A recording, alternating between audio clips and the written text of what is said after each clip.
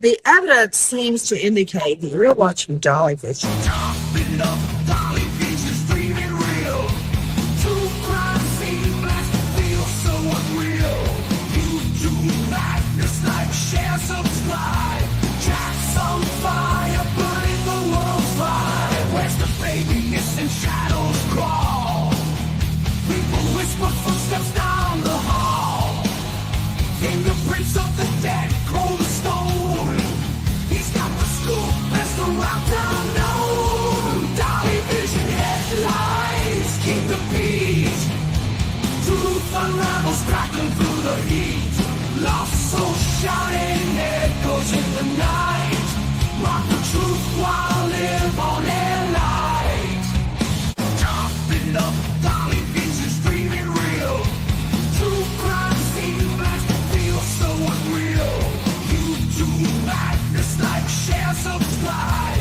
Jack's on fire, burning the world's fire. Where's the baby missing shadows crawl? People whisper footsteps down the hall. Fingerprints of the dead, cold as stone. He's got the scoop, that's the route down known. Dolly vision headlines, king the beat.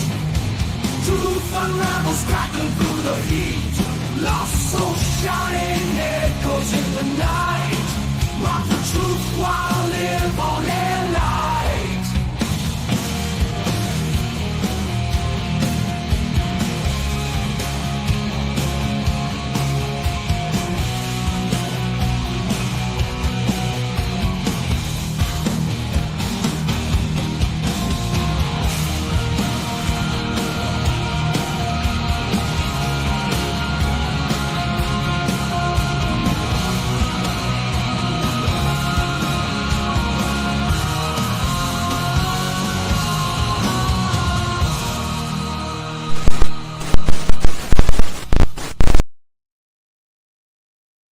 What is up, YouTube? It is Dolly back in the house. Well, the command center. We have made it to Kingsport, Tennessee. We are sitting right outside of the courthouse right now. Okay. The trial actually starts. Megan Boswell, 9 a.m. right now. Media's in there setting up the cameras and the audio and stuff like that. I was just in the courthouse. So, everything won't kick off till 9 a.m., which is about 45 minutes from now. So it will be live broadcasted here. And PJ will be out here hanging out with you, talking with you guys in the chat, making sure everything runs smooth while I'm in the courtroom. Then when there's little breaks, I will come out here and, just give you my thoughts. Y'all going to be watching it anyway, but I'll just give you what I think is, popping off in there in the courtroom, okay? Just my opinion on everything. I pray the outcome is different than Casey Anthony's outcome. I do too. I really do. It is a really similar story to Casey Anthony. And now, PJ, do you want to give them an update just in case they're not familiar with the Evelyn Boswell trial, the Megan Boswell trial? Because this happened 5 years ago. Okay, and she's just now going to court for it. Okay, so this case is 5 years old. This actually happened before Summer Wells went missing. And this is where Summer Wells is from. We're in what? We're in Bluntsville, but it's right next to Kingsport, which is still all Sullivan County. So we're right here in the home of Summer Wells. Later on this day, we're going to be out after court. We're going to be out looking for Summer Wells. So we're down here multitasking. Okay. Thank you for watching. Make sure if you're just tuning in, you hit the like. And if you could, share this video on your social media for us. Okay.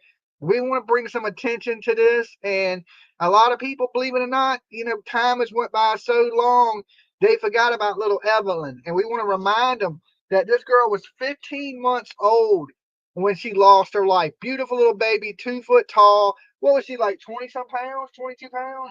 She was actually 13 months when they reported her missing. 13 months, yeah. So she went missing sometime in December of 2020. They couldn't even pinpoint a day. And they really didn't know what day she went missing. And babysitter saw her on the 10th. Yeah, and they didn't find her till late February. Yeah. So no, they didn't report her till late They found February. her the beginning of March. So she was been gone 50, 60 days almost before her mother even reported her missing.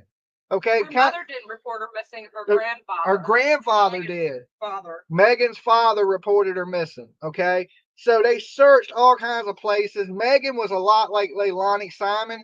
She kept lying to the police saying, oh, the baby's here. The baby's with his daddy. The baby's with my mom. The baby's with a babysitter.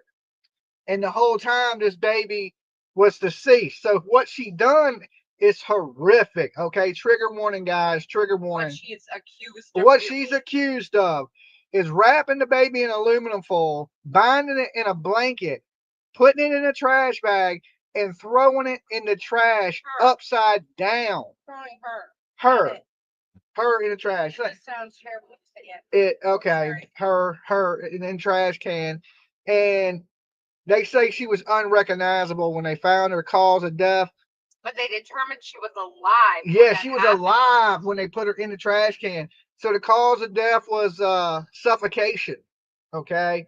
So she's trying to play it like she don't know what happened to the baby, who killed the baby, or what. Okay. Okay. So They finally settled down. Thank God. so today is day one of the Megan Boswell trial here in Sullivan County, Tennessee. We're And gonna hear opening statements. yeah, we're going to hear the opening statements today, which are going to be really, a lot of the meat and potatoes is today. Because we're going to hear what they accuse her of, a little bit of the evidence they have against her. And hopefully she doesn't walk like Casey Anthony did. So we have the trial. Wow. We have the trial already pulled up for you guys. It's just a click of a button, as you can see. They did allege she was on drugs at the time. Well, yeah, I think her whole family was a little bit on drugs. Her dad looked like a meth head, but at least he reported it, right? So just because you're on drugs, I said this to PJ the other day, just because you're on drugs don't make you a bad person. It means you made bad decisions, okay? You made some bad decisions along the way to get strung out on drugs, but that don't mean that you'll hurt somebody, you'll kill somebody. Usually the worst thing drug addicts do is usually steal from people so they can pay for their drug habit. So even though he appears that he was on some drugs, he still did the right thing. Well, and he's got a criminal history. Both of Megan's parents Yes. have severe criminal history, and at one point he was charged, or I don't know if he pled guilty or I don't know how the court case ended, but he was charged with running over her mama's lover and stabbing her in the neck. Oh wow. So yeah, he don't sound like he's a great guy, but at least he reported the crime. Okay, somebody had to do it, and he did it. Well, but see, Now that's she's what- blaming it on the mother. She was blaming it on the mother the entire time that she had taken her. She had also said that the baby daddy took her, and then I think at one point she may even turn on her daddy. The even though she baby was- daddy never even met the child. No, he met her a couple times. I thought he said he only seen pictures. No, that was the boyfriend. That was her Oh. current boyfriend. She was Oh. dating Mr. Wood, and then she changed her name to Wood, Oh yeah, you're right. and they were casually dating. You're right. You know, that's a sign of like, Yeah, he never met the baby. I So just saw pictures. Yeah. yeah, okay.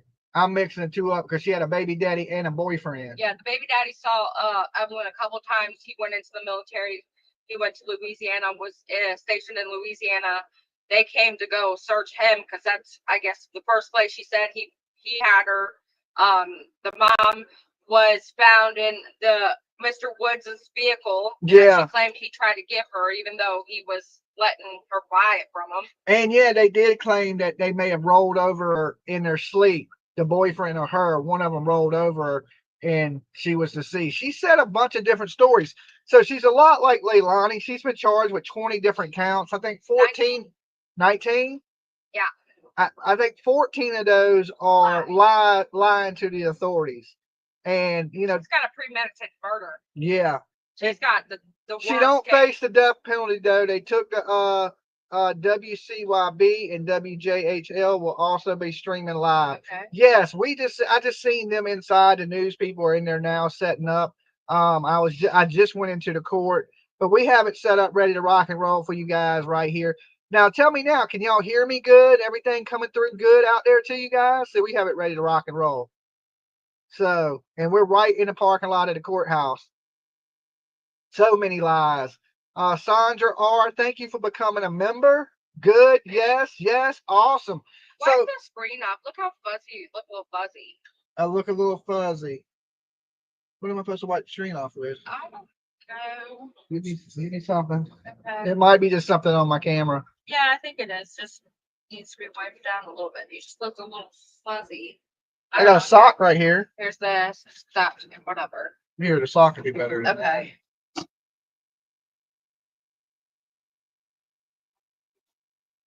Okay, Sounds awesome.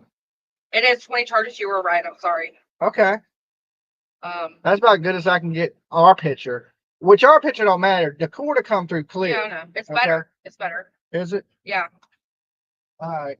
All right. So we just wanted to make sure our Wi-Fi is set up because we're in the command center. So PJ's going to stay out here with you guys. I'm going to be in the courtroom. And so we're able to stream it, be in it, do it all, right? And then, of course, when we leave here, we start tracking down Little Summer Well, start looking, doing some droning. I have all my stuff with me to do that.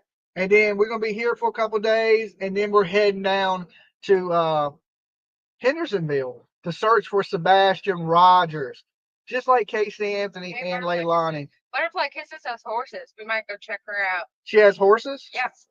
And she's here? This is Kansas friend. Oh, okay. All right. Can I ride one? That's what I was talking about in my live. You missed it. Oh, I've never rode a horse. So I've been wanting to ride a horse. I just ain't never done one. But if Dogs are asleep. Don't even say their names. if I ride a horse, I gotta get a cowboy hat. You know what I'm saying? Somewhere down here, I gotta buy a cowboy hat and get me some, like, you know what I'm He saying? wants chaps. Some chaps like Billy the Kid with some guns, and so love y'all, Butterfly. Thank you, Butterfly. It's good to see you. Glad you could be here with us this morning. So we got pretty close last night, and we pulled over and we stayed at a rural farms at a chicken place, right? So we crashed out, got up early, finished the ride this morning, early this morning. So we were up at what, like 5:30? Yeah. We slept probably 4 hours, but we'll sleep good tonight, okay?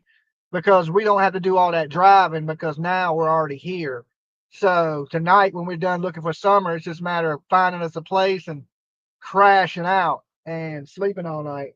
A good night's sleep. And then by tomorrow, we'll probably feel a lot better with a lot more rest. Thank you for all you do for these precious children. Thank you, Tracy J, for being here. Listen, guys, y'all donate, help us along the way. We could not do this without the help of each and every one of you.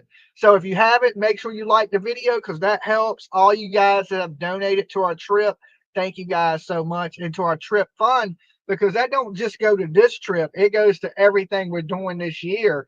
And, we're going to be a bunch of places for you guys. We're going to be at Ellie said that they didn't have Dolly and Chaps on their bingo card. They didn't have Dolly and Chaps. So, and one thing PJ bought me for this court case is she bought me an ass pillow. And I packed up everything in the house. We got everything with us, right? And the one thing we don't got is my ass pillow. I forgot it, left it right at the house. So now I got to go sit. Literally right at the door. Right at the door, too. Left it right beside the door. And yeah, it is what it is. You used to have two beautiful horses, been riding since I could walk. Sumner County going to lock you up, LOL. Why would they lock me up? They ain't got no reason to lock me up. Why? Megan's boyfriend at the time owns a restaurant in the area. Yeah. Yes. They said it like 15 times in its interview. Yeah, he said people were threatening and making But threats. Then he had to turn off the Facebook page for it or something. Yeah, because he was getting threats. Oh, it's not a funny joke, sir. Homie D-Man, just kidding. Oh, yeah, I'm not worried about no police. I ain't done nothing to break the law. So you got to do something to break the law to go to jail, okay?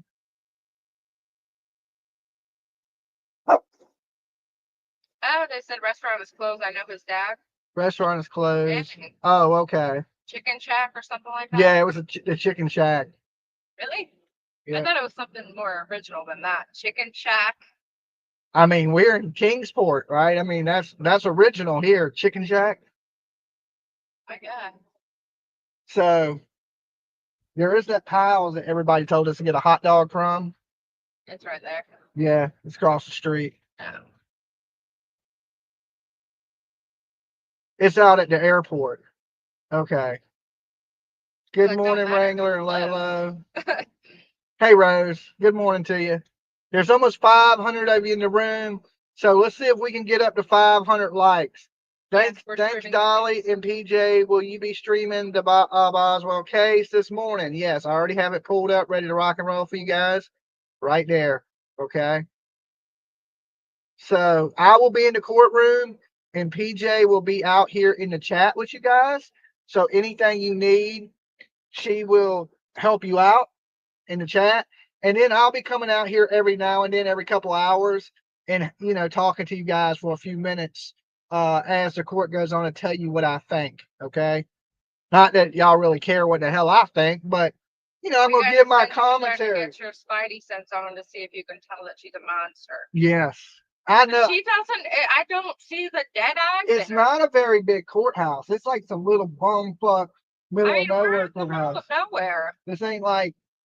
Don't look too. I mean, they got a little metal detector and stuff. Sandra. Thank you, Sandra. But for the most part, it's like Oh, Sharon said the restaurant closed not long after the arrest of Megan Hunter stays in trouble with DUIs. Wow. The courtroom is like, it looks small. Like it's like. Was it crowded? No, there were some people in there, or maybe a couple, but a lot of it seemed like media. Yeah. So far. I'm surprised no big media here. It was a national case. This case was huge. Well, what it is they have a media pool. I was just listening to it. And I think every couple of days, new media get to control the camera. Oh. So there's one camera in the courtroom, and each media company, they pull like numbers, and then they take turns operating the camera. Oh. Thank you, Jamie. If you got a membership from Jamie, make sure you tell her thank you. Thank you, Jamie. That is awesome of you guys. Thank you so much for the support. It's a small town. The courtroom is the same small. Yeah, it looked tiny. They got these little blue chairs in there. It's like the people are nice, like because this belt that I'm wearing, it's kind of thick, so it's hard to get through the loops. And when you go in there, you have to take off your belt. And Lord. And I told the lady, I said, look, this belt's hard to get on and off. She's like, well, they were like, well, we'll let you get away with it this time, and they met a wand at me. They were like, but don't wear it tomorrow. And I was like, okay.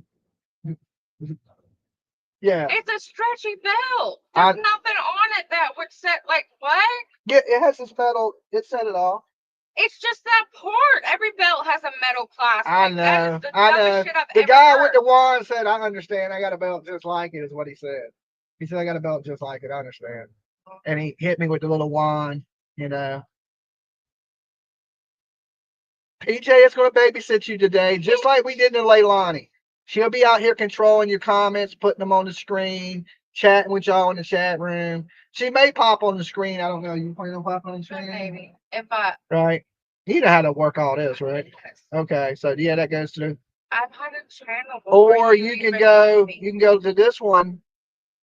Hold on. Which one is it? This one. And it's the whole screen. Okay. And then of course, there's your mute, stop camera. But I'm on here for now. Looks comfy in there. I mean, we got a pretty soft bed, nice blanket, pillows. It's fine. Got a little sink right here, a little fridge over here. D-Man said, Ryan and Andy gonna seek you out. Who? Who's gonna seek me out? Ryan and Andy. Oh, okay. Ryan finds true. Yeah. I don't know if they're gonna be here. And I got my little hot water heater mounted over here. I don't know if y'all can see that. So, They got it. We got it. There's a hot water heater right there. yeah. We got hot water with a little shower, and we got a little tent that pops up so you can take a shower in it. We got a little TV. Are you all in a camper or What? that's the question. Are we all in a camper? We're in a truck camper. It's not like a tow behind. Just a truck camper. That's above the bed is above the top of the truck. And then there's a little couch area right here where PJ's at. Then over here's a sink, a TV. The only thing it don't got, it has like a bucket bathroom. So if you got to use the bathroom, you gotta stop and go in somewhere. I mean, in case of extreme emergency, you could use it in here, but we never do. We never have. So, Five. yeah, so that's the only thing it don't have is a bathroom. But I mean, it has like the bucket bathroom. You know what I'm saying? If you really had to use it. We're not saying where we are. I mean, but it's a court case that Yeah, maybe outside of. yeah, we're outside the courthouse. So No, I'm with you. I'm exactly that way, and I always try not to say exactly here. Because there are definitely crazy people out there. yeah. Not none of you guys. Well, I don't think nobody's gonna be crazy when we're at the jail. I know. You know, I just was saying we're I at the police station. So there's like 30. As soon as you step out the door, there's like 30 police out there. Thank you, Sherry. I'll do that. Hopefully we don't need anything. We're kind of all set, but definitely And keep we that got in mind. we got this beanbag chair right here that I've been sitting in. Oh, now you can't see me. A little low. I better stand up because I'm gonna be sitting down the whole time I'm in there. The old jail is at the end of Highway 394, still standing. Cool. I think we drove past Oh, that. I definitely have a dog that'll protect me. Oh yeah, you Mean ain't. ass dog. Yeah, you ain't getting past Wrangler. He is vicious. He tries to bite me when I come in here. There's a camera in the courtroom. Yeah, camera in the courtroom, and we got cameras on this trailer. No, the person said, so are y'all going to recap it or is there a camera in the courtroom? Yeah, there's a camera in the courtroom. We got it where we got it pulled up, just like this. Bam. We're already on it, and we're here. So I'm gonna be in the courtroom. PJ's gonna be with you guys, and we're gonna multitask this. There's 610 of you in the room now. Make sure y'all like the video, share it on your Facebook, or share it on any Facebook group that you're in, True Crime Facebook group. Let's get it up in the algorithm. Yeah, Kingsport is a wonderful city. My late husband lived there when we met in 2002. It's okay. It ain't okay. Thank you for hitting up Helena to go Gibbs and go. Gibbs and go. Okay, can you see it? Let me pull it up. That way we can see what she wrote. What time does court start? Court starts at 9 o'clock. So in just like 20 minutes. Okay. How come they posted 8:30? I don't know. But You were just in there. And I was just in there and they told me 9. So good, safety first. We got 409 likes. Okay, let's see if we can we got 632 people in the room. So let's see if we can get that up a little bit. And definitely, guys, try to share it if you can on your Facebook. Lot of history in that little area. Look up, okay. All right, Helena says, thanks for all you both do. Love you guys. Stay safe. We also got Amy Martins. Safe travels, Dolly and PJ. Thank you, Amy. Thank you, Mama Helena. 3, Brand of 2. Prayers for a safe and successful trip to Tennessee. Much love to you and PJ from Hendersonville, Tennessee. Well, we got here safe. We're here. We're in I swear Tennessee. I saw more because I get the emails for these, but where's, oh, I just got to scroll. Just kidding. Dr. Latina, Dolly and PJ, I'm unable to travel and search, but support your efforts to find missing children. Okay. Did you read that one? Because I don't. Yeah, it's hard, ain't it? Yes. Help me, Rhonda. 757 neighbor. Be careful looking for the missing kids. Always careful. Anonymous giver, Turtle Gang never walks away from adversity. Here's my monthly contribution. Awesome. Live thankful. And that's it, I think. Yeah. All right. Thank you. Thank you guys. That is so awesome of you. Don't have Facebook? Well, share it on your Instagram, share it on your Twitter, X, whatever people call it these days. So get us an interview with Jody Sue. Jody Sue Brown? Oh Lord, we had to do that early in the morning. So maybe you never know. You never know who we'll bump into down here. Good morning, Rose. Love you. Hey, Donna R. So, yeah, I mean, you never know what locals we'll bump into. We ain't out here to mess with anybody. We're just out here looking for summer and covering this case. But if we bump into them, we bump into them. This place ain't but so big. Dolly, what is your opinion on what happened this summer? I think a tragic accident happened, and it's possible that they covered it up. I don't think, I've met Don and Candace. I don't think they killed Summer. I think if something happened, they didn't want to get in trouble, so they hit her. Or somebody kidnapped her. It's one of those two things. I don't think Don and Candace killed the baby, right? I just don't. It ain't like the Chris and Katie situation. I don't look at Don and Candace the same way. I think an accident happened this summer. I'm not quite sure what happened to Sebastian. How did PJ like her hot shower? We haven't used it yet. We just got here. And look, I just got another vine. Jury trial for Mega Boswell scheduled for 9 a.m. Location, Sullivan County Circuit Court. I literally just got this yesterday, and now it's just saying that it's at 9 o'clock instead of 8:30. Thank you. Yes. I mean, I knew that anyway because I just know. walked in there and talked to the lady. And the media was all in there setting up. They had their lights, and they got a little room that they're sitting in. I went back and watched the Boswells on the Gypsy show yesterday. That was something. That would be an interesting review. Like, I remember seeing that when the whole case started. But they're definitely onto something. It's like not appropriate to say gypsy anymore, so it's like I don't know how to like talk about it without being like weirded out by saying gypsy, but they consider themselves gypsies, so yeah, but gypsies roam around, right? They stayed in one area.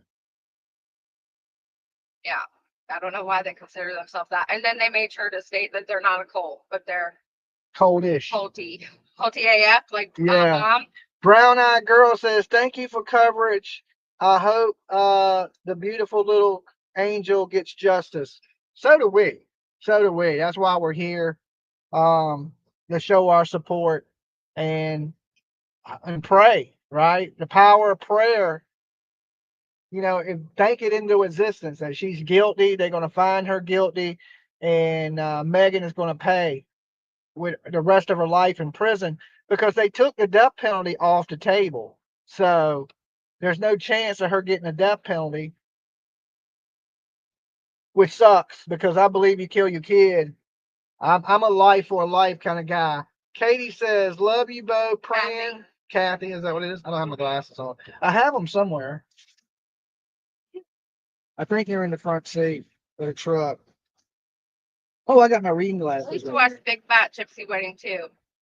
She was on a show? No, but the Christy says some gypsies do stay in one place. Found that out by watching the Big Fat Gypsy Wedding. Oh, good morning. Good morning, Karen's Corner. Me too. Good morning from Ohio. Stay safe in Tennessee. Okay, definitely in stitches. Sue XOXOU. Hi. 500 likes. 500 likes. Let's see if we can get to 679. That's how many people we got in the room this morning. And like I said, this ain't probably the biggest case because a lot of people forgot because it took so long to come to trial. 5 years in the making. So, but it's here today. It starts today. Justice starts today. Jay Zolly says, I want it to go. Good morning, Jen. Haley, hey from the UK. Hey guys, good to see you this morning. We got up way early, but we're gonna go to bed early tonight too. I can tell you that now. Just in case it's close to home. Christy is a new member, so Welcome.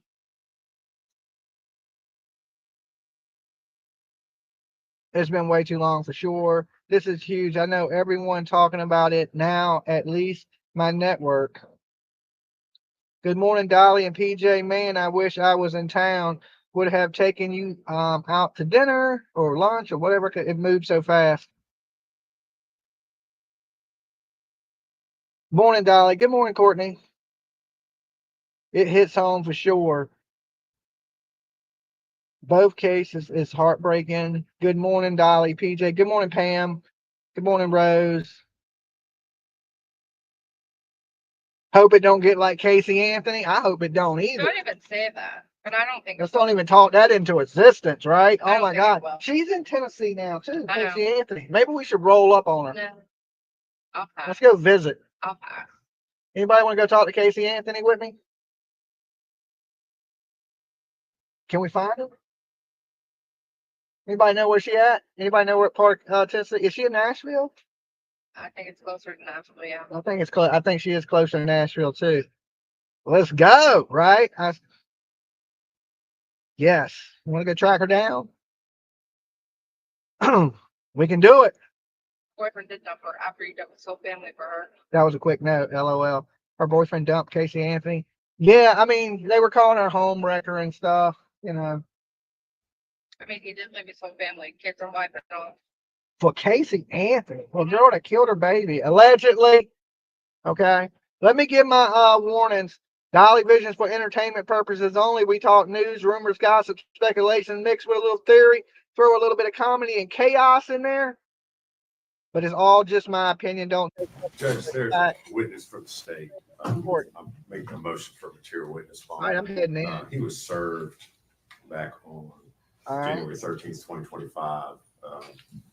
Ms. Massagill, as well as Detective Want me to Price, leave and him myself mine? met with him, got information from him, contact information from him.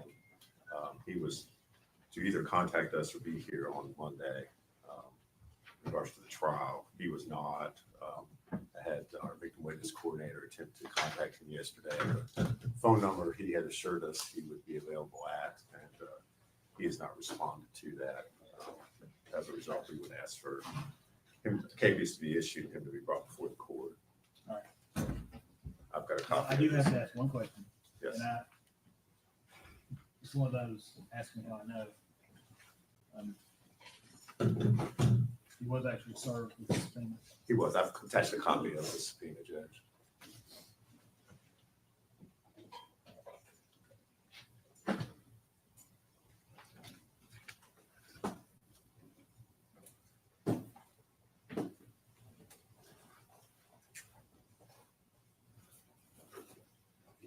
All right, I'm gonna order material witness bond. He'll be brought before the court. I'll set a bond at that time. We need somebody to go out and find him right now. I believe Here. Detective Price is going to be able to assist us. The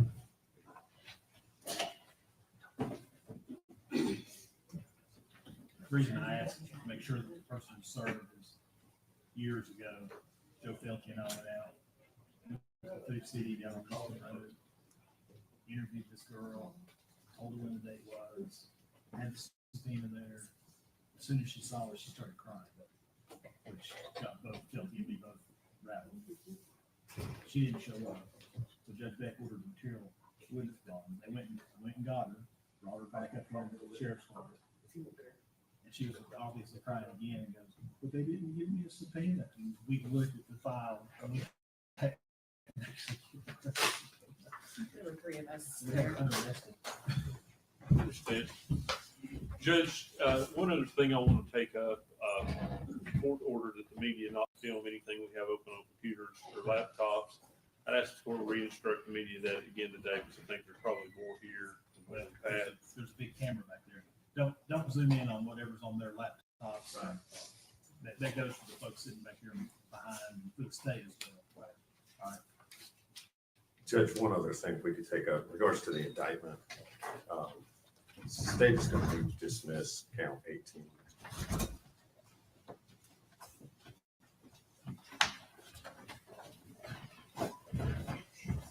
Gotta make sure we got the right one.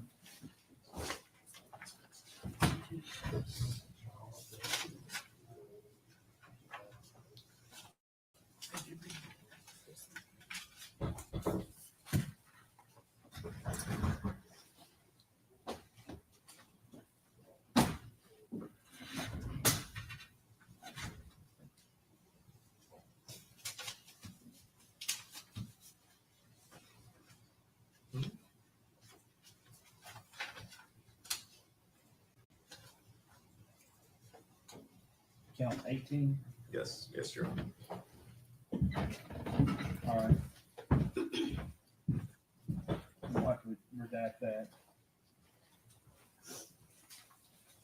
Count 18 will be dismissed.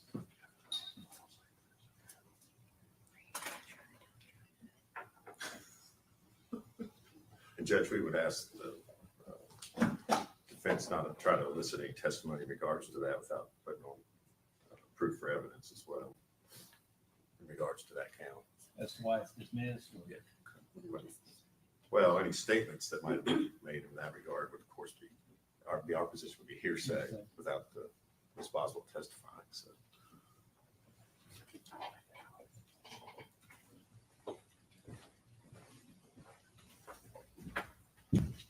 Mr. Scott, before you do elicit any statements that relates to count 18, let's have a jury out, or at least a bench conference before we.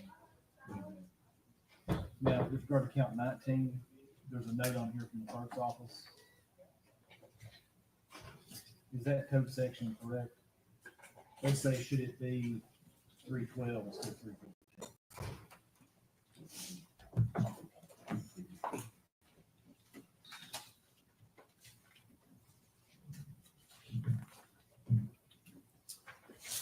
Judge, it should be 312, and we would move to amend that. Any objection, Mr. Scott? No. I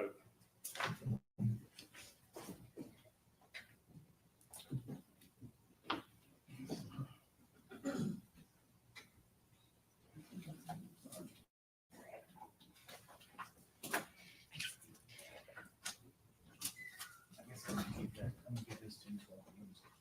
Some point I'll have to really run that.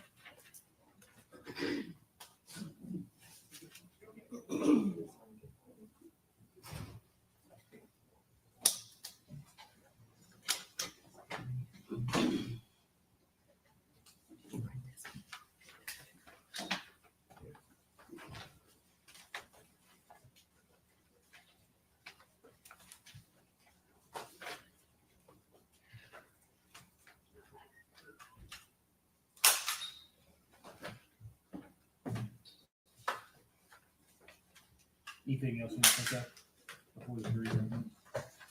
Nothing else from the state. Then we'll be, Go, sir. then we'll be in recess. To 9 o'clock. We'll start about at 9 o'clock. The jurors are all here. Maybe just, they get here at 9, they'll need to order lunch. They are all here. They're all here. Yes, sir. They're filling out their paperwork now. We'll start at 9 o'clock.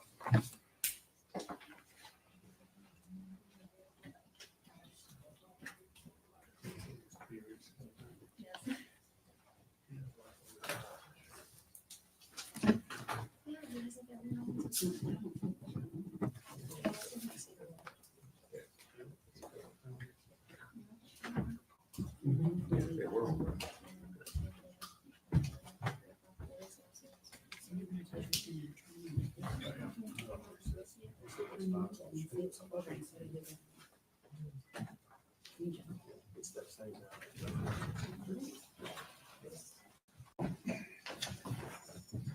The Kleenex up there too.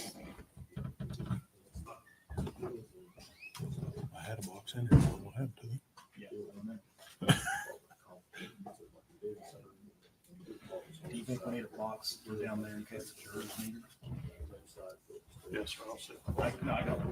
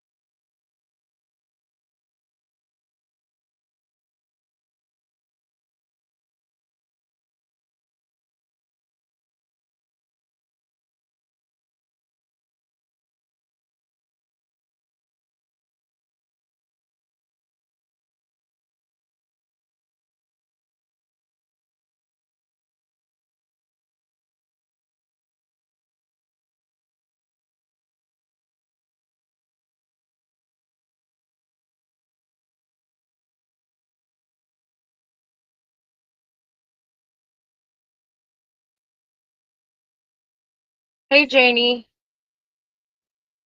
What do you guys think so far? I'm not going to put my face up on the screen because it's going to come on and I know I'll be up here just chatting away. But, what do you guys think so far? What does she look like to you? Um, I mean, she seems like she doesn't really have a care in the world to me. She doesn't seem like she cares. Um, and that's just from the seconds that I've seen her.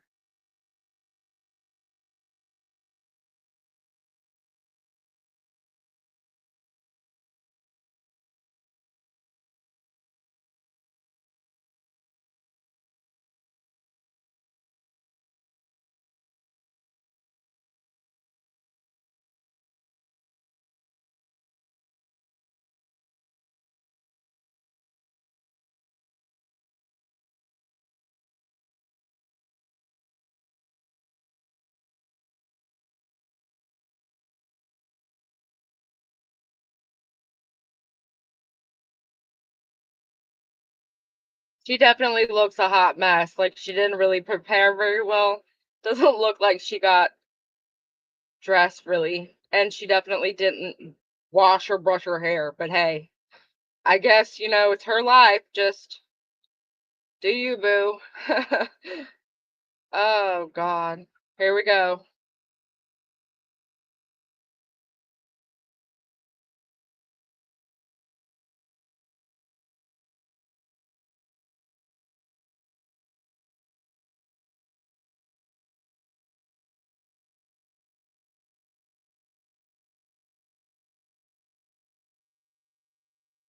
I think those seats to the right is where the jury's gonna sit. So I'm assuming they're gonna have to move the camera angle, but she's on the other side. She's in black, I believe.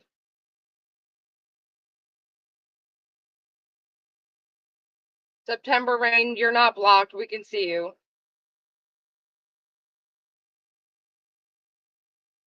Yeah, no, I don't believe they're going to show the jury. I would hope they wouldn't show the jury. They did the whole sequester thing and picking jury, and that's a pretty lady, right dead center in the front of the camera. Hi, people. Make sure you guys smash that like button for Dolly, please, and thank you. Um, it takes a lot for us to be able to come to these cases in person. I definitely got lucky to be able to get time off, and after his health scare, it's been a little bit of a struggle, but we're getting there. We've got a lot of cases on the roster this year.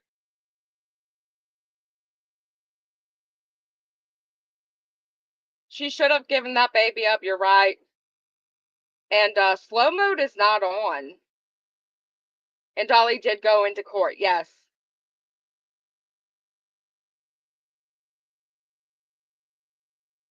Thank you, Angela. I'm glad I could be here too.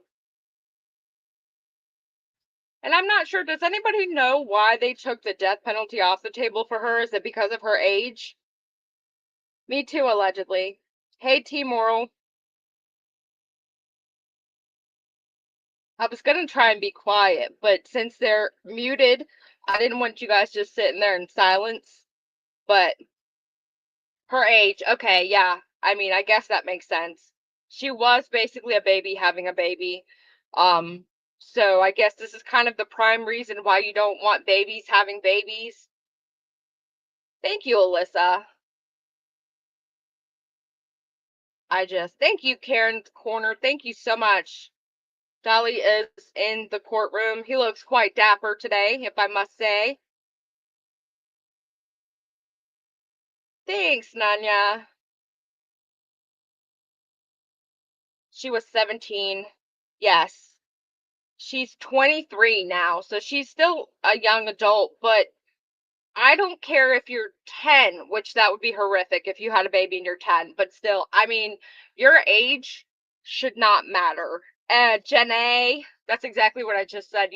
I said what I was saying, and then I read what you said. I was like, exactly. Hey, Sweet Jones. Hey, James. She knew better, right? She knew better.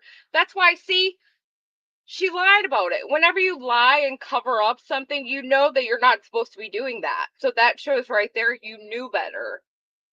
But the horrific way they found this poor baby, and then to find out this baby was alive, it's just disgusting.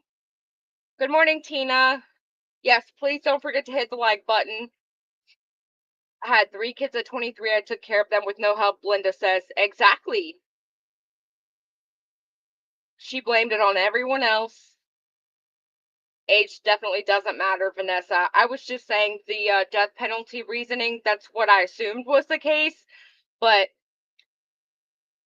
good morning, country kitten. That's how old I was when I had my first son. That's what I mean. Everybody, is different, and everybody definitely should be able to not unalive their child, regardless to how old they are. Think she was a spoiled brat. And she has siblings. Megan has a brother and a sister. I believe they're younger. Dreaming of Blue Skies. I don't know the story. Can you please give a brief overview? What happened? How did they find her? Okay. In 2020, I believe it was February, Megan Boswell, who was 18 at the time, her father, I think it's Mitch. Let me not say names. I'm going to write out all of these people so I know what I'm talking about and I can refer to it because I'm really bad at names. But Megan's father, Evelyn's grandfather, called in and reported Evelyn May Boswell missing. The last time that anyone had seen baby Evelyn was, at first it was December 26th, and she was just 13 months old in December. So that ended up being a story that Megan told that was unfounded. They're not sure if that was the last time. They determined there was a babysitter that saw Evelyn either the 9th or the 10th of December, 2019. So Sharon says she wanted Hunter more and he didn't want Evelyn, in my opinion. Rumor here. Oh, I'm too loud. Okay. I'll back up and I'll talk softer. I'm sorry. Jules, train seat reservation. Thank you so much. You guys are so awesome. We appreciate everything. You guys are just amazing. Let's see. We definitely couldn't do it without you guys. I was really trying to enunciate, but I can talk softer.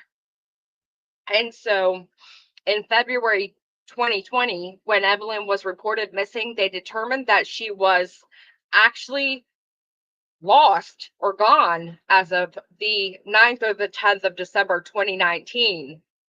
So what the chat is saying that the pogo stick was more important. Well, when you watch the case and when the interviews progressed and you got to hear the story, her boyfriend at the time, Hunter Wood, was so important to her that she started calling herself Maggie Wood. And the man is, I don't know if he was a man. I think he was definitely of age, so over 18. But he was in an interview, Hunter Wood, Megan's boyfriend, talking about how they dated casually. It was nothing serious. He'd never met Evelyn. And Maggie never showed him Evelyn. She just showed him pictures of Evelyn. So, yeah, it does seem like she wanted to have a boyfriend and a life without Evelyn, but I just can't. It's like I can't even imagine, because lo and behold, the baby gets reported missing in February 2020, and then I believe it's in the beginning of March that they end up finding baby Evelyn, and she's found in a shed that was a castle playroom play area that Megan had made by her father. So it was like Megan's little playhouse. And they find baby Evelyn. Trigger warning, trigger warning, trigger warning. Like, I'm going to say it a million times. This is horrific for anybody that has a heart. They end up finding baby Evelyn wrapped and bound in a blanket and aluminum foil. She's upside down. And then when the medical examiner does the exam, they determine that she was alive and she passed from asphyxiation. So I can't even, like, it is even hard for me to say the words out loud that this poor 13-month-old baby, she was 15 months while Megan was doing her little interviews and telling all her lies. She was saying, oh, she just turned 15 months. She loves baby shark and she loves everybody. And she has to give you a kiss on the cheek when she first meets you. And she's such a happy baby and sweet potatoes are her favorite food. And I'm sitting there thinking, like, you monster. How dare you? Like, for her to even speak the words like that baby shark is her favorite thing ever, it makes me want to rage. Like, I literally just think about throwing my phone out the window because she's sitting there just with this nonchalant look on her face, just having this interview. And she's just, oh, she loves everybody. She comes up to everybody. She's just a perfect baby. And I'm thinking, like, if she's such a perfect baby, which I promise you this was a perfect baby, and you unalive the baby, placing her in a trash can upside down, bound with blankets and aluminum foil, like, somebody needs to do that to her. That is my personal opinion. I'm an eye for an eye person. I don't necessarily always believe in the unaliving policy. You know what that means. I'm trying not to use trigger words.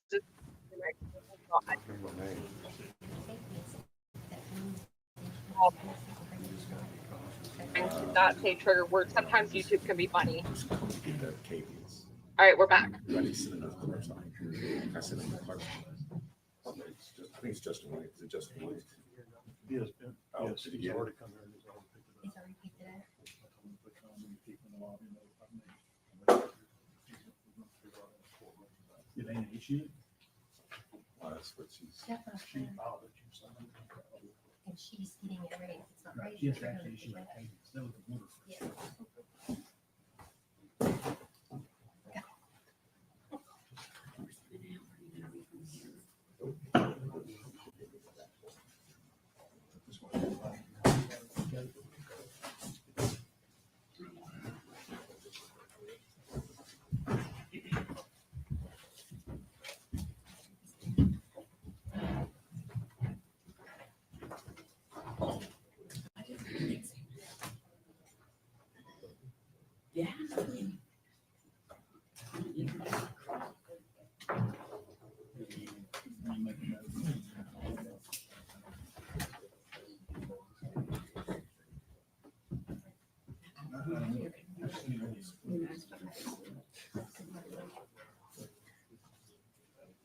I don't know how long you've been in my state, because I'm usually doing stuff.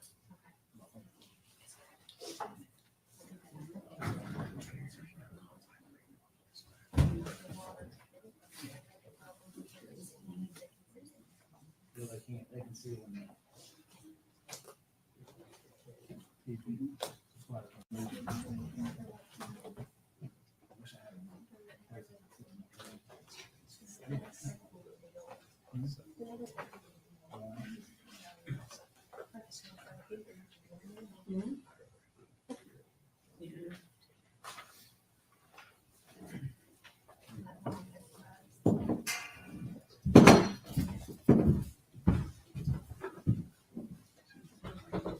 All right. Has the jury ordered? They are the happiest. Yeah. They're good to go. I got their orders. I haven't turned them in yet.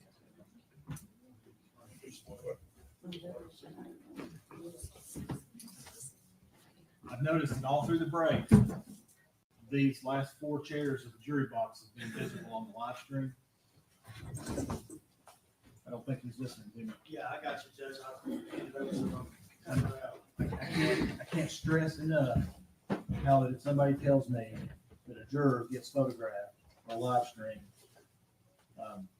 how bad that day is going to go for everybody in this room. Okay. Also, during breaks, I want you to turn the sound off. All right. I think the jury is all here. They've ordered their. Can y'all hear me through the microphone? The jury has ordered their lunch. State, are you ready to begin? We are, Your Honor. Defense ready to begin? We are, Judge. All right, I'm gonna bring them in, I'll swear them, then I'll have to read the preliminary comments that's required. General, I'm gonna go ahead and give you the indictment. I gave you a copy of the redacted page. Yes, sir. I'll put that in there. Then we'll take the plea, then we'll go straight into open statements and start the proof. If they're ready.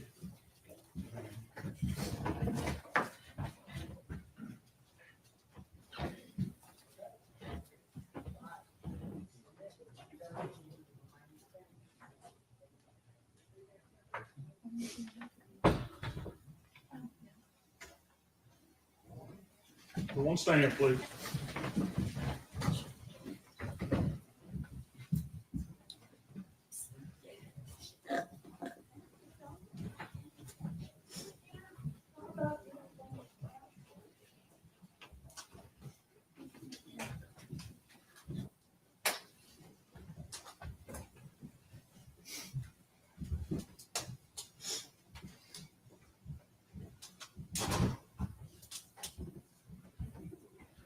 You guys can be seated. The jury remain standing. Be sworn, please.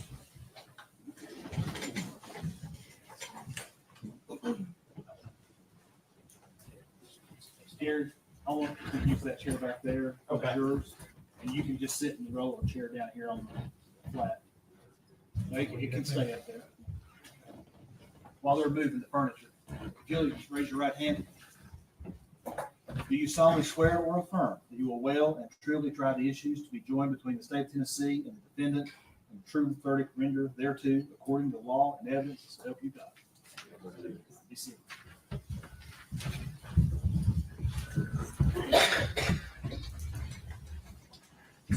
Can everybody hear me? Can y'all hear me okay? All right. Before we begin the trial, I would like to tell you a little bit about what will happen during the course of the proceedings. I want to describe basically how the trial will be conducted and what the attorneys, jurors, and judge will be doing over the course of the trial. At the end of the trial, I will give you more detailed instructions on how you are to go about reaching your decision, but now I simply want to explain how the trial will proceed. The defendant has been charged by the state of Tennessee with a violation of state law. The document containing the charge is referred to as a presentment. A presentment is the formal accusation charging a defendant with a crime and is not evidence of anything. The defendant has pled not guilty to the charges. She is presumed innocent and may not be found guilty by you unless, after hearing all of the evidence, attorney's arguments, and instructions of law, the 12 jurors seated in this case unanimously find the state has proven its case beyond a reasonable doubt. The first step in the trial will be the attorney's opening statements. The state will tell you about the evidence it intends to present so that you will have an idea of what the state's case is about. This opening statement is not evidence. Its only purpose is to help you understand what the evidence will be and what the state will attempt to prove. After the state's opening statement, an attorney for the defendant may make an opening statement if he should so choose. Again, statements of attorneys are not evidence. Next will be the state's case in chief, in which the state will present its evidence. The evidence in the case will most likely consist of physical exhibits, documents, and the testimony of witnesses. The witnesses will testify by answering questions asked by the attorneys. After the state completes its case in chief, the defense will be given an opportunity to present evidence through witnesses and exhibits. A defendant is not required to put on any evidence or to testify. The burden is always on the state to convince you that the defendant is guilty beyond a reasonable doubt. If the defense does present proof, the state may then put on what is known as rebuttal proof. After you have heard all of the evidence, I will instruct you about the rules of law that you are to use in reaching your verdict. The final part of the trial occurs when the state and defense may present final arguments. I previously told you that opening statements by the attorneys are not evidence. Likewise, closing arguments are not evidence. In closing arguments, the parties will attempt to summarize their cases and help you understand the evidence that was presented. After you hear my instructions and the parties' closing arguments, I will select and excuse the alternate jurors, and the final 12 jurors will leave the courtroom together as a group. You will then begin your deliberations to make a decision in the case. Your deliberations will be secret, and you will not be required to explain your verdict to anyone. Now that I have described in outline form the trial itself, let me explain the functions that you and I will perform during the trial. I will decide which rules of law apply to the case. My decision will be reflected in my responses to questions and objections the attorneys raised during the trial, as well as in my final jury instruction. It is your job to determine what the facts are from the evidence. You must then apply the law in my instructions to the facts, and from that application, you'll arrive at a verdict. The state has the burden of proving the guilt of the defendant beyond a reasonable doubt, and this burden remains on the state throughout the entire case. Keep in mind that the defendant is presumed to be innocent of the charges against her. Thus, the defendant is not required to prove her innocence, to have her attorneys make any statements or arguments, or to produce any evidence. Reasonable doubt is that doubt engendered by an investigation of all the proof in the case and an inability after such investigation to let the mind rest easily as to the certainty of guilt. A conviction cannot be based on conjecture, suspicion, or mere belief that the defendant is guilty of the crime charged. Reasonable doubt is a high burden, but it does not mean proof with absolute certainty. Absolute certainty of guilt is not demanded by the law to convict of any criminal charge, but moral certainty is required, and this certainty is required as to every element of the offense. Reasonable doubt does not mean a captious, possible, or imaginary doubt. A reasonable doubt is not a whim, it is not speculation or suspicion, it is not an excuse to avoid the performance of an unpleasant duty, and it is not sympathy. A reasonable doubt is a doubt based upon reason and common sense after careful and impartial consideration of all the evidence in this case. You, as jurors, must decide whether the state has proven beyond a reasonable doubt that the defendant has committed the crime charged in the presentment. You must consider the evidence in each count separately. You must base that decision only on the evidence in the case and my instructions about the law. An important part of your job will be making judgments about the testimony of the witnesses who testify. You should decide whether you believe what each person says and the importance of his or her testimony. In making that decision, I suggest you ask yourself a few questions. Did the person impress you as honest? Did he or she have any particular reason not to tell the truth? Did he or she have a personal interest in the outcome of the case? Did the witness seem to have a memory of the events he or she testified about? Did the witness have the opportunity and ability to observe accurately the things he or she testified about? Did he or she appear to understand the questions clearly and answer them directly? Did a witness's testimony differ from the testimony of other witnesses? These are a few of the considerations that will help you determine the accuracy of each witness's testimony. In making up your mind and reaching a verdict, do not base any decisions on the fact that there were more witnesses on one side than on the other. Likewise, do not reach a conclusion on a particular point just because more witnesses testified for one side on that point. Your job is to think about the testimony of each witness you heard and decide the facts. Some of you have probably heard the term circumstantial evidence and direct evidence. These are the two basic types of evidence that exist in law. Direct evidence is direct proof of the facts, such as the testimony of an eyewitness. Circumstantial evidence is proof of facts from which you may infer or conclude that other facts exist. I will give you further instructions on these as well as other matters at the end of the case. Keep in mind that you may consider both kinds of evidence which are considered to be of equal value in the law. The court will not provide you with a transcript of the testimony at the end of the trial. Therefore, you must listen very carefully to the testimony. Each of you will be allowed to take notes during the trial for your own use during your deliberations. You are not required to take notes. Independent memory can be as accurate as written notes. You will be provided with paper and pen if you decide to take notes. During the course of the trial, you should not talk with any witness, defendant, or attorney involved in this case. Please do not talk with them about any subject whatsoever. You may see them in the hallway or at some other location.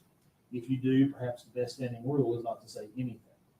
You also should not discuss this case among yourselves until I instruct you on the law and you start deliberating at the end of the case. It is important that you wait until all the evidence is received and you have heard all of my instructions on the rules of law before you deliberate among yourselves. During the course of the trial, you will receive all the evidence you may properly consider to decide the case. Because of this, you should not attempt to do any research on your own or gather any information on your own that you think might be helpful. Do not engage in any outside reading, visit any places mentioned in the case, or try to learn about the case outside of this courtroom in any other manner. I do not know, well, I do know. There will be media reports in the newspapers, on TV, or on the radio about this case. You are not permitted to read, watch, or listen to those reports. You, as jurors, must base your decision solely on the evidence you hear in the courtroom. At times during the trial, an attorney may make an objection to a question that is asked by another attorney or to an answer that a witness gives. This simply means the attorney is requesting that I make a decision on a particular rule of law. Do not draw any conclusions from the fact that an objection was made or from my ruling on that objection. My rulings only relate to the legal questions that I must determine and should not influence your thinking. If I sustain an objection to a question, the witness will not be permitted to answer the question. Do not attempt to guess what the answer might have been had the witness been permitted to give it. Similarly, if I tell you not to consider a particular statement that was made, you should put that statement out of your mind and you may not refer to that statement in your later deliberations.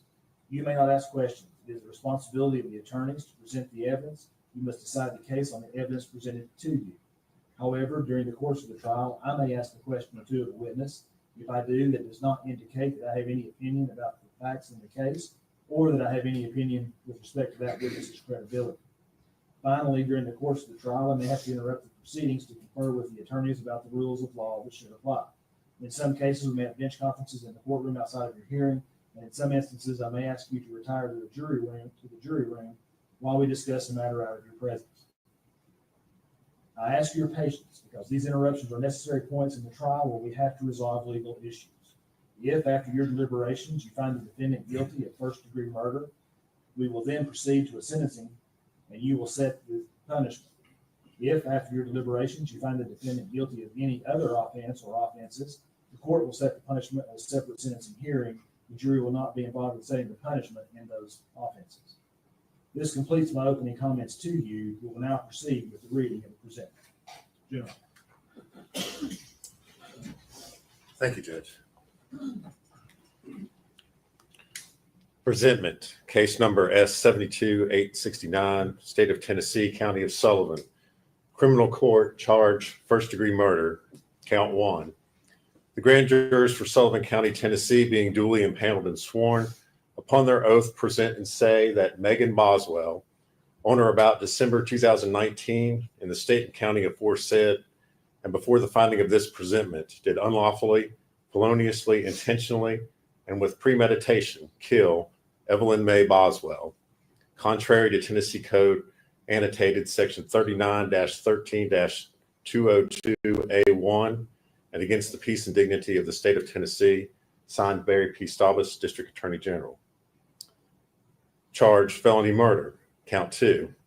The grand jurors for Sullivan County, Tennessee, being duly impaneled and sworn, upon their oath present and say that Megan Boswell, on or about December 2019, in the state and county aforesaid, and before the finding of this presentment, did unlawfully and feloniously kill Evelyn May Boswell, a human and being, said killing being committed in the perpetration of or attempt to perpetrate the felony crime of aggravated child abuse, contrary to Tennessee Code annotated section 39-13-202A2, and against the peace and dignity of the state of Tennessee, signed Barry P. Staubus, District Attorney General. Charge, felony murder, count 3. The grand jurors for Sullivan County, Tennessee, being duly impaneled and sworn, upon their oath present and say that Megan Boswell, on or about December 2019, in the state and county aforesaid, and before the finding of this presentment, did unlawfully and feloniously kill Evelyn May Boswell, a human and being, said killing being committed in the perpetration of or attempt to perpetrate the felony crime of aggravated child neglect, contrary to Tennessee Code annotated section 39-13-202A2, and against the peace and dignity of the state of Tennessee, signed Barry P. Staubus, District Attorney General. Charge, aggravated child abuse, count 4. The grand jurors for Sullivan County, Tennessee, being duly impaneled and sworn, upon their oath present and say that Megan Boswell, on or about December 2019, in the state and county aforesaid, and before the finding of this presentment, did unlawfully, feloniously, knowingly, and other than by accidental means, treat Evelyn May Boswell, date of birth November 21st, 2018, a child under 8 years of age, in such a manner as to inflict serious bodily injury, contrary to Tennessee Code annotated section 39-15-402, a Class A felony, and against the peace and dignity of the state of Tennessee, signed Barry P. Staubus, District Attorney General. Charge, aggravated child neglect, count 5. The grand jurors for Sullivan County, Tennessee, being duly impaneled and sworn, upon their oath present and say that Megan Boswell, on or about December 2019, in the state and county aforesaid, and before the finding of this presentment, did unlawfully, feloniously, and knowingly neglect a child, Evelyn May Boswell, date of birth November 21st, 2018, a child 8 years of age or less, so as to adversely affect the child's health and welfare, and the act of neglect resulted in serious bodily injury to the child, Evelyn May Boswell. Contrary to Tennessee Code Annotated, Section 39-15-402, a Class A felony, and against the peace and dignity of the state of Tennessee, signed Barry P. Staubus, District Attorney General. Charge, tampering with evidence, count 6. The grand jurors for Sullivan County, Tennessee, being duly impaneled and sworn, upon their oath present and say that Megan Boswell, on or about December 2019, in the state and county aforesaid, and before the finding of this presentment, did unlawfully, knowingly, and feloniously alter, destroy, or conceal evidence with the intent to impair its availability, verity, or legibility as evidence in an investigation. The said Megan Boswell, knowing that an investigation was pending or in progress, contrary to Tennessee Code Annotated Section 39-16-503, a Class C felony, and against the peace and dignity of the state of Tennessee, signed Barry P. Staubus, District Attorney General. Charge, false report, count 7.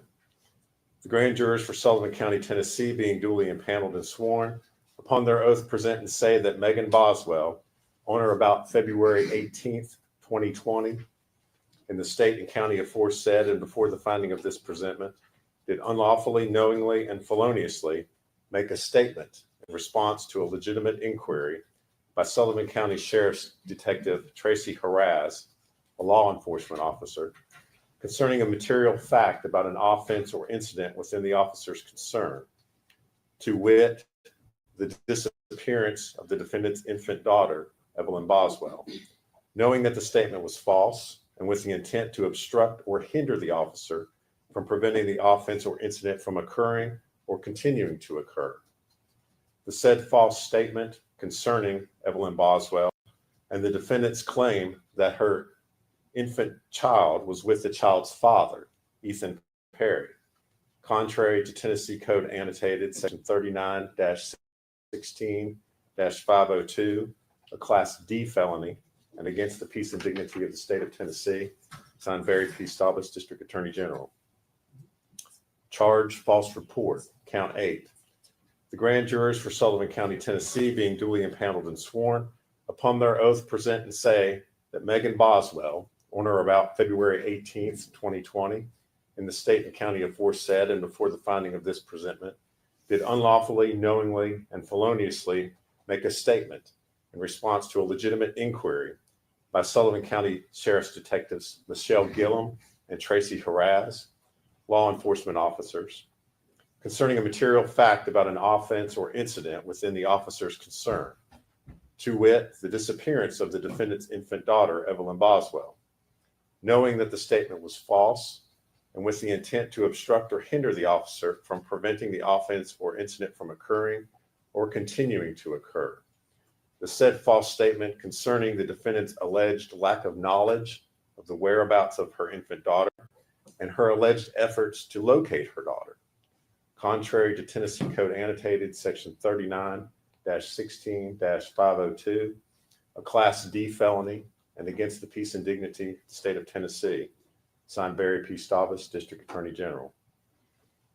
Charge, false report, count 9. The grand jurors for Sullivan County, Tennessee, being duly impaneled and sworn, upon their oath present and say that Megan Boswell, on or about February 18th, 2020, in the state and county aforesaid and before the finding of this presentment, did unlawfully, knowingly, and feloniously make a statement in response to a legitimate inquiry by Sullivan County Sheriff's Detective Lieutenant Steve Williams, a law enforcement officer, concerning a material fact about an offense or incident within the officer's concern, to wit, the disappearance of the defendant's infant daughter, Evelyn Boswell. Knowing that the statement was false and with the intent to obstruct or hinder the officer from preventing the offense or incident from occurring or continuing to occur. The said false statement concerning the alleged last physical contact that the defendant had with her infant daughter and Ethan Perry's alleged refusal to respond to her text and voicemails regarding her daughter following an argument with Ethan Perry about the custody arrangements concerning her daughter. contrary to Tennessee Code Annotated, Section 39-16-502, a Class D felony, and against the peace and dignity of the state of Tennessee, signed Barry P. Staubus, District Attorney General. Charge, false report, count 10. The grand jurors for Sullivan County, Tennessee, being duly impaneled and sworn, upon their oath present and say that Megan Boswell, on or about February 18th, 2020, in the state and county aforesaid and before the finding of this presentment, did unlawfully, knowingly, and feloniously make a statement in response to a legitimate inquiry by Sullivan County Sheriff's Detective Captain Joey Strickler, a law enforcement officer, concerning a material fact about an offense or incident within the officer's concern, to wit, the disappearance of the defendant's infant daughter, Evelyn Boswell, knowing that the statement was false, and with the intent to obstruct or hinder the officer from preventing the offense or incident from occurring or continuing to occur. The said false statement concerning the defendant's alleged last physical contact with her infant daughter and the defendant's alleged lack of knowledge of the whereabouts of her infant daughter, even though she had concerns that her daughter was possibly injured. Contrary to Tennessee Hey guys, Code they haven't Annotated, let Section spectators in yet because I guess they haven't read 39-16-502, open a statement. Class D felony, and against the Is peace and it? dignity Well, I guess they're State about of to let Tennessee, people in. I signed just Barry want to P. come out here and Staubus, tell you District what was Attorney going General. on. So I'm getting ready to go Charge, back false in there. report, count 11. So I've been waiting. I was like, Grand jurors okay, for Sullivan County, Tennessee, being somebody got duly to come out impaneled and and tell sworn, everybody they can come in upon before you can go in. their oath, present and So say that there's Megan like, I Boswell, don't know, maybe on 10 or about people, February 15 people 19th, waiting to get in. 2020, in the state and county Oh, aforesaid and you before guys, the finding of this I just presentment, ran out real did quick. unlawfully, knowingly, and feloniously make a statement in response to a legitimate inquiry by Federal Bureau of Investigation agents Jeff Blanton and Todd Wilcox, law enforcement officers, concerning a material fact about an offense or incident within the officer's concern, to wit, the disappearance of the defendant's infant daughter, Evelyn Boswell, knowing that the statement was false and with the intent to obstruct or hinder the officer from preventing the offense or incident from occurring or continuing to occur. The said false statement concerning the alleged time frame of when the defendant gave her infant daughter to Ethan Perry to keep, since she could not handle her daughter anymore, and Ethan Perry's alleged threats to take the defendant to court to address the custody of their daughter. Contrary to Tennessee Code Annotated, Section 39-16-502, a Class D felony, and against the peace and dignity of the state of Tennessee, signed Barry P. Staubus, District Attorney General. Charge, false report, count 12. The grand jurors for Sullivan County, Tennessee, being duly impaneled and sworn, upon their oath present and say that Megan Boswell, on or about February 20th, 2020, in the state and county aforesaid and before the finding of this presentment, did unlawfully, knowingly, and feloniously make a statement in response to a legitimate inquiry by Sullivan County Sheriff's Detective Captain Joey Strickler, a law enforcement officer, concerning a material fact about an offense or incident within the officer's concern, to wit, the disappearance of the defendant's infant daughter, Evelyn Boswell, knowing that the statement was false and with the intent to obstruct or hinder the officer from preventing the offense or incident from occurring or continuing to occur. The said false statement concerning the defendant's alleged claim that she last saw her infant daughter in the custody of Ethan Perry on December 26, 2019, and that she had not contacted the police to report her missing child on the advice of Angela Boswell, the defendant's mother. Contrary to Tennessee Code Annotated, Section 39-16-502, a Class D felony, and against the peace and dignity of the state of Tennessee, signed Barry P. Staubus, District Attorney General. Charge, false report, count 13. The grand jurors for Sullivan County, Tennessee, being duly impaneled and sworn, upon their oath present and say that Megan Boswell, on or about February 20th, 2020, in the state and county aforesaid and before the finding of this presentment, did unlawfully, knowingly, and feloniously make a statement in response to a legitimate inquiry by Tennessee Bureau of Investigation agent David Gratz and Sullivan County Sheriff's Detective Sergeant Matt Price, law enforcement officers, concerning a material fact about an offense or incident within the officer's concern, to wit, the disappearance of the defendant's infant daughter, Evelyn Boswell, knowing that the statement was false and with the intent to obstruct or hinder the officer from preventing the offense or incident from occurring or continuing to occur. The said false statement concerning the defendant's mother, Angela Boswell, possibly having her infant daughter, but refusing to share with the defendant the location of her daughter and whether she had custody of the defendant's daughter. Contrary to Tennessee Code Annotated, Section 39-16-502, a Class D felony, and against the peace and dignity of the state of Tennessee, signed Barry P. Staubus, District Attorney General. Charge, false report, count 14.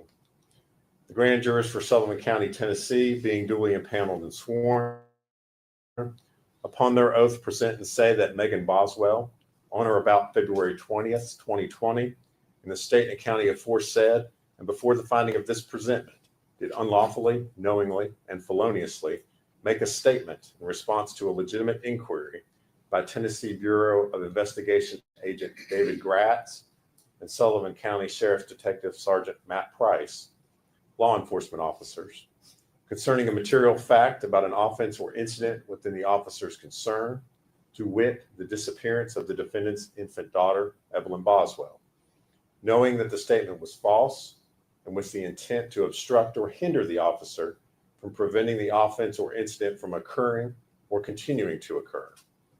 The said false statement concerning the defendant's mother, Angela Boswell, allegedly having taken her infant daughter in mid-December of 2019 and refusing to tell the defendant of her daughter's location, and that she allegedly did not call the police to report her infant daughter missing out of fear that her mother, Angela Boswell, would harm Evelyn Boswell.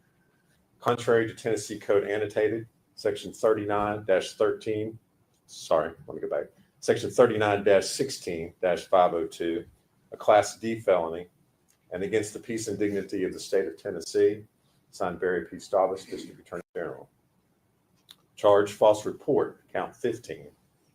The grand jurors for Sullivan County, Tennessee, being duly impaneled and sworn, upon their oath present and say that Megan Boswell, on or about February 20th, 2020, in the state and county aforesaid and before the finding of this presentment, did unlawfully, knowingly, and feloniously make a statement in response to a legitimate inquiry by Tennessee Bureau of Investigation Agent David Gratz and Sullivan County Sheriff's Detective Sergeant Matt Price, law enforcement officers, concerning a material fact about an offense or incident within the officer's concern, to wit, the disappearance of the defendant's infant daughter, Evelyn Boswell, knowing that the statement was false and with the intent to obstruct or hinder the officer from preventing the offense or incident from occurring or continuing to occur. The said false statement concerning the defendant's mother, Angela Boswell, having allegedly taken her infant daughter because Angela Boswell believed that the defendant owed her money, and that the defendant's mother, Angela Boswell, had allegedly told her that Evelyn Boswell would not be returned to the defendant until the money was paid. Contrary to Tennessee Code Annotated, Section 39-16-502, a Class D felony, and against the peace and dignity of the state of Tennessee, signed Barry P. Staubus, District Attorney General. Charge, false report, count 16. The grand jurors for Sullivan County, Tennessee, being duly impaneled and sworn, upon their oath present and say that Megan Boswell, on or about February 21st, 2020, in the state and county aforesaid and before the finding of this presentment, did unlawfully, knowingly, and feloniously make a statement in response to a legitimate inquiry by Tennessee Bureau of Investigation Agent David Gratz and Sullivan County Sheriff's Detective Sergeant Matt Price, law enforcement officers, concerning a material fact about an offense or incident within the officer's concern, to wit, the disappearance of the defendant's infant daughter, Evelyn Boswell, knowing that the statement was false and with the intent to obstruct or hinder the officer from preventing the offense or incident from occurring or continuing to occur. The said false statement concerning her mother, Angela Boswell, allegedly having Evelyn Boswell at an unknown location, and that despite the efforts of the defendant to find her infant daughter, she allegedly did not know the whereabouts of her infant daughter and did not have any additional information to provide to law enforcement in their attempts to find the missing child. Contrary to Tennessee Code Annotated, Section 39-16-502, a Class D felony, and against the peace and dignity of the state of Tennessee, signed Barry P. Staubus, District Attorney General. Charge, false report, count 17.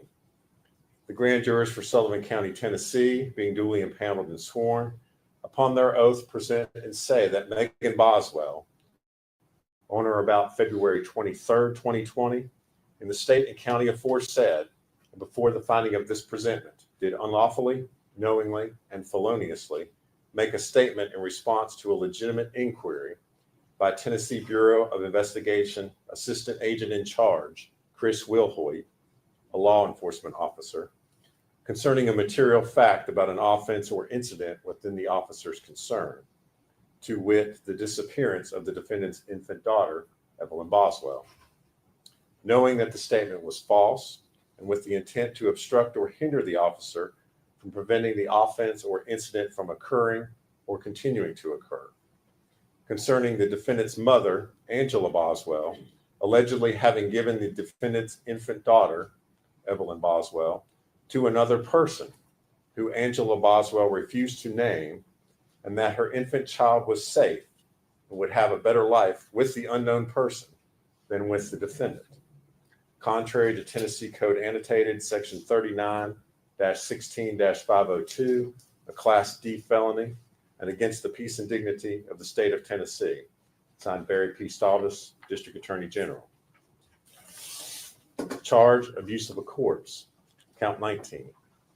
The grand jurors for Sullivan County, Tennessee, being duly impaneled and sworn, upon their oath present and say that Megan Boswell, on or about December 2019, in the state and county aforesaid, and before the finding of this presentment, did unlawfully, knowingly, and feloniously, and without legal privilege, physically mistreat a corpse in a manner offensive to the sensibilities of an ordinary person, contrary to Tennessee Code Annotated, Section 39-17-312, a Class E felony, and against the peace and dignity of the state of Tennessee. Signed Barry P. Staubus, District Attorney General.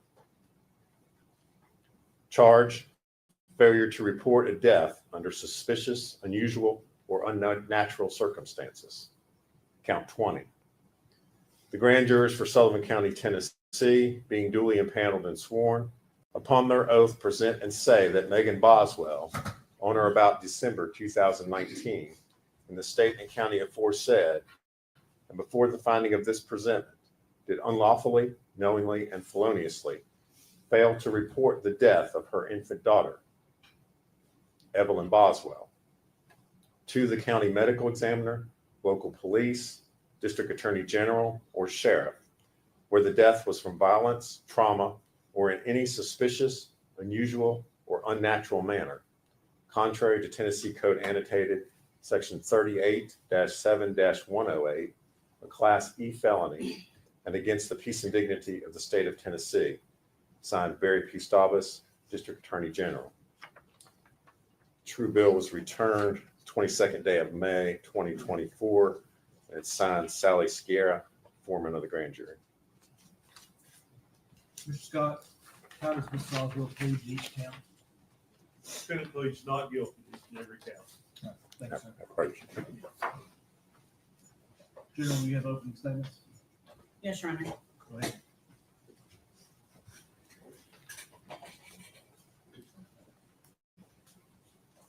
Good morning. Today, we're going to talk about Evelyn Boswell for a few minutes.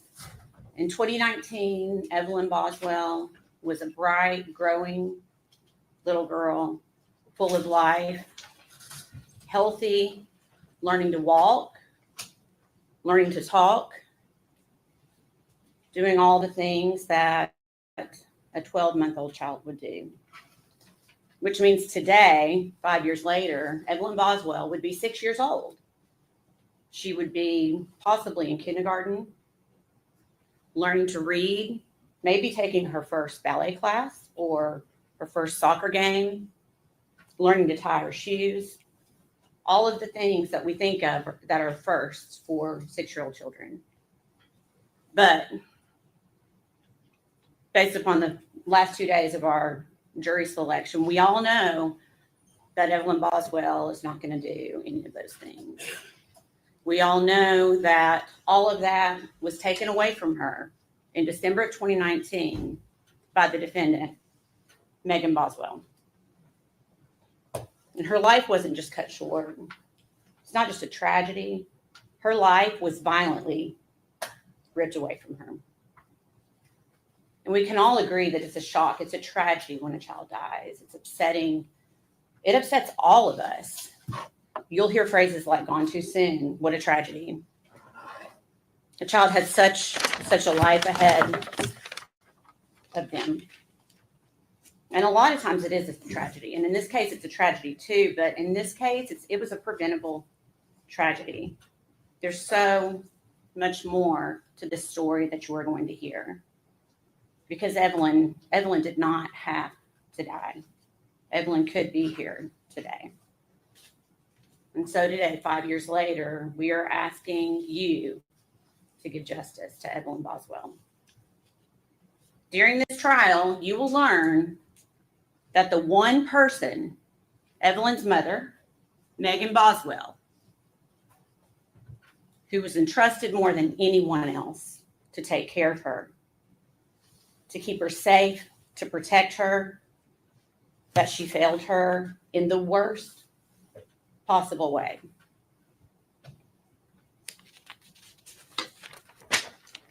You will hear proof that the last time Evelyn Boswell was seen alive was December 6th, 2019. You're going to hear that date a few times during this trial. That is the last time that Evelyn Boswell was seen alive. And that was just a few weeks after her first birthday.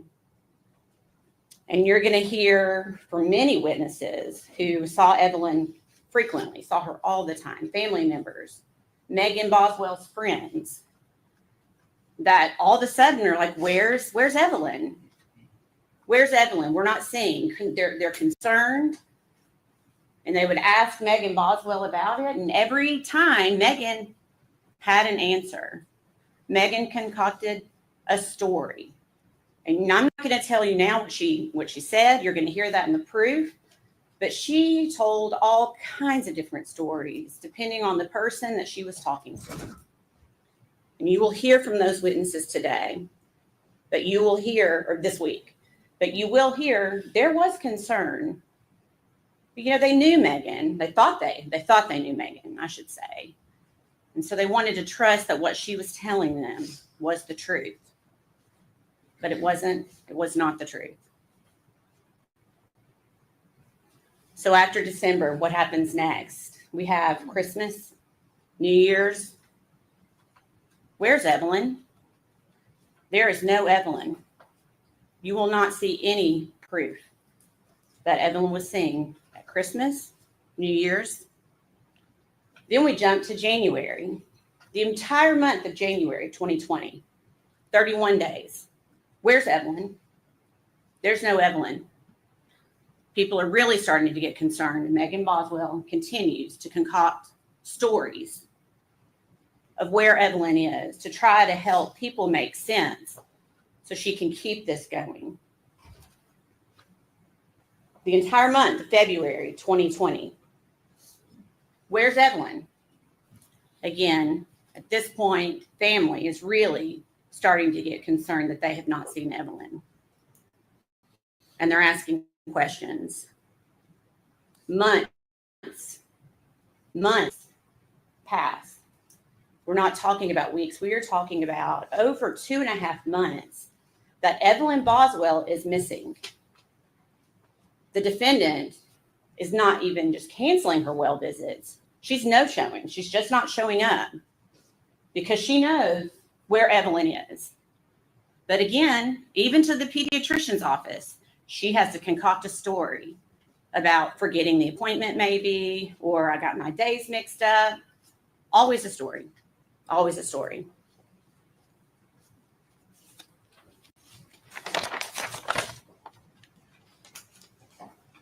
So we know now, we did not know then, but we know now that from early December, Evelyn Boswell, even though it had not been reported by Megan Boswell, Evelyn Boswell was a missing child from early December until almost the end of February. She was a missing child.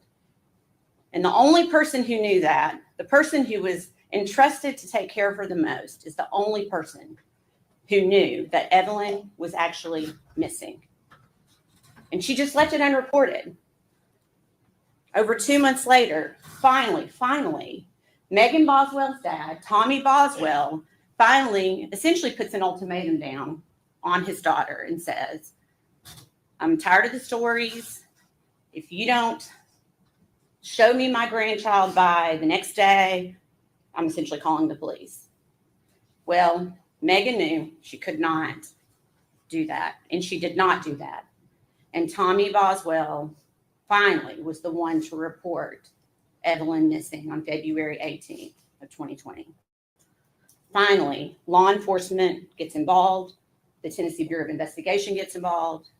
The FBI gets involved. All hands on deck to find this missing child. She's finally reported missing. But it's important to note that it was not Megan Boswell that reported her child missing.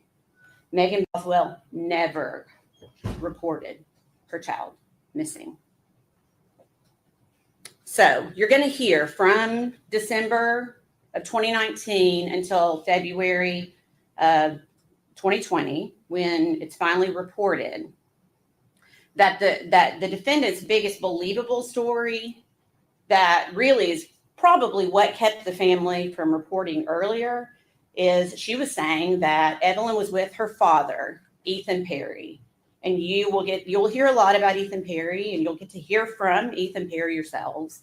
Ethan Perry is actually not Evelyn's father, but Megan led them to believe that he was the father. And everyone, for all purposes, also believed Ethan Perry was the father. So to the family, they're like, well, that's good. He's stepping up. The father's stepping up. That's good. We're proud of him. And that is the story that Megan Boswell told mostly to her family, to her friends. You were going to hear a lot of testimony about her just telling everyone that Ethan Perry has gotten Evelyn. First, you'll hear that they're trading weeks, but doesn't make sense because people are still not seeing Evelyn. So then Megan took it one step further, where he took her to court and got emergency custody, blaming her for something. And again, not true. There was never court. There were no documents. Juvenile court was never involved. It was just another story that Megan Boswell was telling because she knew where Evelyn was, and she had to keep perpetuating this lie. Interestingly enough, she didn't think it through completely because Ethan Perry at the time was in the Army in Louisiana. He lived in barracks, and I think we all understand and know that in the barracks, there's not going to be a toddler running around. But Megan Boswell, in perpetuating that story, she didn't care. She got the entire Army involved in this to go investigate this poor guy who was trying to serve our country in Louisiana, pulling him out of his duty. I can't imagine the chaos that caused, all because Megan Boswell wanted to perpetuate this lie. And Ethan Perry didn't even see Evelyn in December. You will hear that he came in to visit his grandparents on leave. He never saw Evelyn Boswell over Christmas or over December. We all know why now. But at the time, Megan again tells the story. Evelyn has the flu. She can't come. And you will hear the testimony that no one, not Ethan Perry or anyone else, saw Evelyn Boswell in December. The hard part. From early December of 2019 until later when her body was found, Evelyn was always in the same place. And Megan Boswell knew that. Megan Boswell knew that because she is the one that put Evelyn there. She placed Evelyn's body in a kitchen trash can, her own trash can from her home, from the trailer that she shared with Evelyn. And she hid that trash can in her own childhood playhouse on her father's property, a playhouse that you will see no one has been in for a very long time. And that it was Megan's. It was personal to Megan, not to anyone else. And you're going to hear that Evelyn was put into the trash can upside down is the best way to describe it, head down, in a bag of trash filled with food debris, broken eggs, her body just placed in there by the defendant. You will see that there was a blanket tightly wrapped around Evelyn's body, pulled up over her face, and quite a bit of aluminum foil then wrapped around her head.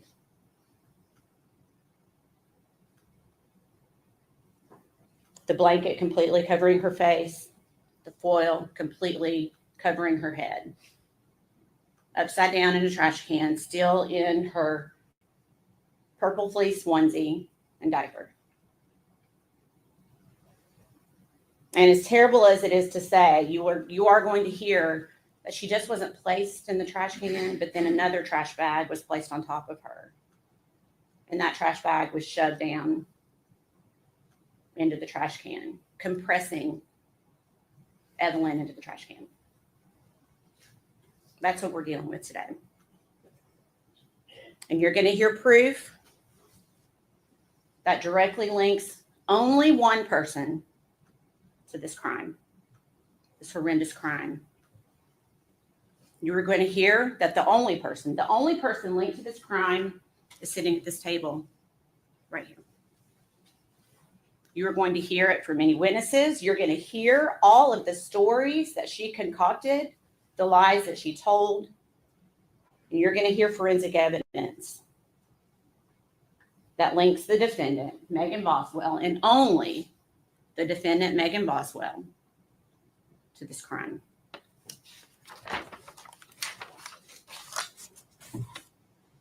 One step further. This entire time, Evelyn is decaying, decomposing in this trash can, again, upside down and compressed. What is Megan Boswell doing? Is she mourning her child? Is she worried? Is she scared? What is she doing? What would a mother be doing?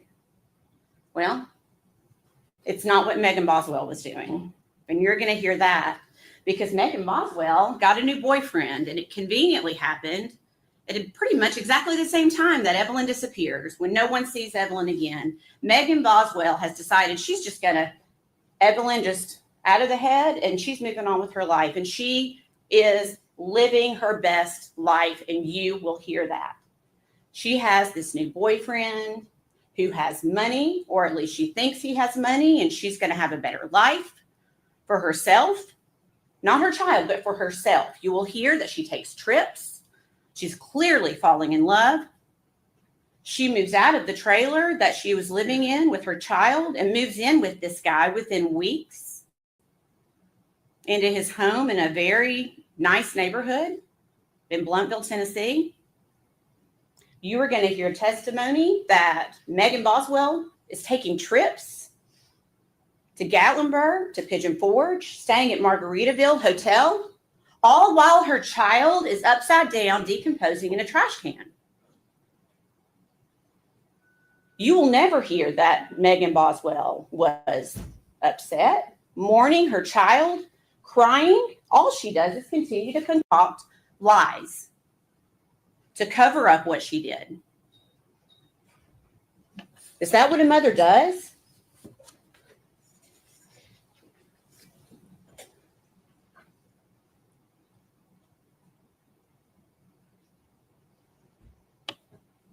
So you will hear that when Tommy Boswell reports, it's essentially all hands on deck with law enforcement.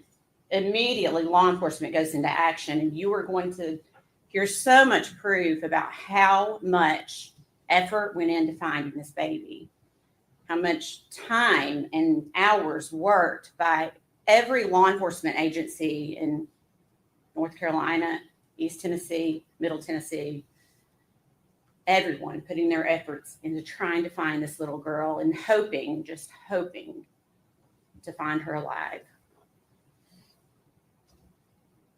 So then Megan Boswell then, of course, comes clean, right? Once law enforcement's involved, because Megan knows where Evelyn is, so she's gonna tell law enforcement, right?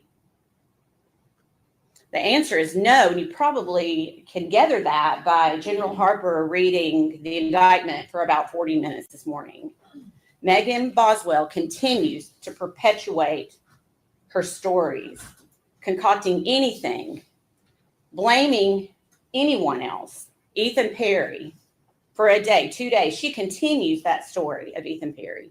Then you'll hear she admits that's not true. So then she tries to blame her mom, her own mom. She decides to try to blame to try to get out of this because she knows this snowball is rolling down this hill and she's trying to stop it the best she can. Why is she doing that?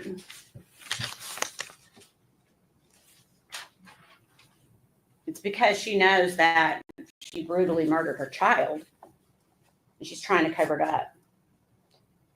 And maybe she had that hope that Evelyn would never be found. And even to this day, 5 years later, Evelyn would still be a missing child. The defense said something really interesting in jury selection yesterday afternoon that I want to touch on. He said to you, you only have one chance to get this right. Do you remember that? Then he said, Megan only has one chance to get this right. Do you remember that?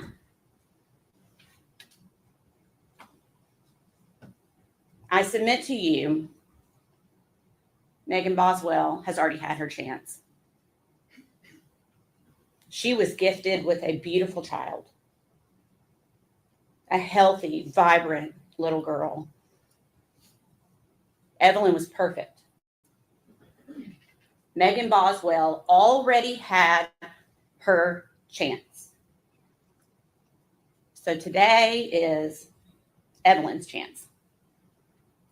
Today is our chance to get it right, not Megan's. Today's our chance to get it right for Evelyn.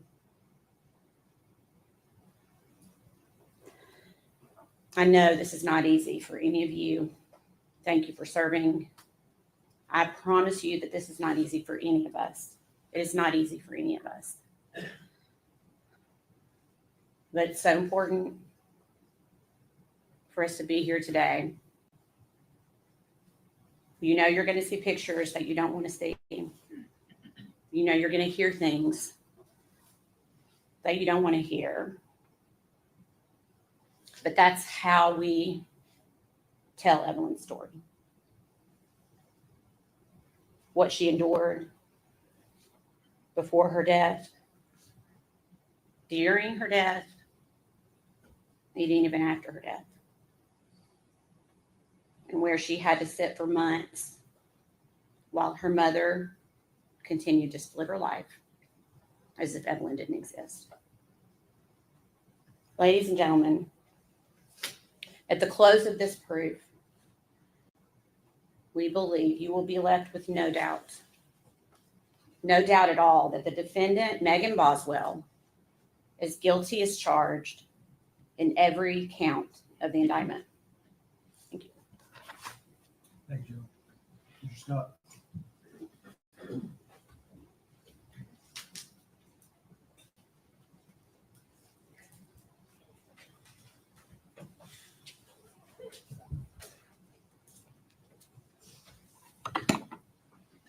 Morning. She's right about some things. And this is a terrible situation. There's a child, 13-month-old child, dead in the trash can. No getting around that. Hold on just a minute. Ladies and gentlemen, I'm gonna have you go to the officer. Stand, please. All right.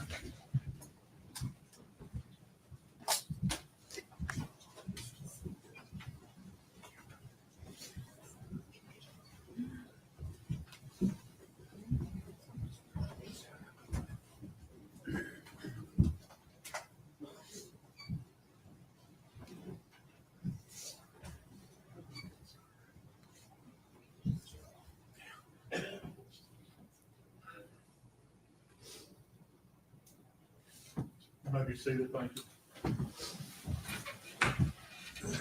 Who are you with?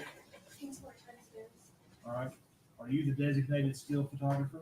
Yes, sir. If that flash goes off again, you'll have 10 days in jail. Sorry. The order's very clear. Yes, Your There'll Honor. be no lights, there'll be no flash. That's disruptive to the jury, that's disruptive to the lawyers. That's disruptive to this process, and I'm not even kidding. If I see another light, whoever it comes from will immediately be held in criminal contempt of this court, and taken to a jail for 10 days. Yes, Your Honor, I'm sorry. I have it on not flash on my settings. Well, I need it went off because it was right in my face.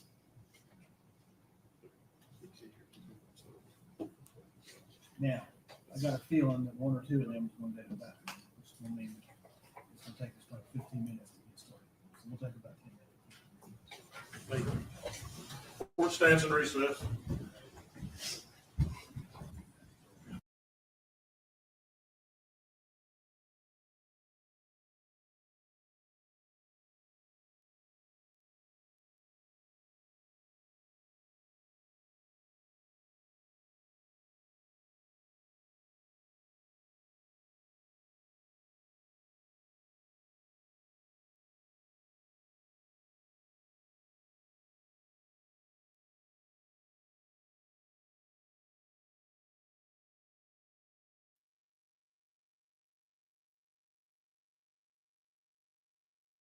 Okay, guys, this judge is not playing. I'm in the courtroom right behind her. Y'all can't see me, but one of the news people had her flash on her camera, and she flashed it in the judge's eyes. Okay, the judge sent the jury out, and did y'all see it? See him go off? He said, "I'll put you in jail for 10 days." He said, and this is a little small girl, young. She can't be no older than 21. And she was apologizing. She was like, "I had it off." He said, "Well, it went off because it got me in the eyes." Yeah, And then he told the crowd, he said, "Anybody, any flash don't put her in jail. goes off, you're going to jail for 10 days. I- Okay. Yeah, that was like, but I think the prosecutor lady was killing it Yeah. because y'all can't see the jury, right? Did you hear that Ethan's not in the bio data? Yeah. I didn't know Yeah. that. Yeah. I've been in the court. So the jury is mostly men. Okay. That's not good. I think they have I don't like 16 that. sitting up there. There's 10. These are older men. Okay. Well, but I Okay. mean, you have more leniency to women than Yeah, I men. guess men do tend to have more lean. She's been crying and wiping her snot all over the We've seen place. it. She's forcing Right? it. Yeah. Yeah, she has snot. I wouldn't shake her no. hand to save your life. She has the snottiest hand in Tennessee. Right? So she's like rubbing her nose and she's wiping it on her sweater. And because the way it is I kind of been just trying to watch her demeanor, how she's acting. But the jury, they're paying pretty good attention, right? They're alert because it's day one, so they're kind of filling it out. So they seem pretty alert. When the lawyers are kind of talking to them, they're nodding their heads. 8 men and 6 women make up the jury. I counted 10 men. With the alternate. Oh wow. So 10 men. So that means the women are the alternates. So basically they have 10 men and 2 women and then 2 alternate women. I don't know. One girl looks young. She looks younger than Evelyn Boswell. I mean, not Evelyn, but Megan. She can't be no older than 21, right?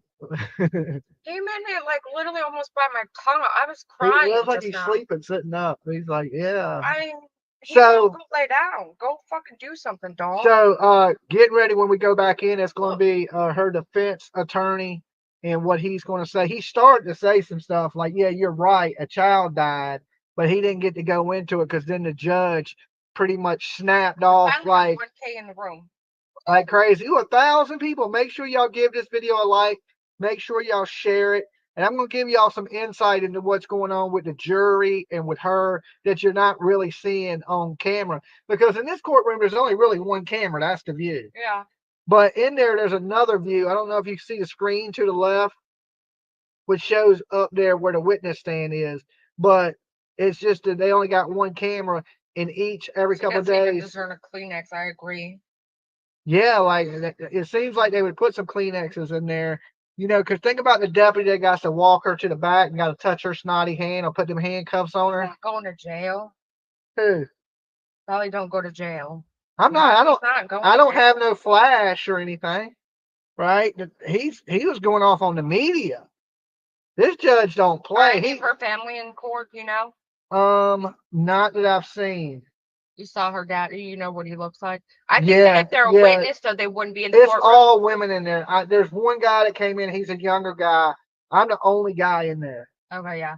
Well, In the if they're court. family members that may possibly witnesses, they won't let them in the court. Because Yeah, remember there's- all the cases, if you're a witness, you got to wait, and they Well, allow. I ain't seen nobody even waiting. It's all women in there, pretty much. There's one guy that was sitting behind me. He came in a little bit late. He was a younger guy.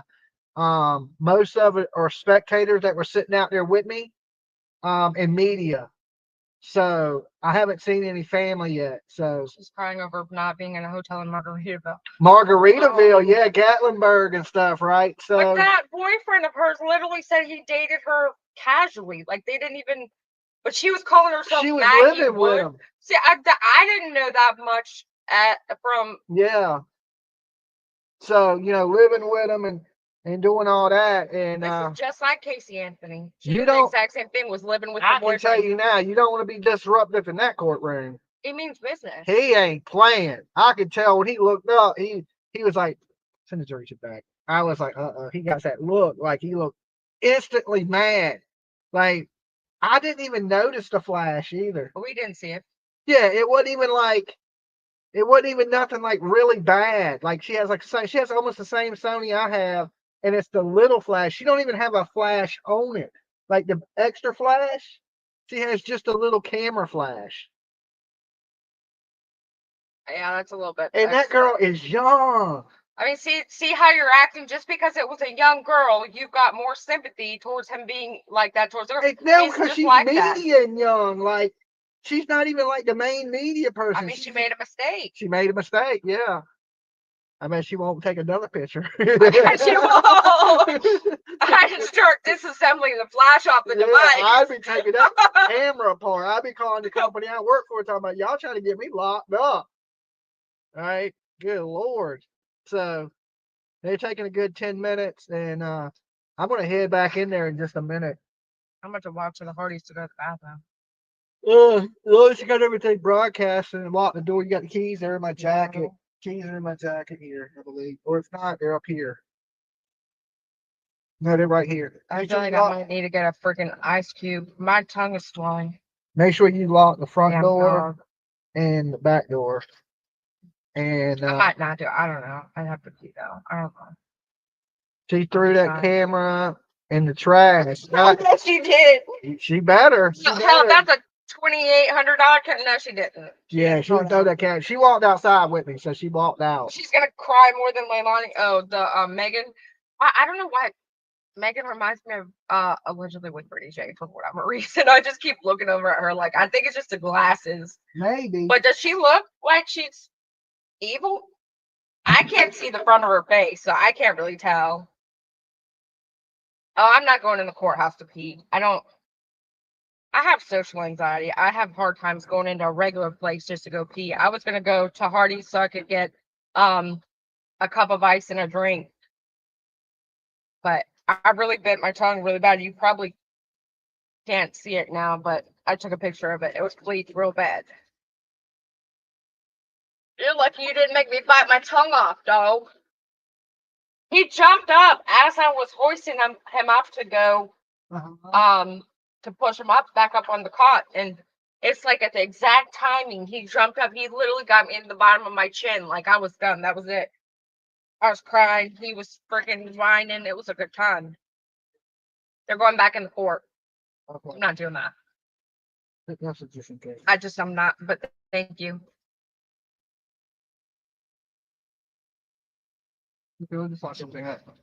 All right, guys, I'm heading back into the court. I'll see y'all in a little bit. Is he gonna take a break every time something like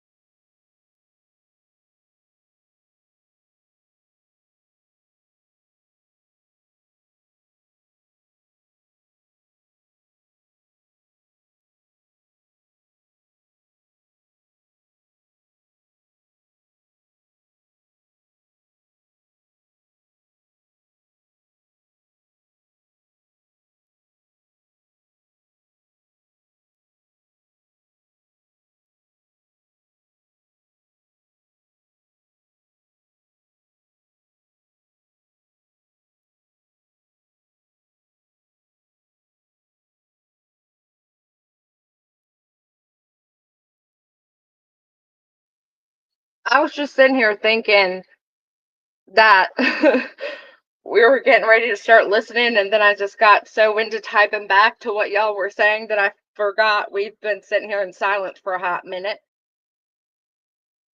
If you guys could see this dog, I swear. Anyone know if she ever had a babysitter for Evelyn? They said that was one of the last times that baby Evelyn was seen was with a babysitter.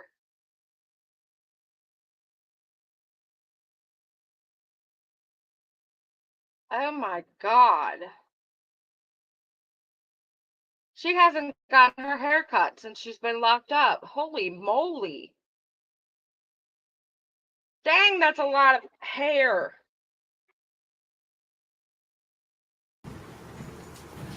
Okay, we're back.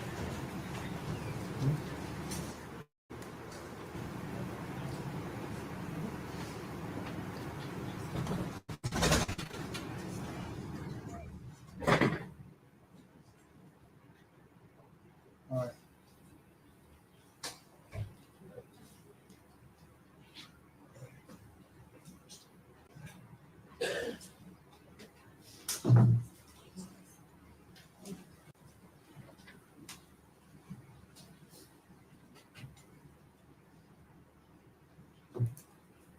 Whoever's muting the Zoom, stop.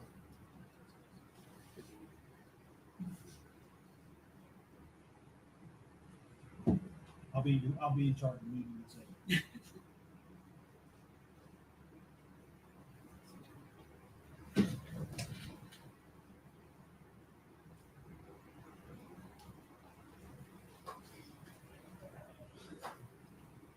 One stand, please.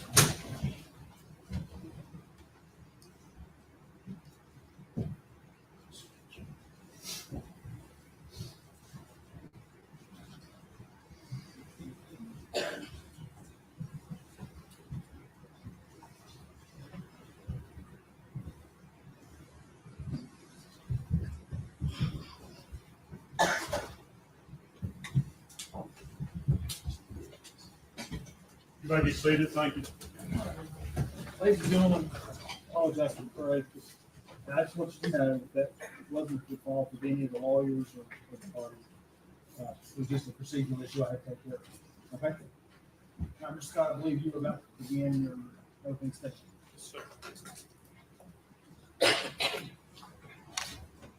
Don't really know where I was at. Just start over. I was. That was the first line. I don't really know where I was at, but when Ms. Massey goes, she's right about a lot of things. I mean, there's not a person in this courtroom that wants to be here discussing a dead child. Nobody. Not you all, not me. But the state asks you to convict Megan Boswell of first-degree murder. It's very interesting what they've done. They've asked you to convict Megan Boswell of first-degree murder in 3 different ways. They've asked you to find that it's a premeditated and intentional killing of her child. And then they're asking you to find that it's a murder that is perpetrated as part of child abuse. And then they're saying, well, if it's not that, surely it's because of child neglect. That's a problem. The state's theory is reasonable doubt in and of itself. They don't know what happened. They don't know how that child died. And they can't prove how that child died. I expect you'll hear from a couple of different medical examiners who come to somewhat the same conclusion, but one medical examiner, I think you'll hear from her, and she has a very interesting theory. But I would suggest to you that her theory is flawed. And the proof will show you why it's flawed. Just like yesterday I was talking about in Vordaer, I think I asked a couple of you about the scientific method. And if you put in incorrect data, would you get incorrect results? And you will. if it's the date of significance. The state asks you, I anticipate this medical examiner, based on her testimony in another hearing, is going to say that this child was alive when it's placed in the trash can. But then again, the state says Megan's guilty of abuse of a corpse. Those theories are not consistent. They're not consistent with this. What the state hasn't talked to you about is the possibility of what if this was accidental? What if Megan or Hunter Wood rolled over on that child in the bed? And I find this unreasonable, honestly. I find it unreasonable that you roll over on your child in the bed and you don't call 911. But I'm 49 years old. I practiced law for close to 25 years. Ms. Harper talked about yesterday how your life experiences are different. Well, mine are certainly different than Megan's. When this child died, she was 18 years old. Now, you heard about what a great father Tommy Boswell was and how involved he was. What you didn't hear is Megan had that child because while she was in foster care. That's how involved Tommy Boswell was. She was in foster care when she had the child. I think you'll hear a lot in this trial about how she came up. And I like to tell people, and I do tell people, I've never had a hard day in my life. I've never went hungry. I've never not had a place to live. I've never fought a war, and I've never lost a child. And I can't put myself in the position of someone who has lost a child. But that's what I'm going to ask you to do. Put yourself in Megan Boswell's position. She's 18 years old. She's got an older boyfriend. We expect the proof will be that he tells her, don't involve me with this. I don't want to be involved. Because they're scared they're going to get charged with something. That's going to be the proof in this case. And my reaction and your reaction would be different. I would certainly call 911. But I'm not 18 years old. And sometimes I think back to myself and I say, I would have called 911 at 18 years old. And I probably would. But I know a lot of people at 18 years old that wouldn't. Their life experience is different. Their maturity is different. If any of you have kids, some of you probably know that.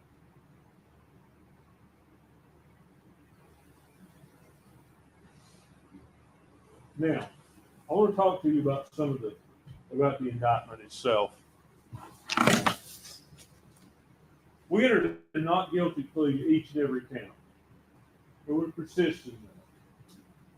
But that probably seems disingenuous to some of you guys about certain things. And I want to explain why. Counts 7 through 17 charge false report.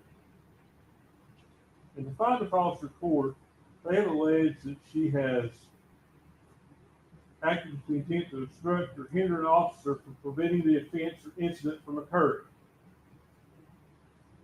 Well, the case of the death of her daughter, the death had already occurred when she gave her statements. So it's not to hinder an officer in preventing the offense now, or from continuing to occur. That's the first thing. So you have to determine, is she criminally responsible? Did she lie to the police? She absolutely lied to the police. I'm not contesting that.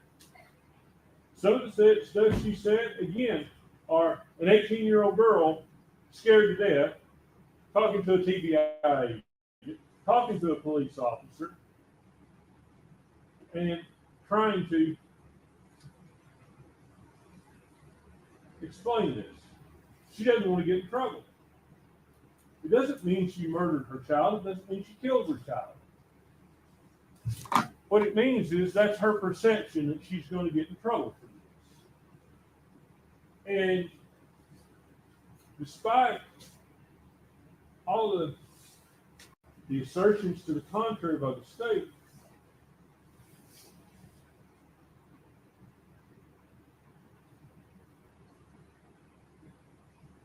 this is a trial, and I want to choose my words carefully. This Massagill talks about Evelyn. Now get this right for Evelyn.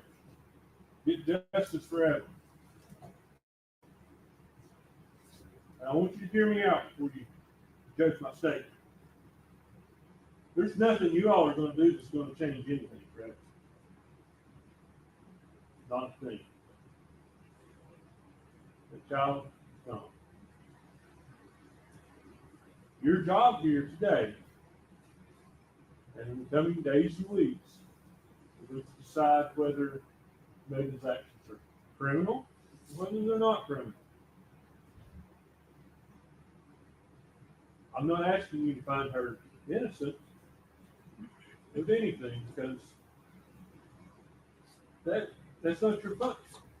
Your job is to determine whether the state can prove beyond a reasonable doubt and to a moral certainty that she committed each and every element of the offenses charged. And you're not going to be able to do that. Their theories are absolutely inconsistent. Premeditated murder, oh, well, if we can't prove that, maybe we'll get her by neglect. And I would suggest to you that the investigation into this case, once it focused on Megan Boswell, it focused on Megan Boswell.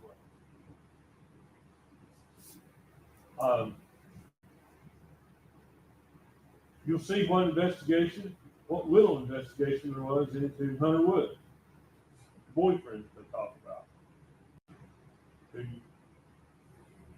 It's like he's out of the picture. It's just Megan that did this. But we expect the proof will show you that he was involved with it, that he placed that baby there, that he had access to that property, that he'd been a lifelong friend of Megan's brother, Tommy Boswell Jr., who goes by Mike. He knew where that stuff was. Now, there are other things about the body and how it was found that doesn't come out in the proof. I'll bring those to your attention later. But they will show you that baby wasn't placed in that trash can dead. They will indicate to you that baby was probably moved. Also, I want to touch again on this Massagill talk about Tommy Boswell. Tommy Boswell just had an epiphany. Well, he had an epiphany after they searched his property over and over, after they had run a cadaver dog by that building where the baby was that didn't get on it. Then one day he'll just pick up the phone and say, hey, I just got to thinking, Megan had this playhouse down here. Maybe you should come and search it. The cadaver dog didn't get it. Seems strange that the TV guy searches your property and you would say, search all the buildings. Look at the playhouse. Why? Why do you have an epiphany days later? I bet I know where the child is. You'll hear from him. You'll hear him explain it. You can make your determination if you believe it. But ultimately, you're tasked with determining whether Megan killed that child.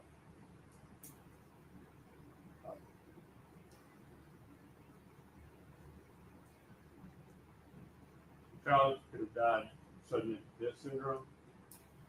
It's on the upper range of sudden death syndrome, but it's still there.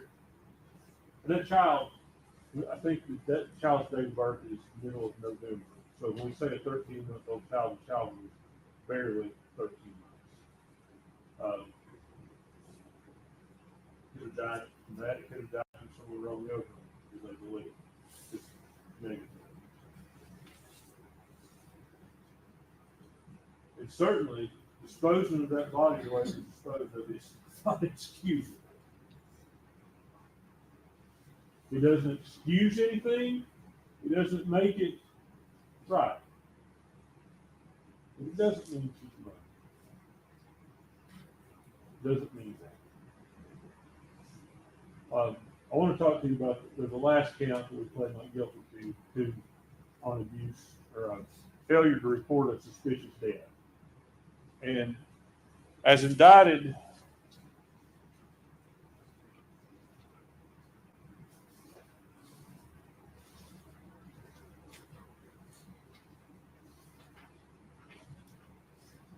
the state chose to indict that where the death was from violence, trauma, or any suspicious or unusual or unnatural manner. Now, I can't deny she didn't report it. She didn't report it. There's no denying that. But what I would tell you is what that indictment leaves out is a key part of that statute. And had it included that, I would have pled guilty, had her plead guilty to that. And that talks about where the unexpected death of a child that's in good health or sudden if death sick. Had that have been included, should have stood up and said, I'm guilty of that. I did that. It's not included because the indictment wants to make it that she committed a violent offense against the child. Lying to the police, improper disposal of the body, or whatever part she played in that, doesn't mean she murdered the child. It means she was an 18-year-old girl that panicked. That's what you have to think about when you hear this proof. That's all I've got to say to you. I thank you for your time and attention. I know I'll probably cross-examine you. A lot of you it's fairly hard the other day. I mean no disrespect by that. I just want you to know the jury selection process. I did that because we have to have jurors that, make sure that you can be against you. That's the only reason. I mean, absolutely no disrespect. If I'm hard on you, I apologize for that, but I don't apologize for standing up for me. Thank you, Scott. January 21st. Stay with call agent Brian Fraley.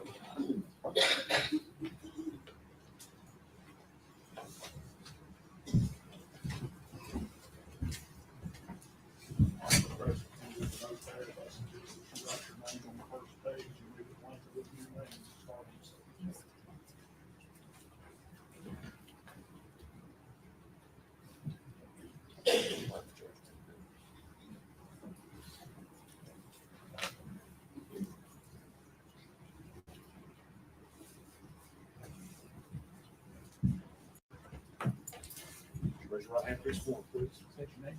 Brian Frey. Solemnly swear affirm testimony about to give you the truth, the whole truth, and nothing but the truth. Yes, sir, I believe.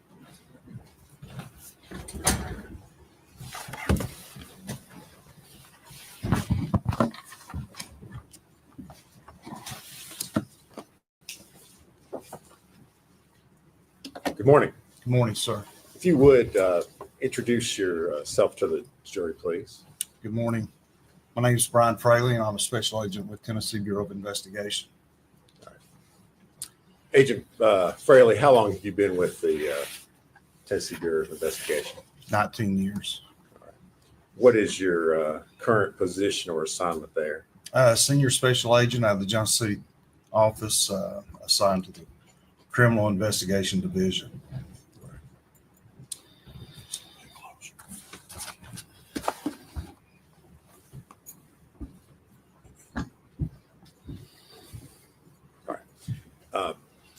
Agent Fraley, were you called upon to assist in the investigation into the disappearance and subsequently the death of Evelyn Boswell?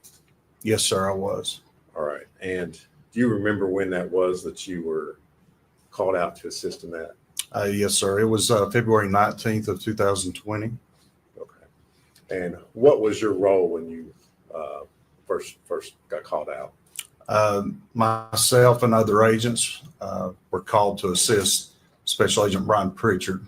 He had been called to Sullivan County to assist Sullivan County Sheriff's Department on an Amber Alert on the 18th of the previous day. Okay. And so when you were first called out, this investigation was in regards to a missing child. Is that correct? That's correct. Special Agent Pritchard had been contacted on a missing person case that involved Evelyn Boswell. Tennessee Bureau of Investigation is the only state agency that can actually issue Amber Alerts. We were informed that the initial complaint by a family member, being the grandfather of Evelyn, was Tommy Boswell through Department of Children's Services, also known as DCS, who had contacted the referral to the Sullivan County Sheriff's Department. Sullivan County Sheriff's Department got that referral, contacted us, and Special Agent Pritchard responded after going through a checklist that is required.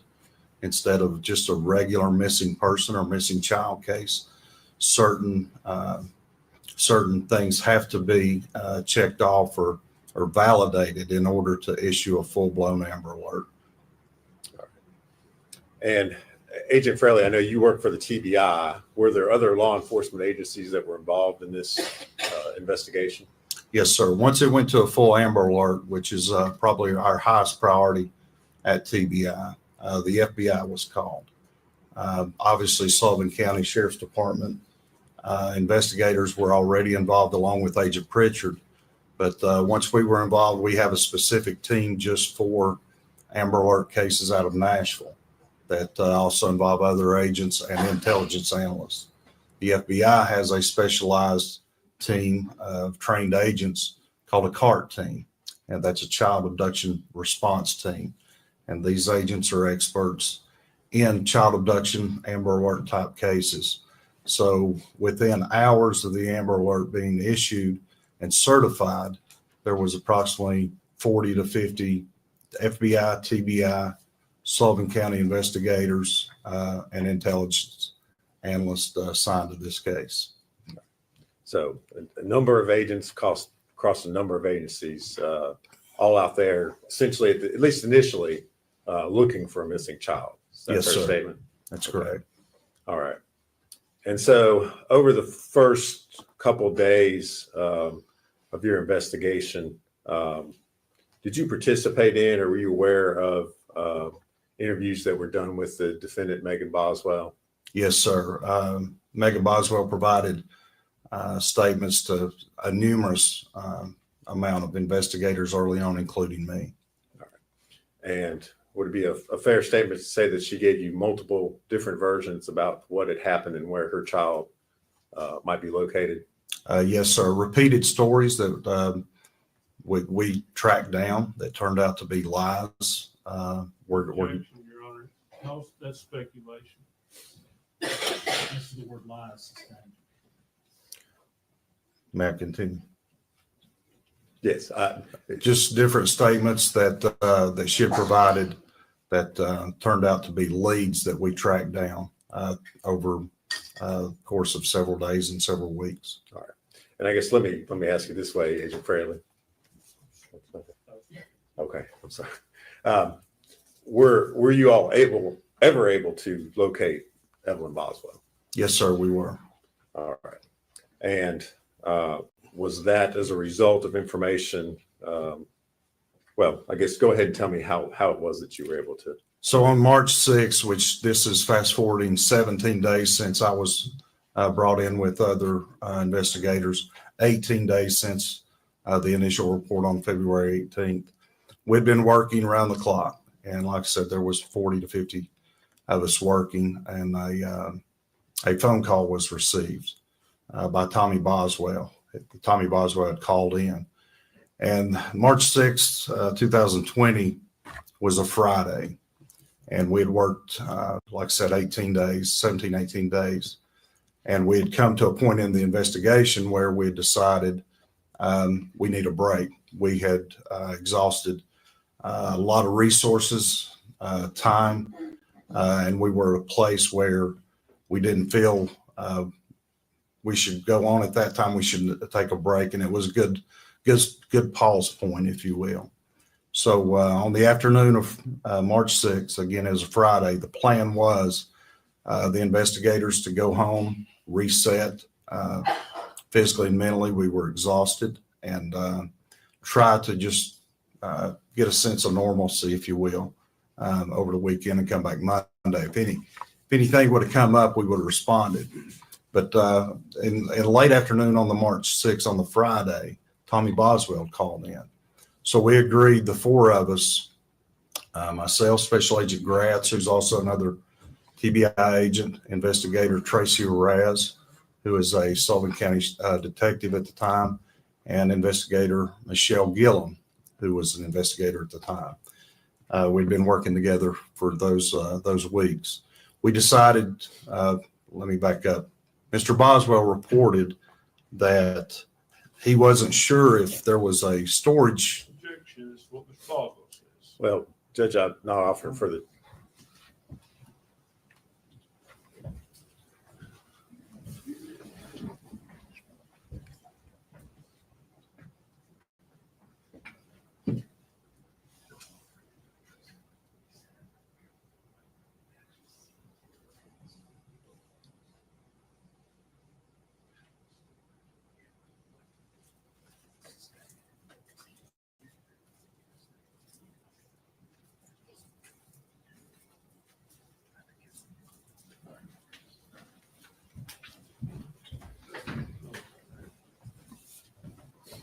Sustained.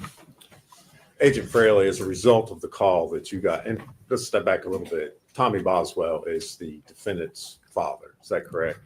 Yes, Megan's father and Evelyn's grandfather. All right. As a result of the phone call that you received from Mr. Boswell, what did you all do next?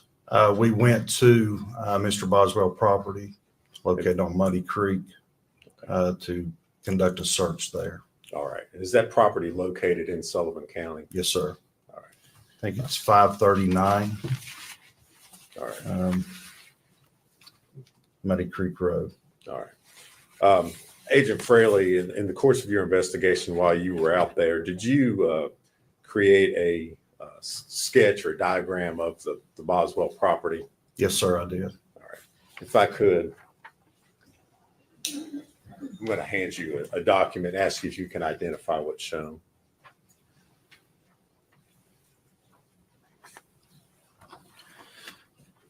Excuse me. This is a hand-drawn document. It's a sketch of like an aerial view of the property there at Mr. Boswell's at 539 Muddy Creek Road, Bluntville, Tennessee.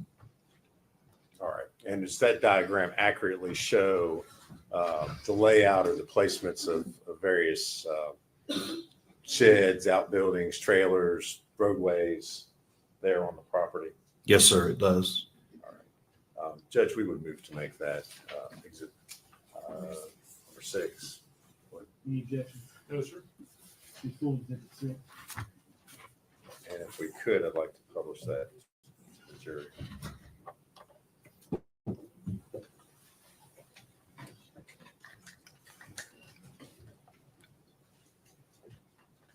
Are you going to use the yellow thing? Well,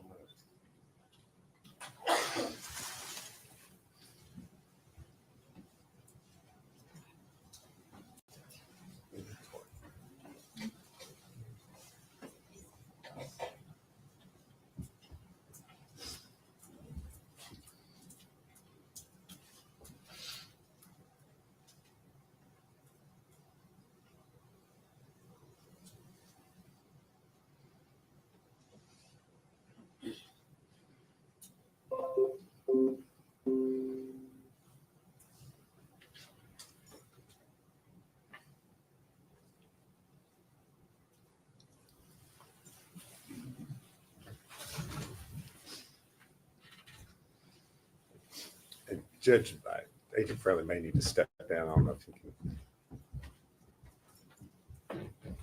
I may need him to step down for the witness. I don't know if he can. If I could hand him a laser pointer. Okay. He needs to, that's fine. As long as we can pick him up on. I can see that. Can you from- see it okay Yes, from there? sir. I didn't know if you would be able to. All right. Are you okay from Yes, sir. I can see that. shooting? And I have it in front of me as well Okay. on my screen. All right. If you would kind of point out, I guess, the major landmarks that are shown there in the diagram. Yes, sir. So this top house here is Tommy Boswell's. as it was described to us. This resident here was a mobile home that was described as his mother's. This is the shed that we had information on right there. That's like a yard barn or an outbuilding. And then here is notated as what we described and what was described as a playhouse. I don't know what happened. Hold on a second. It's like it lost your speed.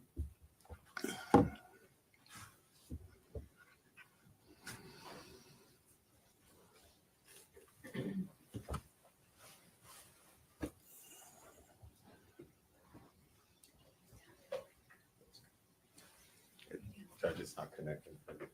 You want to just stick it I in? was gonna say, if you'll just hand me the.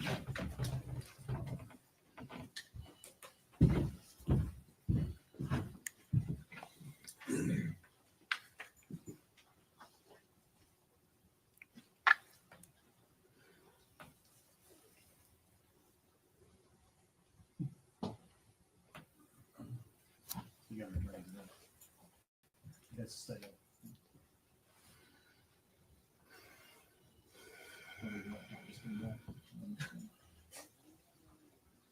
It did.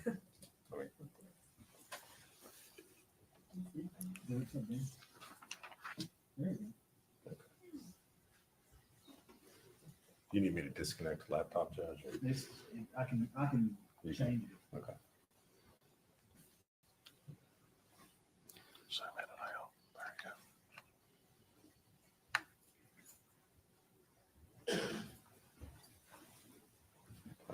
you go. Continue. Continue, please. All right.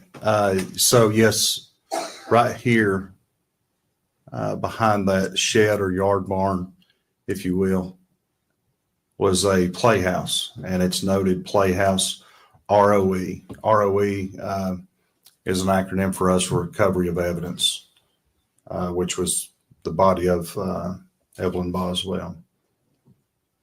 Up in the right-hand corner is my notes are like a key to this, which indicates the date, our case number, the location, and my signature with the date, notating that I was the one that drew this sketch.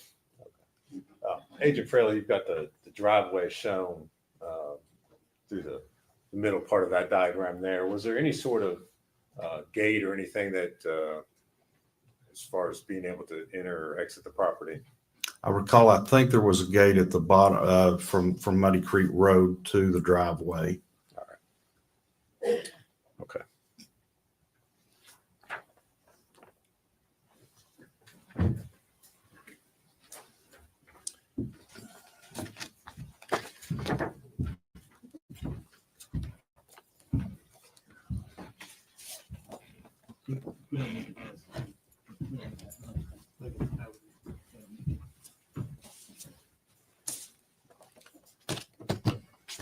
Now, Agent Fraley, you identified an outbuilding that was there on the property. You had said that's where you went first. That's correct. Okay. And I guess tell us what you found or what you observed when you went to that outbuilding. What was found there were multiple boxes of belongings of Megan Boswell that contained a variety of items specific to a young child. I recall there were clothing items, diapers, medicines, toys, those kind of things were the most common thing in those boxes.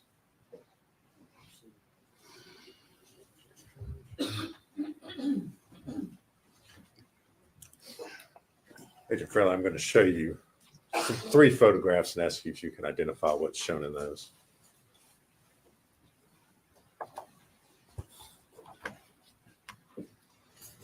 And so the first one is the yard barn or shed that was described and depicted in the sketch.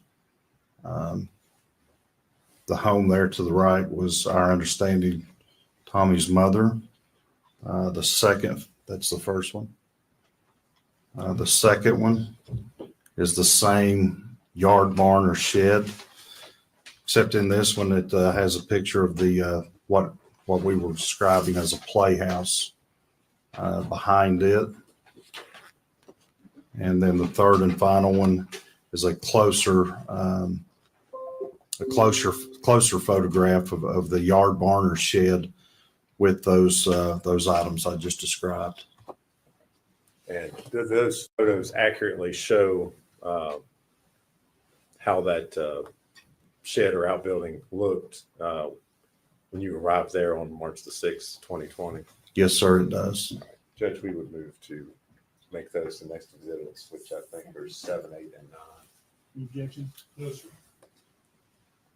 Before we put it. How do you want to display those? Well, I'll take another Shot shot at trying to use the laptop.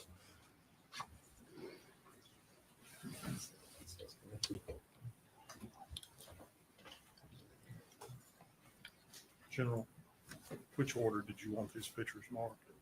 Whatever. I want them. The way you describe them. First from the yard barn with the home.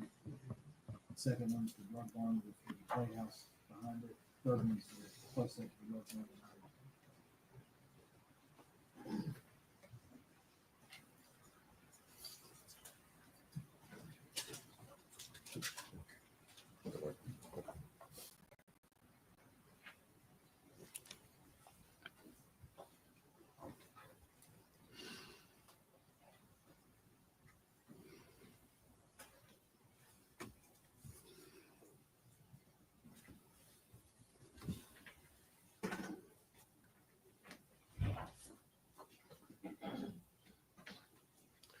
May I see those? Make sure we've got the.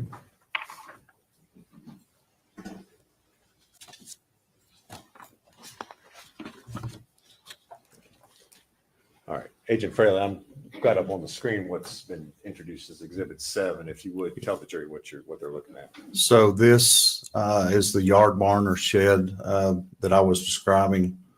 This was the home that was described to us as Tommy Boswell's mother.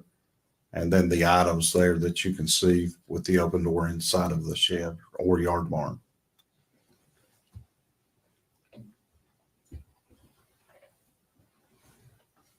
And next is Exhibit 8. Yes, sir. Again, the yard barn with the door open, showing those items described. And this building here behind the yard barn is what I described and is notated on my sketch as the playhouse where Evelyn's body was recovered.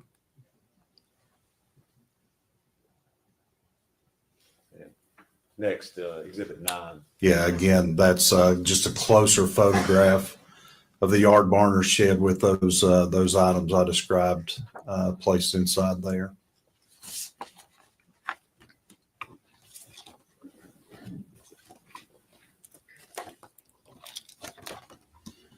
All right. Did you participate in, or I guess, what did you all do with the items that were that you saw located in that outbuilding there? Those were obviously photographed and documented as what they were processed. All right. Did you participate in that process, or were you just? Yeah, I think primarily the two inside there actually searching, going through the items was Special Agent David Gratz and Investigator Tracy Arras. Was that the end of your investigation of what you did there on the property? No, sir, it was not. Okay. What did you all do next? So we continued looking and led us to look inside the playhouse. Right. And we searched it.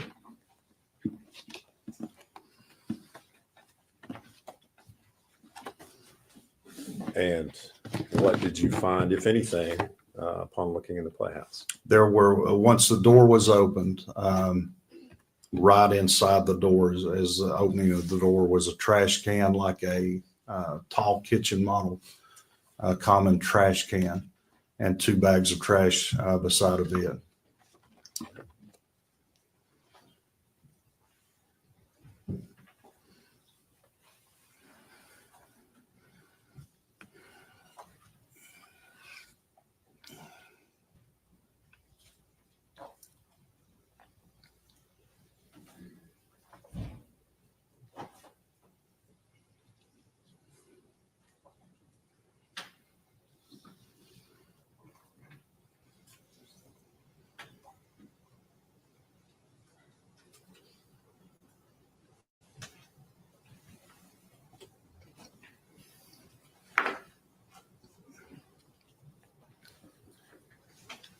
Agent Fairley, I'm going to show you a number of photographs and ask you if you can identify what's shown in those. Yes, sir.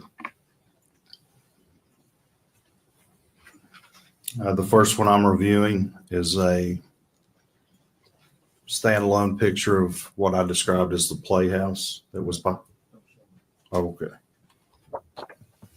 The second one is a closer of the playhouse, a closer proximity with the door open. The third picture is the same thing with the door open. Third one is a closer photograph with the door open. It does depict, the third one depicts the trash can with the bags of trash, as does the second one depicting the trash can. The first one, the door was closed. The next one depicting an open door with the trash bags and the trash can. The next one, assorted items that were inside the playhouse, and they appeared at that time. They had been there longer than the trash can and trash bags. Again, picture from outside the playhouse looking in where the trash bag or the trash can was. And it's a closer picture that depicts a black trash bag in the top portion of the trash can. The next one is a picture of an area inside the playhouse that had this assorted items there that again appeared to be there for some time with dust and cobwebs on them. Next picture is another picture from right at the doorway. Again, the trash can, the trash bags. Again, another picture of the trash can with the trash bag, or the trash bags. There's other items around these. I keep talking about the trash bags and the trash can because they were relevant to us because they looked like they had recently been put there. These other items had dust and cobwebs and looked like they'd been there for years undisturbed.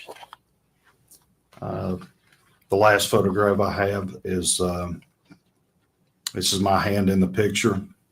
It's pulling back. It's over the trash can with what appeared to be a leg and a foot of a baby or a baby doll. It appeared at the time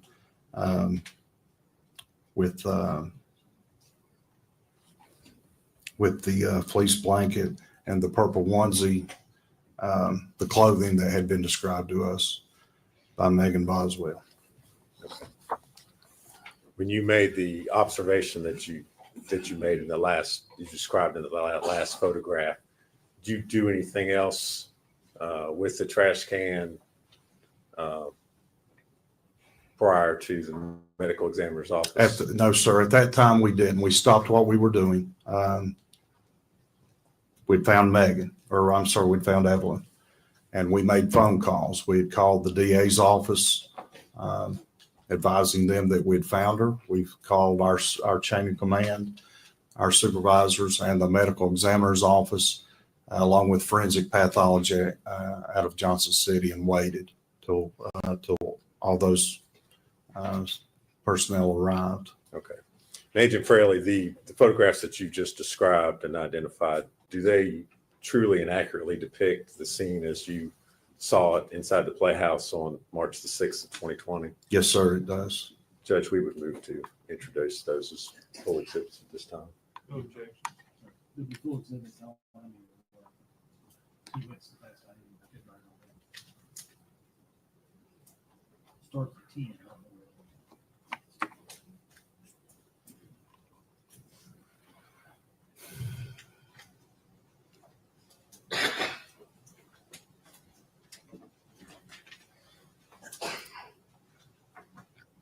Ten through 19, Judge.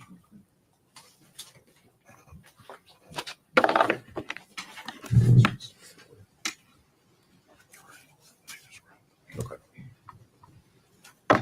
Judge, if I could, I'd like to publish those to the jury.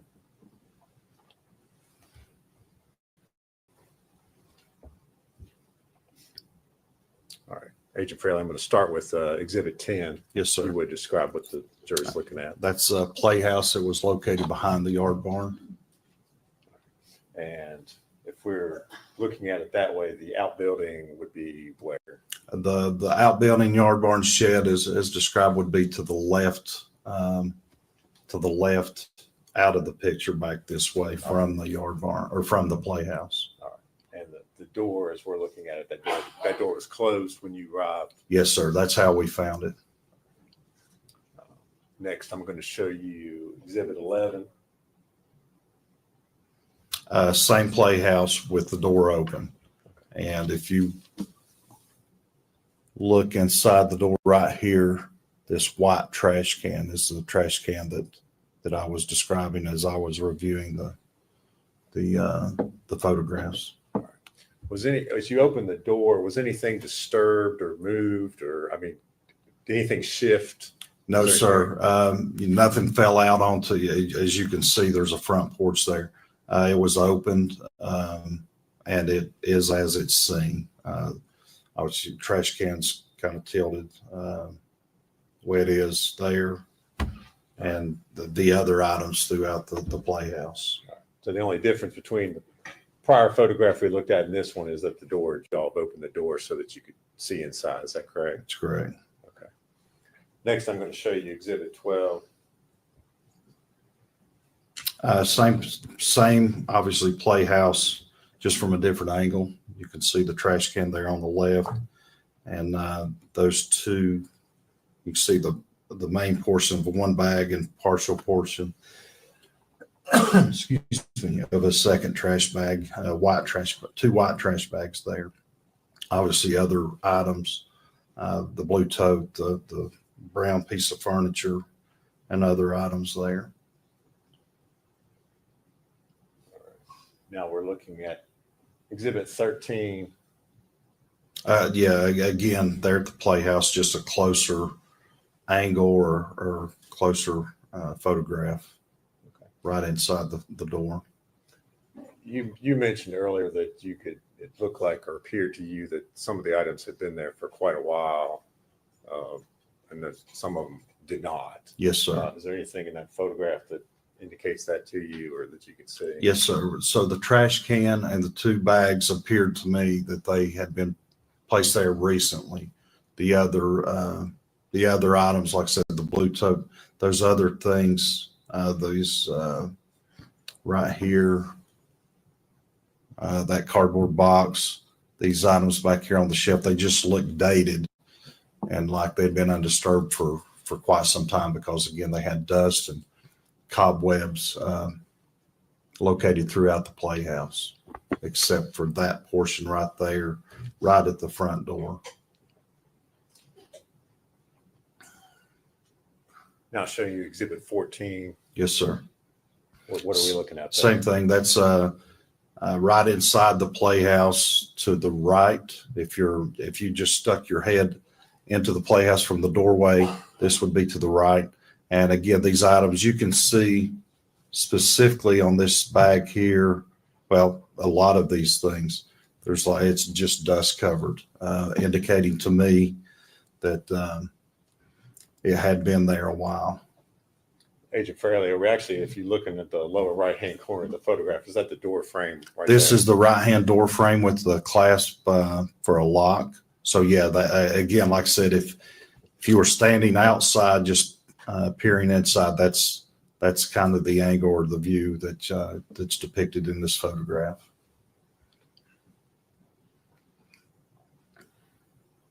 All right. Now showing you Exhibit 15.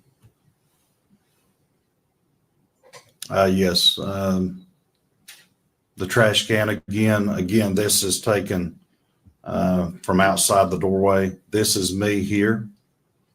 So the photograph depicts me, and then inside here, and the trash can with the black trash bag unraveled at that point.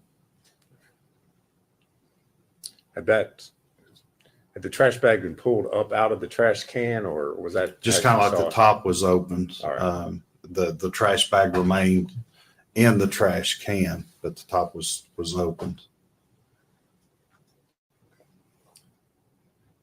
Now showing you Exhibit 16. Again, looking inside, it was a very small playhouse. I don't recall the dimensions, but maybe 10 by 10, 12 by 12, small floor plan with that. And then those were steps leading up to like a little loft inside that playhouse.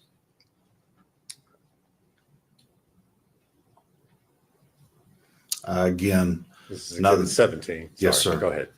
Again, just another photograph of the trash can and the two bags. There's a keyboard there, a piece of furniture. Again, the blue tote.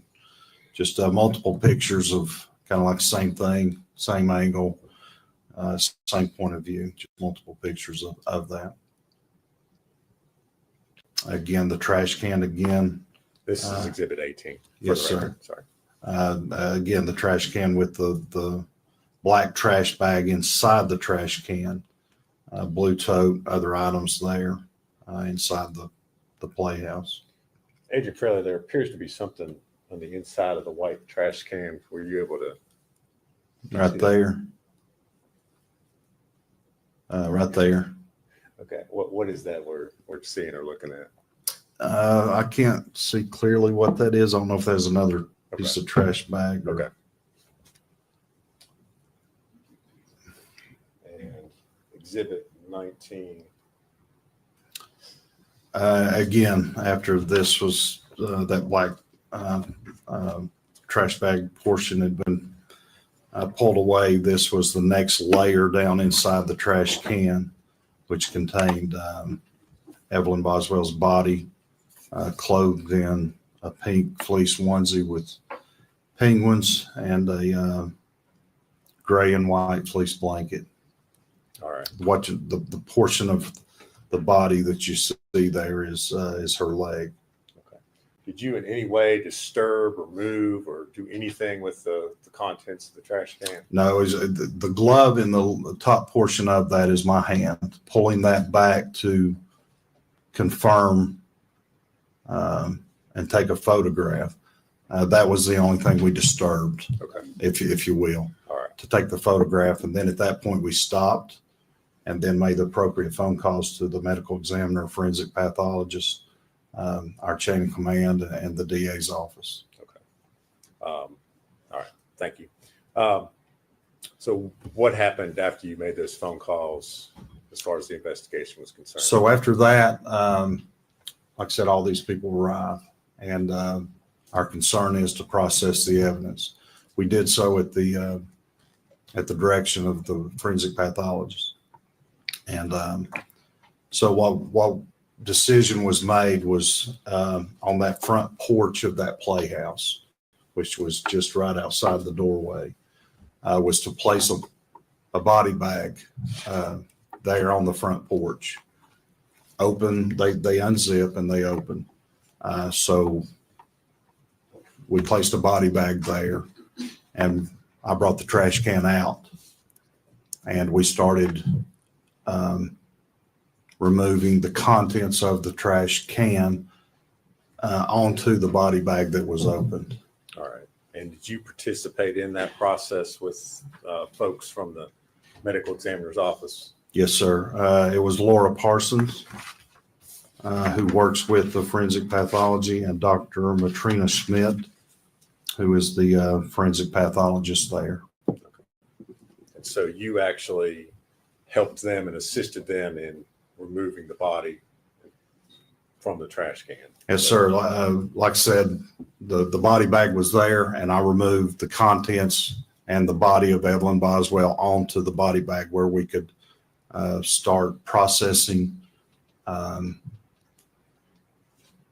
what was inside the trash can, which additional evidence was in addition to the body of Evelyn. And was this whole entire process photographed? Yes, sir, it was.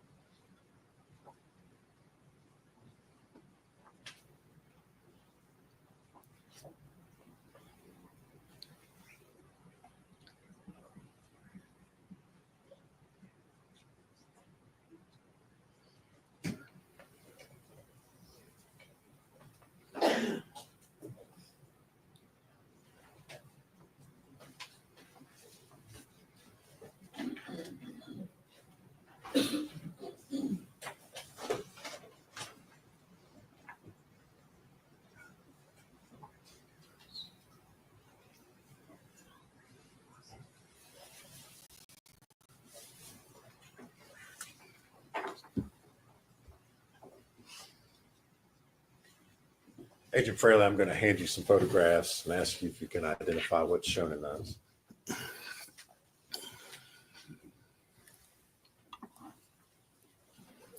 The first one is, as I just described, the body bag that's unzipped and placed on the front porch on top of paper. I think it was butcher paper we rolled out, but the first one is me removing the contents of the trash can, which included Evelyn's body.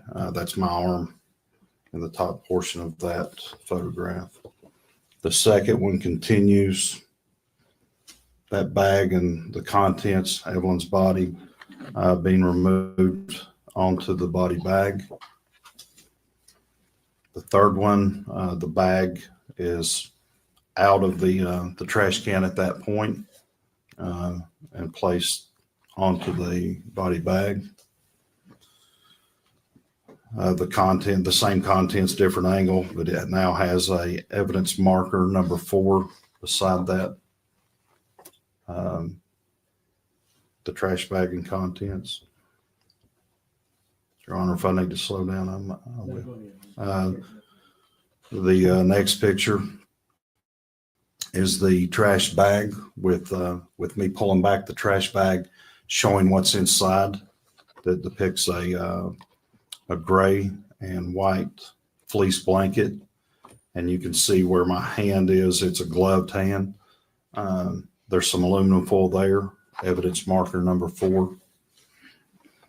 Again, a wide angle of the same thing once the trash bag has been removed. It's my hand there in the picture. It shows the body of Evelyn Boswell that's underneath these layers of items. That includes aluminum foil and the gray and white fleece blanket. You can also see some portion of the clothing. Evelyn was wearing the pink onesie fleece with the penguins. The next photograph is an opening of the trash bag that Evelyn was inside of, that shows different items in the bottom of that trash bag. Eggshells, fluids of human decomposition, and other items. That's my hand in the top, my foot in the top portion of that photograph. The next photograph is again the same trash bag with the contents that I just described, with the body of Evelyn to the right of that. That's going to be her head and upper portion of her body that's wrapped in this aluminum foil. The next photograph is just the body, again in the same state, with the aluminum foil, the blanket, the onesie.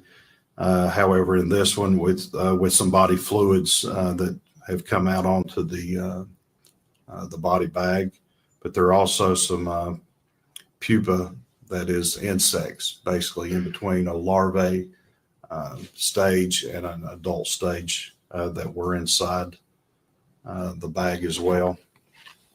That's common with human decomposition. Next picture, same description, same things with that evidence marker number 4. Next picture, different angle, same description, the body of Evelyn, the aluminum foil, the purple onesie with penguins clothing, evidence marker with the insects there.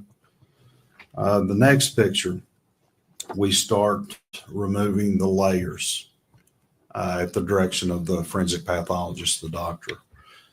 And this next picture is us removing the aluminum foil that was wrapped tightly around the head of Evelyn.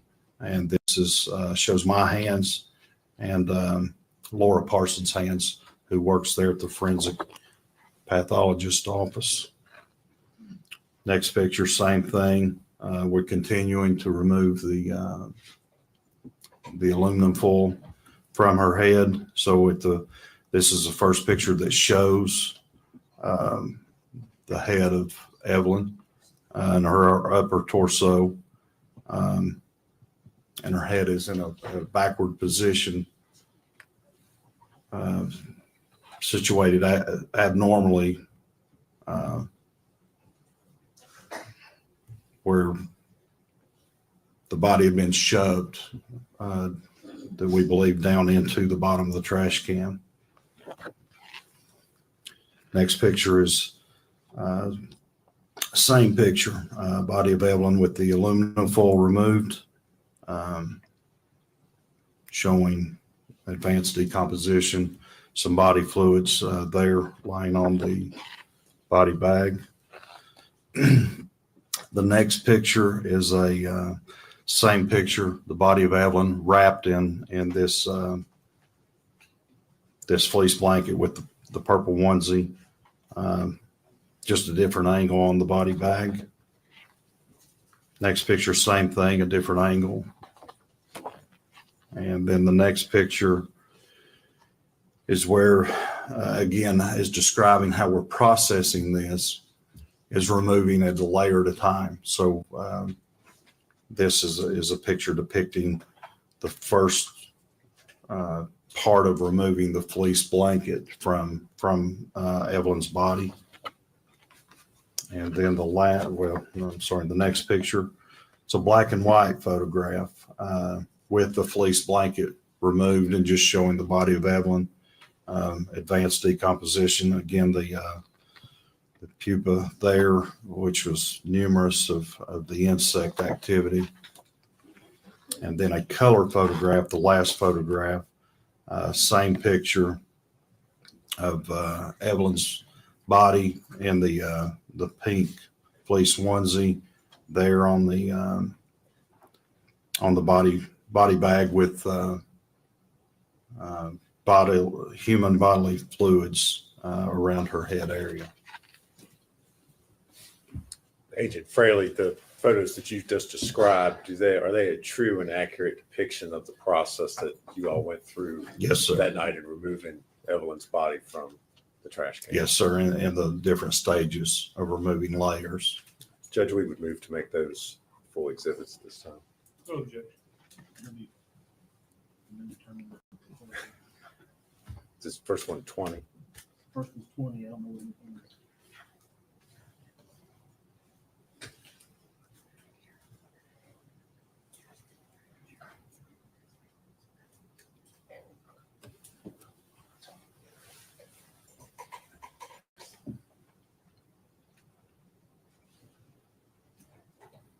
Are there going to be more series of things? Yes. Well, Count them. yes. Yes.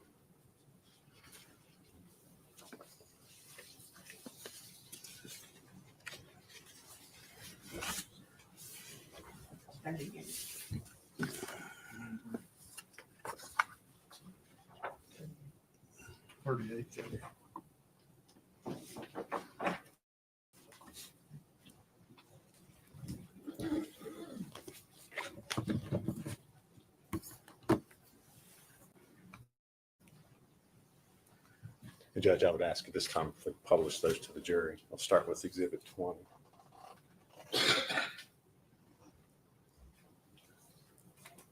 Agent Fraley, if you would describe for the jurors what they're seeing in this photograph. So this is after we remove the trash can from inside the playhouse. Like I said, this is my arm, and it's the first stage of removing the contents of that trash can that included the body of Evelyn.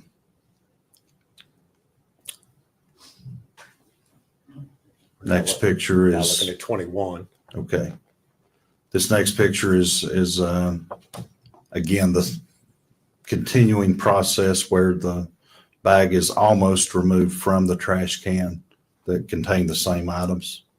That's my hand there, and the top portion of that, Laura Parsons' hand here, who's from the forensic pathologist department. And now Exhibit 22. Again, my hand and arm here with the contents of what was inside the trash can, same contents, the bag with containing Evelyn's body.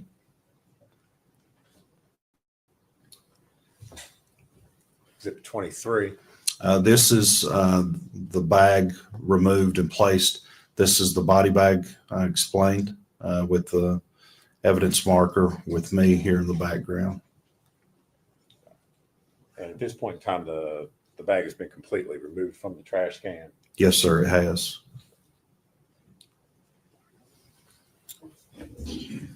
Now showing you Exhibit 24. Yes, sir. That's my hand there, starting to remove or peel back that trash can or trash bag, and the first portion of removing that layer that shows again the fleece, the gray and white fleece blanket, and then over here you start to see the aluminum foil that had covered Evelyn's head. All right. So just so the jury is orientated as far as the photograph is concerned, Evelyn's head, as you all found it, is in the left. As we're looking at the photograph on the left side. As we're looking at this photograph, her head would be right underneath where my hand is, covered in this aluminum foil. It's still inside the bag at this point.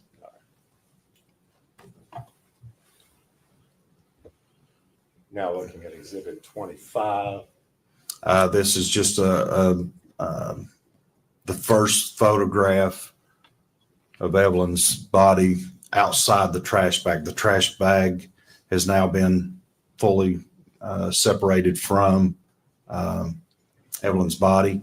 Again, the evidence marker number 4. This is my hand here removing and holding the bag.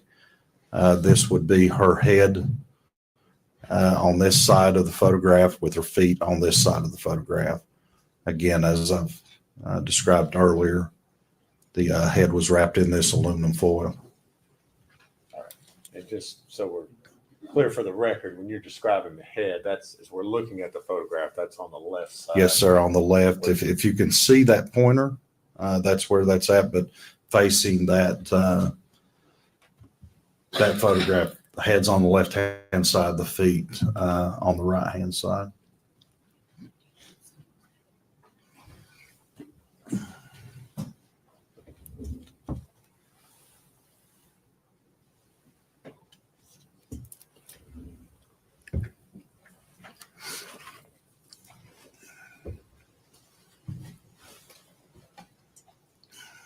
Reconnect the judge.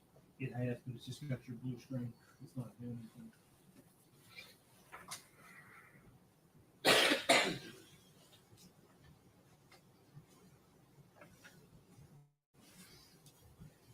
Your laptop may have low battery. I don't know if it's plugged in. So,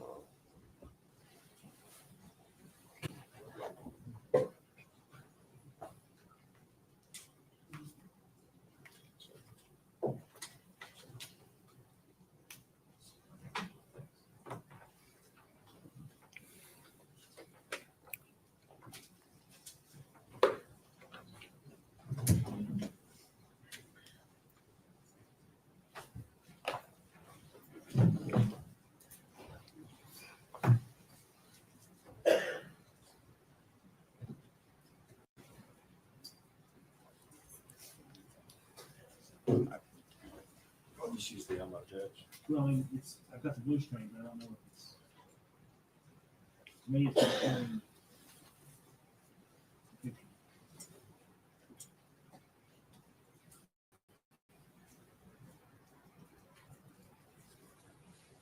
You should see what I'm seeing on Facebook. That one.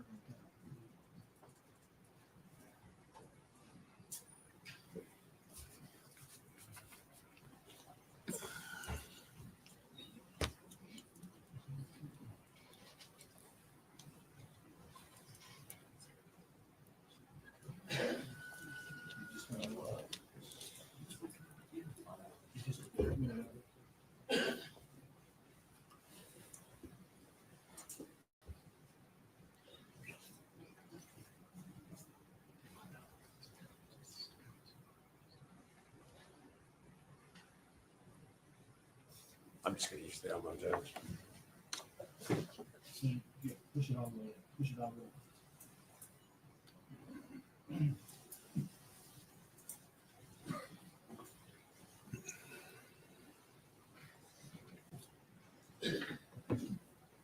This is 26. This is 25, Judge. Okay. I believe we got disconnected, Agent Fraley. You were describing looking at the photograph. Evelyn's head is to the left where the foil is that correct? That's correct. Looking as we're seeing it, the left here, this foil is her head, and down near the item marker number 4 is her feet. Once you're back there. On the very top of the dot.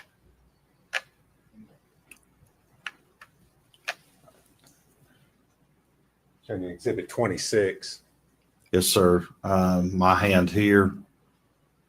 Another set of hands, Laura Parsons here.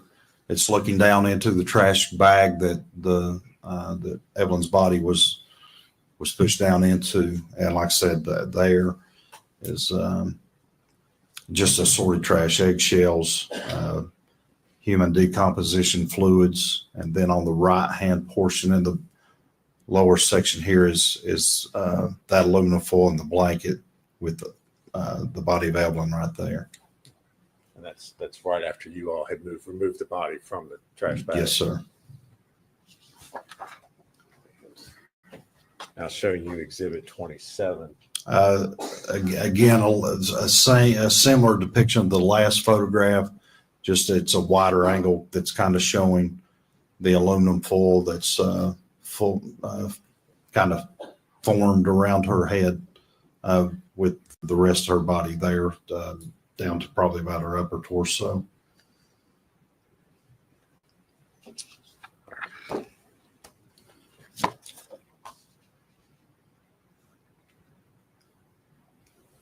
Again, here talked about the aluminum foil head again, the rest of the body. Right here's what I'm describing as the insect activity of mid stages of pupa. That is basically in between the larvae section and the adult section of the insect, typical as flies. Now looking at Exhibit 29. Again, just a different angle of Evelyn's body that's underneath these layers of aluminum foil, fleece blanket, down to her clothing, the purple fleece onesie with the penguins. And At this point in time, you all have not removed any of the items from the body. Is that correct? no, sir. No. Again, what we tried to do at the direction of the medical examiner and forensic pathologist was remove these in layers. As you see, that's each picture's best we could do is a layer, taking it through the trash can to the trash bag to the aluminum foil to the fleece blanket down to the purple onesie. Now looking at Exhibit 30. Again, this is kind of just stepping overhead, looking down, same photograph, Evelyn's body with the foil and the fleece blanket and the evidence marker number 4.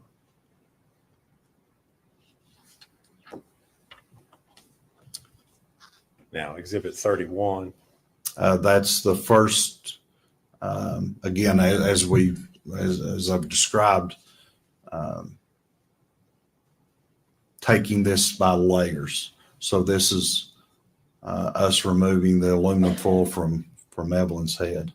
And if you would, describe for the jury the processing. Was this a difficult process? Was it easy? How was the foil attached? The foil was attached. It was compressed. It never occurred to me that when the body of Evelyn was placed or forced or shoved into this trash can, that this was a piece of foil that was just kind of put on there. This appeared to me to be formed around her head with the contours of the face, the eye sockets, how they're concave. This was formed. It wasn't just happened to be there and the body of Evelyn placed there and it just happened to meet up. It was formed. So did it take you all a while to remove the foil from the body? Not long, no. Like I said, once we got there, Laura Parsons and I separated the layers, as you can see depicting in these photographs. And that's as far as we went. Once we got I think the next one will be the fleece blanket. But once we got to the body of Evelyn in her clothing, which was this purple fleece onesie with penguins on it, we stopped and I'll continue at that point. All right. I'm going to show you Exhibit 32. Right. Again, this is just a next step, continuing removing that foil from Evelyn's head. Okay. And at this point, it looks like you all have essentially removed all the foil. Yeah. Yes, around sir. her head. Yeah. It's off of the head and being pulled away by Laura Parsons.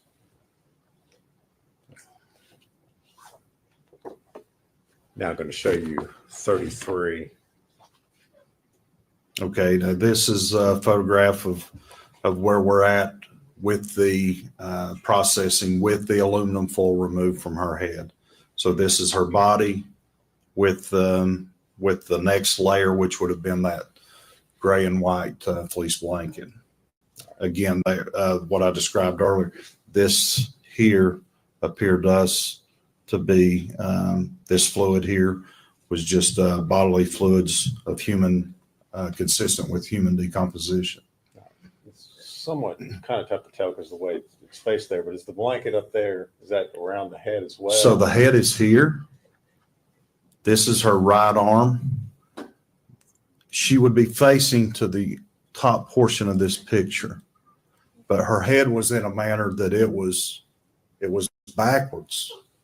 It wasn't normal as I'm sitting here or you're sitting here. It was backwards, and that's hard to depict here. But her body in this photograph is facing to the top of the photograph with her head tilted backwards toward the bottom of the photograph. That's her right hand right there. That dark portion out of that fleece, that purple fleece onesie. And the color is very dark because of the advanced stages of human decomposition. Now showing you Exhibit 34.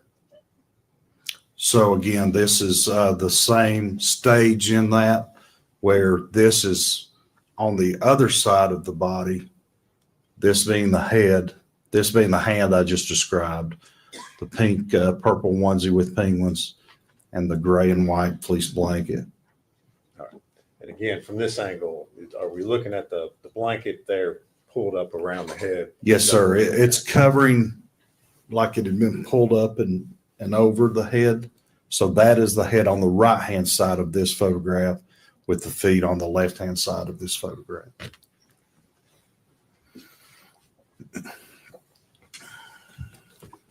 Now showing you Exhibit 35. This is, again, same Evelyn's head on the left this time. Her body facing to the top of this photograph and starting to remove the gray and white fleece blanket from her body. Could you This tell is us- her leg down here. That's like the foot in a onesie that has those treads so they have traction when they walk. So that's going to be her right foot and right leg on that.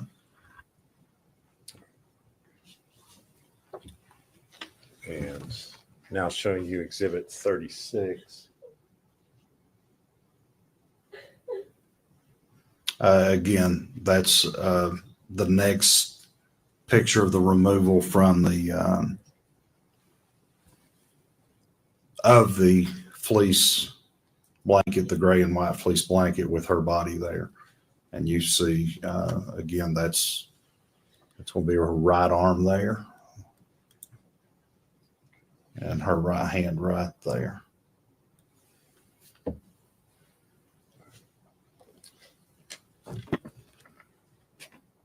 Now showing you Exhibit 37. Yes, sir. This is a black and white photo, obviously. Her facing the top of the photograph. This is her right hand. Again, even though it's black and white, it's the consistent with the pictures you saw on the purple fleece onesie with the penguins. And this is her head to the right side of this picture. As we're looking at that onesie, had it been disturbed, or does that show the onesie as you all? That's as we finally removed the fleece blanket. That's the next layer as we found it. Okay, so the onesie was open. Yes. And, sorry, hold on one second.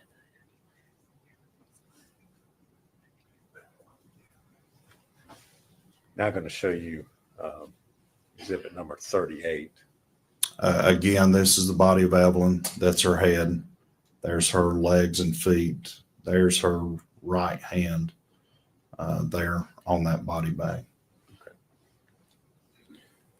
If we can, I'd like to go back. I'm going to show you exhibit 37 again. Okay. I don't know if it's The black and white yeah, it's photograph. black and white photograph. Which is, as we're looking at the photograph, where is Evelyn's face? So this is her head on the right-hand side of this photograph. Her body is facing to the top of the photograph, so her face would be right in here on the back side of, kind of looking at the back of her head. Again, it's advanced decomposition. And did the fact that there was advanced decomposition, did that affect your all's ability to be able to, or how you were able to process the scene there? Yeah, I mean, like I said, in conference and at the direction, the medical examiner, the team from forensic center there. Once we got to this last picture of where we were at, the call was made, hey, we're going to stop here. We'll seal her body in the body bag, transport her to the forensic center for an autopsy at that point. And we continued processing the scene there for collecting the items. And we took those items to the Sullivan County Sheriff's Department, just where we had better lighting, better environment to log and process evidence items that were also discovered.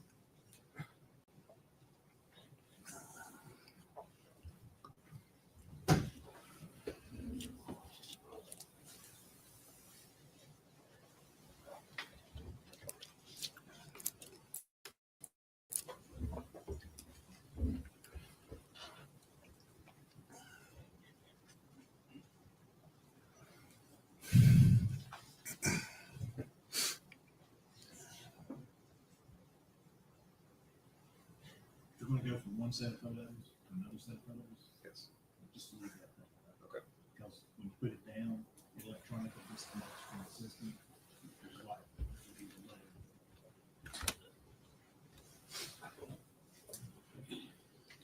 Agent Fraley, you described the process of, I guess, taking the other items, the trash bags that you recovered from there, removing them from the scene and then taking them to the sheriff's office. Is that correct? Yes, sir. Okay.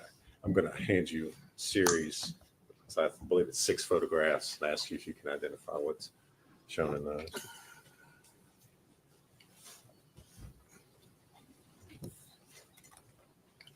This first photograph is a picture looking over the top of the trash can, looking down in it. And the bottom of that, the most notable item is a Martha White chocolate chip wrapper with other items. Was that the trash can the body was found in? Yes, sir, it was.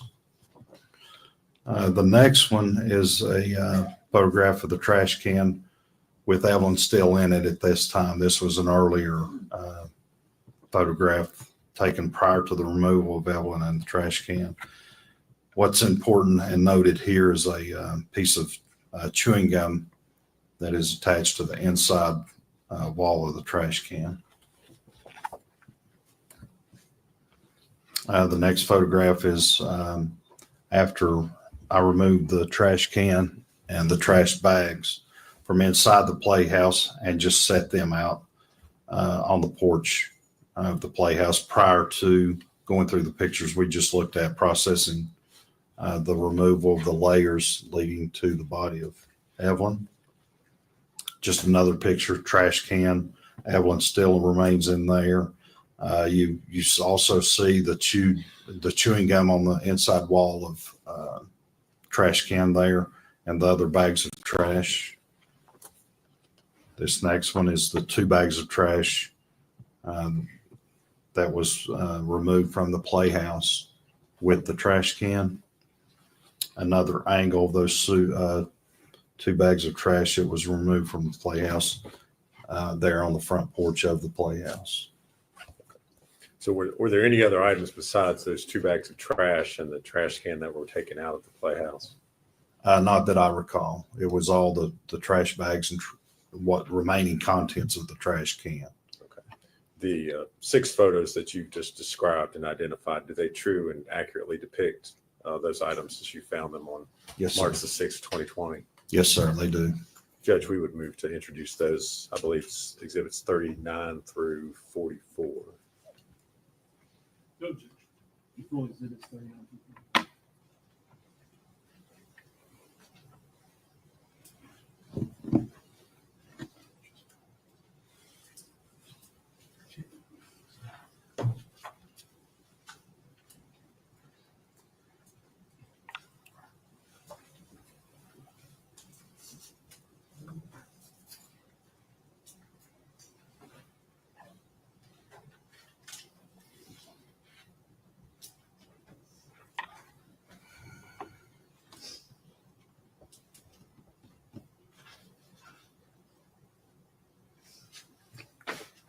Not asked to publish those to the jury at this time, Judge.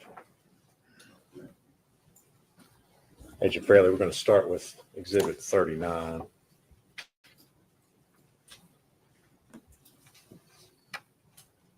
Yes, sir. Again, top view looking down into the trash can. And like I said, the most notable thing that's descriptive is a Martha White chocolate chip cookie bag. Anything else in the trash can besides that on the bottom? Is that? I mean, there's. Is that what was found when you removed the trash bag? Yeah. So once we removed the body of the trash bag that contained the body, this was in the bottom of that.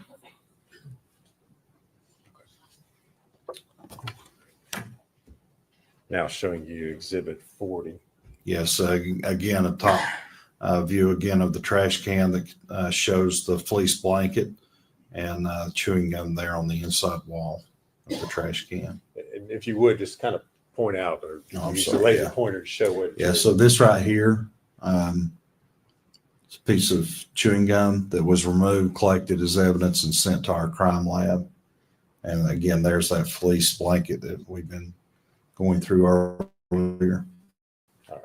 So that was taken before the body was removed from the. Yes, sir. now showing you Exhibit 41. Again, this was prior to processing. This was just simply removing those items. That includes the trash can and these 2 trash bags from inside the playhouse. That's prior to laying out the body bag and removing the trash bag with Evelyn's body onto this front porch. But this is where that all of that was processed in the field prior to transporting Evelyn to the forensic center for autopsy, and prior to collecting, processing, bagging, and packaging the items, the other items, to go to our TBI lab for analysis.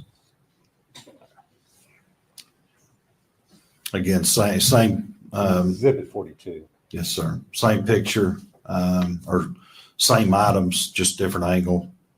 2 trash bags, trash can. And again, that was taken before you all had. Yes, sir.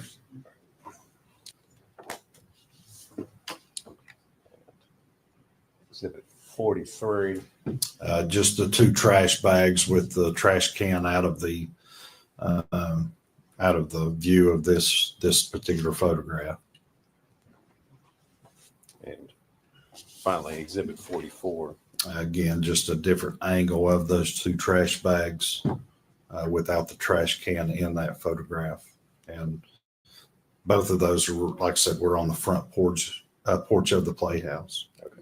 And those 2 trash bags, you all, when I say you all, I mean law enforcement took them and inventoried what was in there. Yes, sir. Later on, is that correct? Yes, and any evidence that was collected that we believe to be probative was sent to our lab for examination.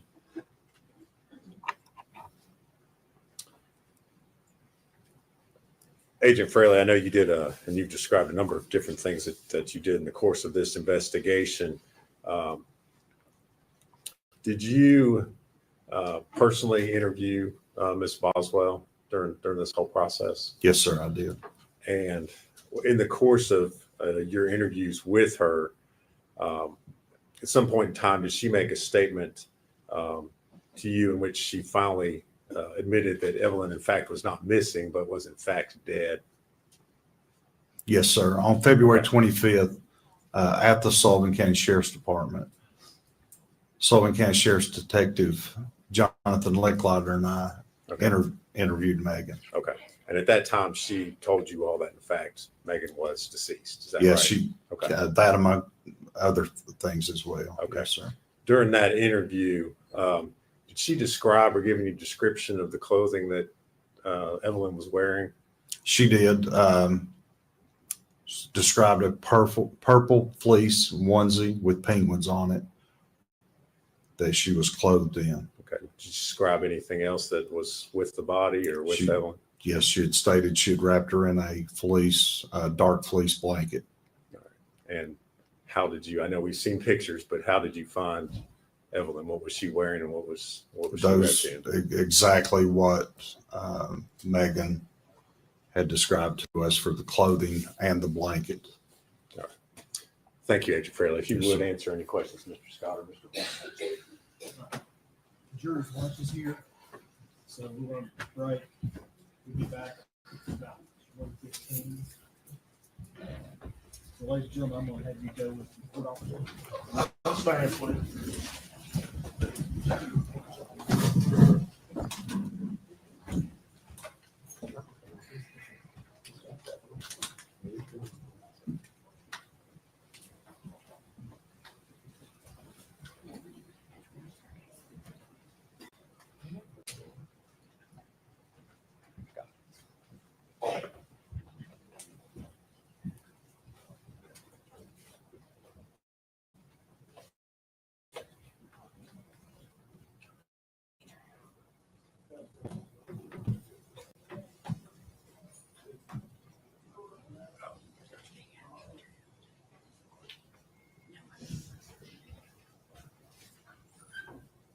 Be seated. Now, I've also got information, the witness that in question is out in the lobby. You want me to bring him in and give him a bond? Otherwise, he'll be in custody of the sheriff. Because the order didn't have a bond set. I would prefer that. I also ask, we instruct him to talk to us before, I guess. Well, okay. I mean, otherwise, I'll just ask that he be held without bond. I don't care what you do with him, but I don't think it's a good purpose. Okay, well, that's Tell a fine. witness to talk to someone or not. Okay, He has to that's talk fine. to you. That's fine. That's fine. I'll tell him. If you want it brought I in. can tell him if he doesn't come back and I don't come back, that he will be held. Yeah, that's fine. No. Yeah, bring him in. You want me to step down, Your Honor, Yeah. to provide this for him? They'll discuss the Yes, sir. rules of office. You can't discuss this with any other witness or allow them to discuss their. Mhm. What's his name? I don't have the word. Austin Felder. Last name? Felder, F-E. Feller, Feller.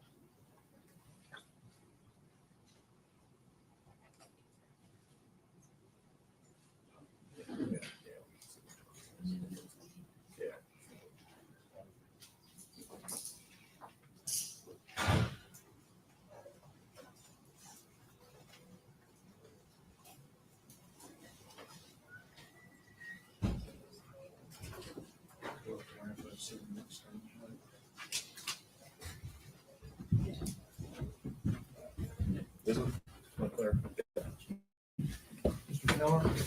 Yes, sir. You know, served as a subpoena in the court Monday, and you didn't come, which is why we're here today with you in custody. I'm going to set a $500 secure bond. You can make that through a bond company. You are a material witness in this case.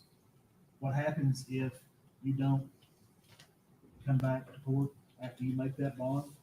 And you are now instructed by this court that you will appear at this court no later than 9 a.m. every day except Sunday. And that includes Saturday. Until you are either called as a witness or released as a witness. Do you understand that? Yes, Your Honor. If you fail to do that, then we have to come find you again. You'll be held in custody of the sheriff with no bond until the case is over. And that could take us about 3 days. That would be nowhere more. Yes, Your Honor. You need to be here back at 1:15 if you make that bond. Yes, sir. You go ahead.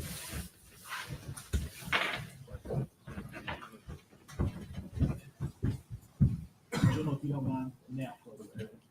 If you don't mind, just so it's safe of all the testimony. All right, we'll be back at 1:15. Court stands in recess. Judge, I wanted something with a bond on it. You guys remove your mic from your check. Wait, so he got cuffed and brought in because he didn't show up? If that's the ex, he's got lighter hair times 10. I was literally walking behind him. And Megan's ex has dark colored hair. The dog just fell off the side of the damn dog. Let me mute you guys. Hold on. On the stand is OJP outside the jury presence. Who is that? That doesn't look like her ex. They show that? Yeah, well, I walked behind him. I was walking right in, and he was in front of me. And then when I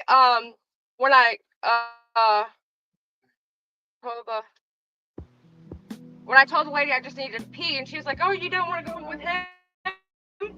And I was like, I was just gonna go back outside, and I said, you know, clearly she did it. He's like, the lady's like, shh, he's a witness right Okay, now. y'all didn't Okay. see the photos, right?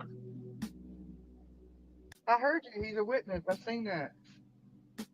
I told you they'd be the photos. Okay. All right, thank God. That was the most brutal.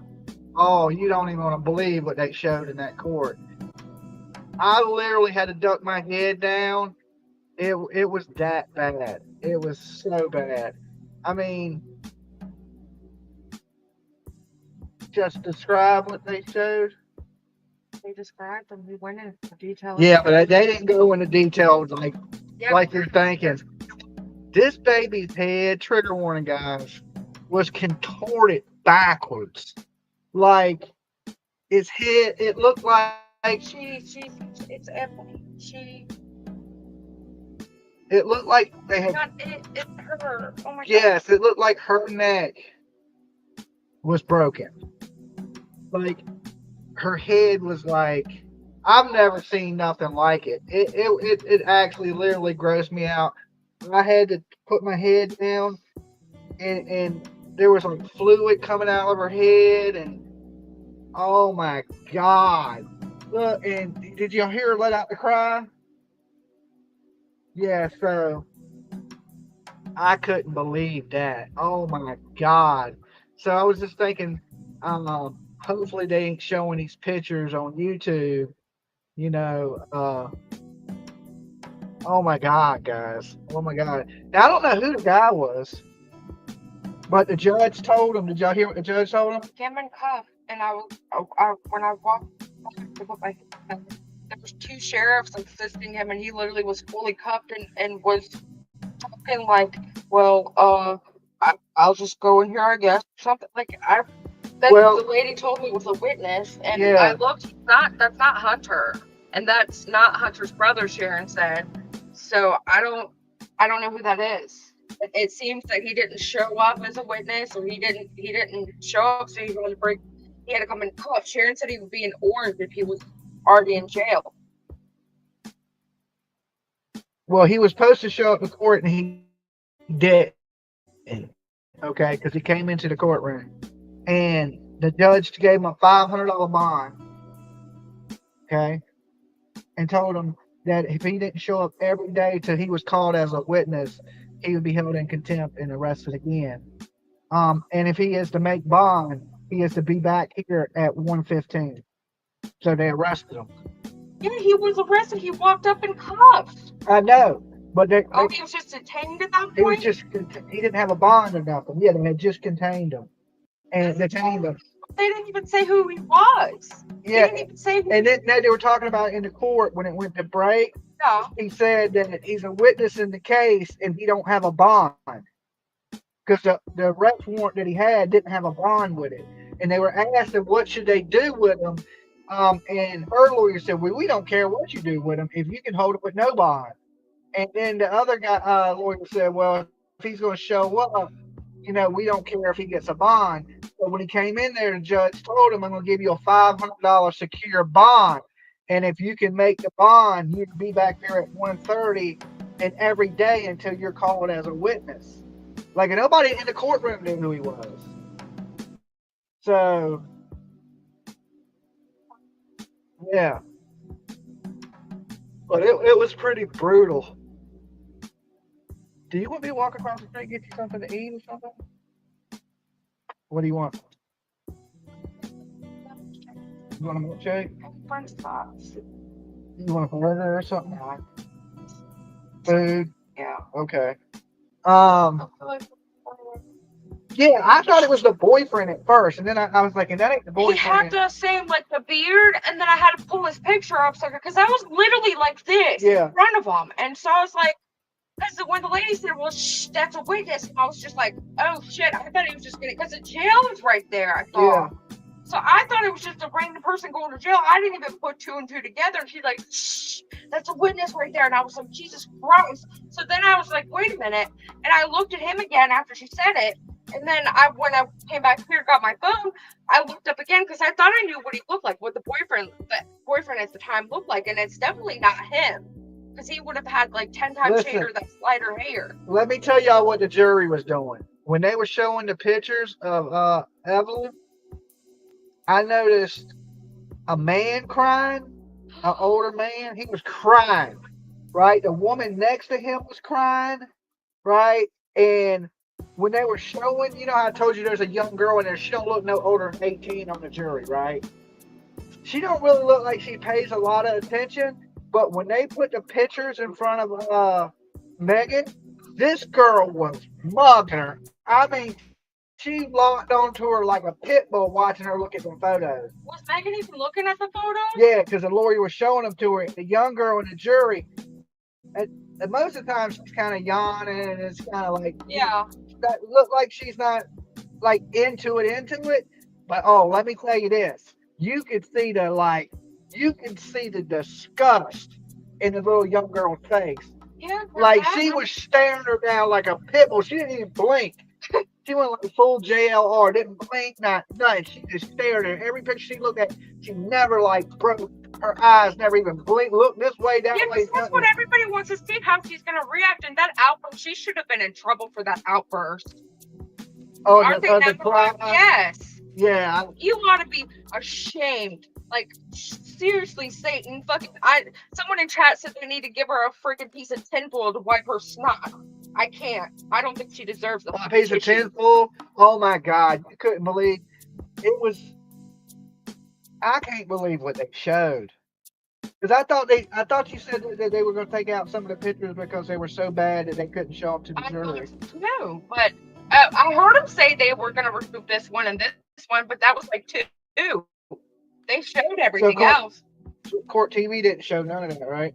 No, well, I took a pic because I knew you were going to be worried. I took a screenshot of what they show. Okay. It's literally one portion, and it's literally the only thing everybody saw. Did you get the timestamp? No, because I Okay. I had to scroll back on my phone really quickly while it was happening. Yeah, and But I mean, I don't think the algorithm's going to pick a long time to show everything. Yeah, I know, but I don't like to show it. It ain't that it's a big deal. When TV showed it, other channels are showing it. I don't like to show it. You know, I don't want people coming on my channel and seeing horrific See, things. that's Hunter. And I thought that could possibly be something, like he's got same kind of features, but his hair was so light. The beard, yeah, his hair was light, the beard was lighter. He had lighter hair, but Hunter has a brother. So I don't know if it's Hunter's brother, but this is Hunter. Okay. That's why I Channel did a 5 double News take. showed more of the pics than Court TV. I live in East Tennessee in Sullivan County and 10 minutes from the courthouse. I hope she stays in And jail. it wasn't her brother. No, it wasn't her brother. No.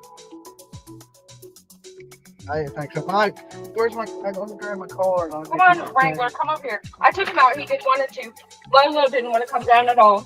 And come on. Come on back up. Yeah. I know you're going to try and jump at the same time I am. I'm not putting my chin nowhere near your ass. Come over here, dude. Stop. Like burger fries, shake. Yes, please. Just pick something. Come on.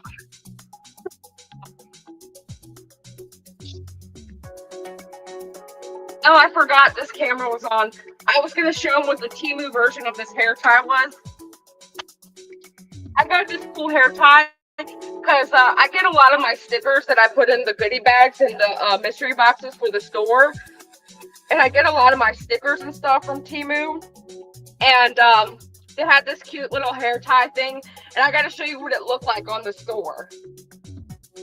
Let me mute that. Well, I don't want to mute it because then I'll come back and I won't know. Well, we're going to know. It was 1 something, right? They've got an hour from now.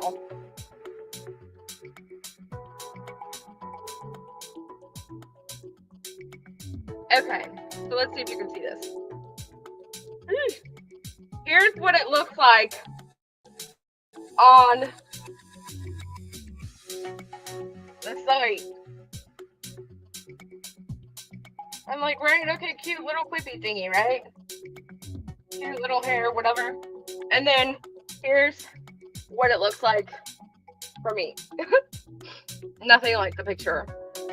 115, they're due back. Okay.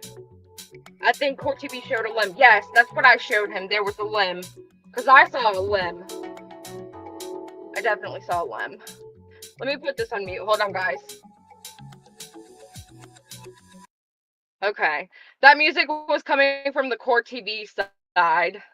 Hunter Wood is Megan Boswell's boyfriend at the time. Well, he claimed they were just casually dating, but what we found out today was that, oh, Tanner Wood passed in 2023. Okay. Well, he had like the same burly, like the same beard, and that's why I did a double take, and I was like, wait a minute, is that Hunter? I was just so confused. Um, but yeah, I just I can't. They literally showed everything. This jury has to like, they need therapy after this. I just can't. And for he said an older man was crying. I can't. My dad would cry. If my dad was on jury, he would cry. And this is terrible. Just how are we? I mean, how are we even having a trial like this? Like it almost seems so cut and dry. And that's what happened when I walked in. I started to say to the sheriff that you walk in, you have to get scanned to make sure you don't have anything on you. And I'm like, um yeah, because she was like, "You can go in with him," because I was kind of behind him, and I had walked in, and she's like, "How can I help you?" And I said, Megan Boswell's trial," and I was with him just so that I didn't have to explain why I wasn't going in, that I was just going to the bathroom.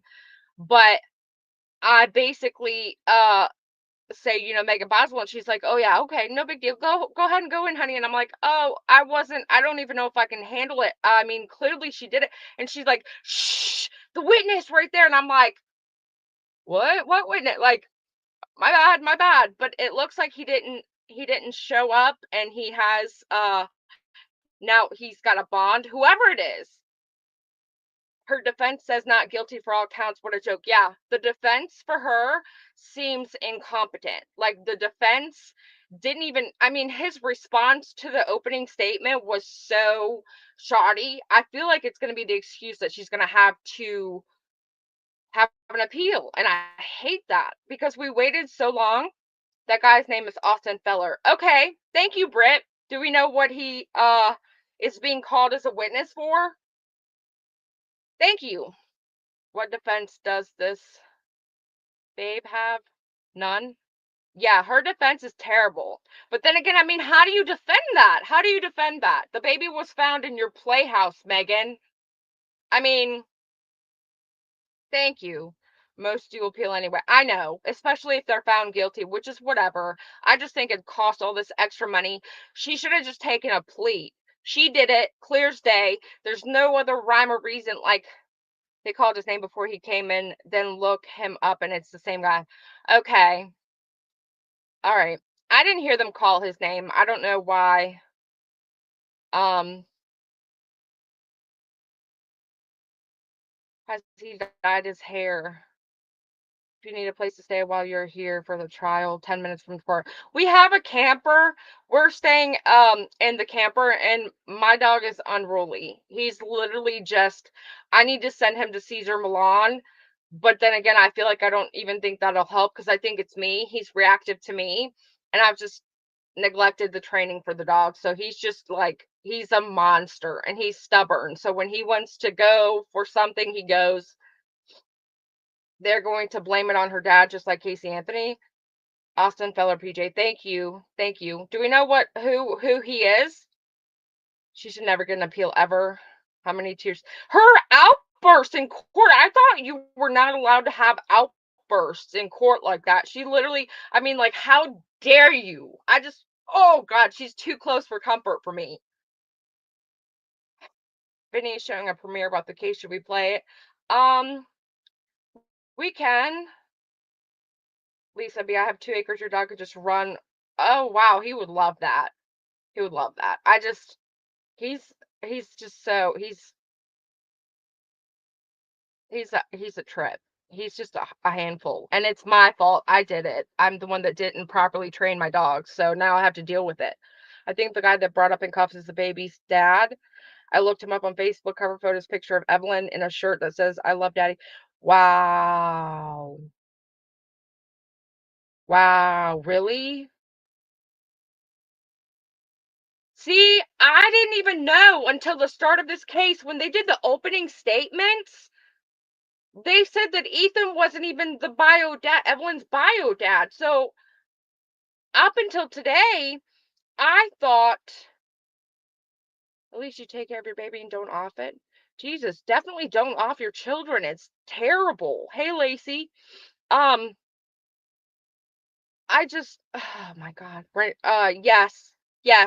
He's a French bulldog, and that's one thing that they didn't have. I did a little bit of research before I got a French bulldog, but they didn't really have anything on any of the write-ups that I looked at that said they were problematic to train. They said that they had like allergies and stuff, and that was true. But yeah, his name is Austin Feller. So, is that Evelyn's bio dad? Hunter lawyered up before the case broke. His mommy and daddy were looking out for him. Yeah, well, she had just like it was just a really loud cry. I heard the chat. I heard the chat. I saw the chat see it or hear it. It's just all of a sudden you could hear her crying. I mean, I'm like, you have no like most likely her bio dad, I'd say. Okay. Okay, well he came in cuffed. I wonder what they arrested him for. Maybe for missing court, I'm guessing. But wow, I just cannot. I have to get off here, but if you change your mind, would like to come visit, holler at me, bring your dog, let him run to the property. I know. Um, I'll see what he says. She started crying. Like she suddenly started like whimpering and crying. Judge is gonna swing justice hammer like a sledge. Yeah, she's crying because she got caught. She's crying for herself.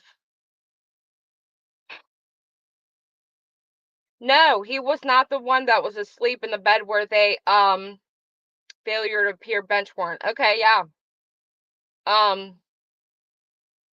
She definitely Miss Nancy, she definitely has no feelings. That cries for herself. No, I didn't get sunburn. I think it's just the lighting.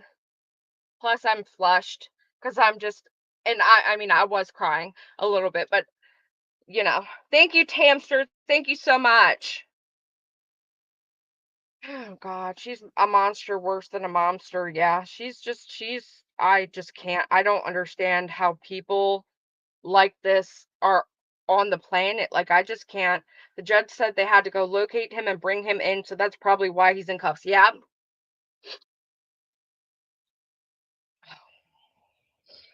She's just a monster.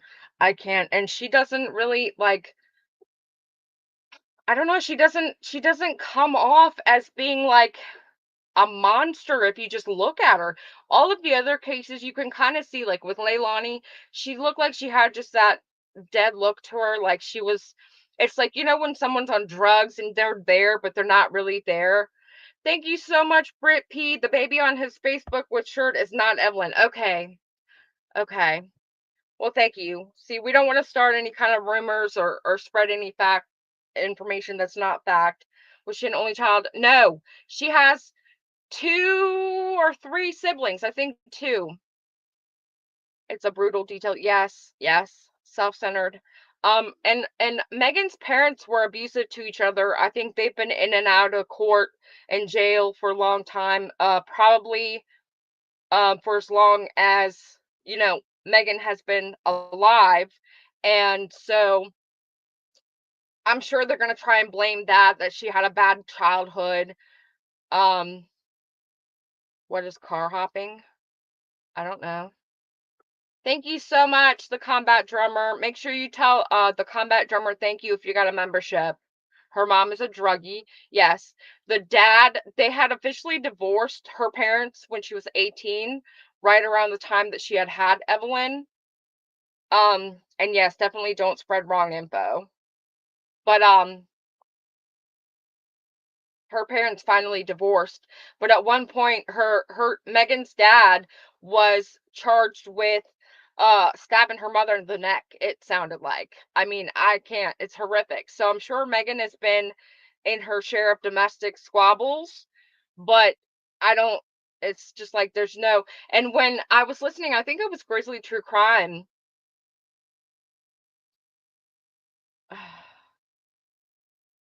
Yeah. Megan was in foster care when Evelyn was born. They said that in the opening statements, I heard. But she was, what, 17, about to be 18? I mean, not that it makes it okay. I mean, clearly she did have a problematic life. I mean, I get that. She had problems in her life, and she's very young, and her parents weren't the best examples for her. And yeah, I mean, I can see that going that way, but that's not what, like, in your opening statement, you're supposed to say what happened. I heard the mother stabbed the dad with a pen in the neck. So I said that backwards.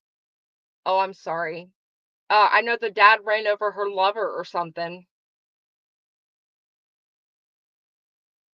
Don't cover your face. Look at the pictures. You've done this to your grown child.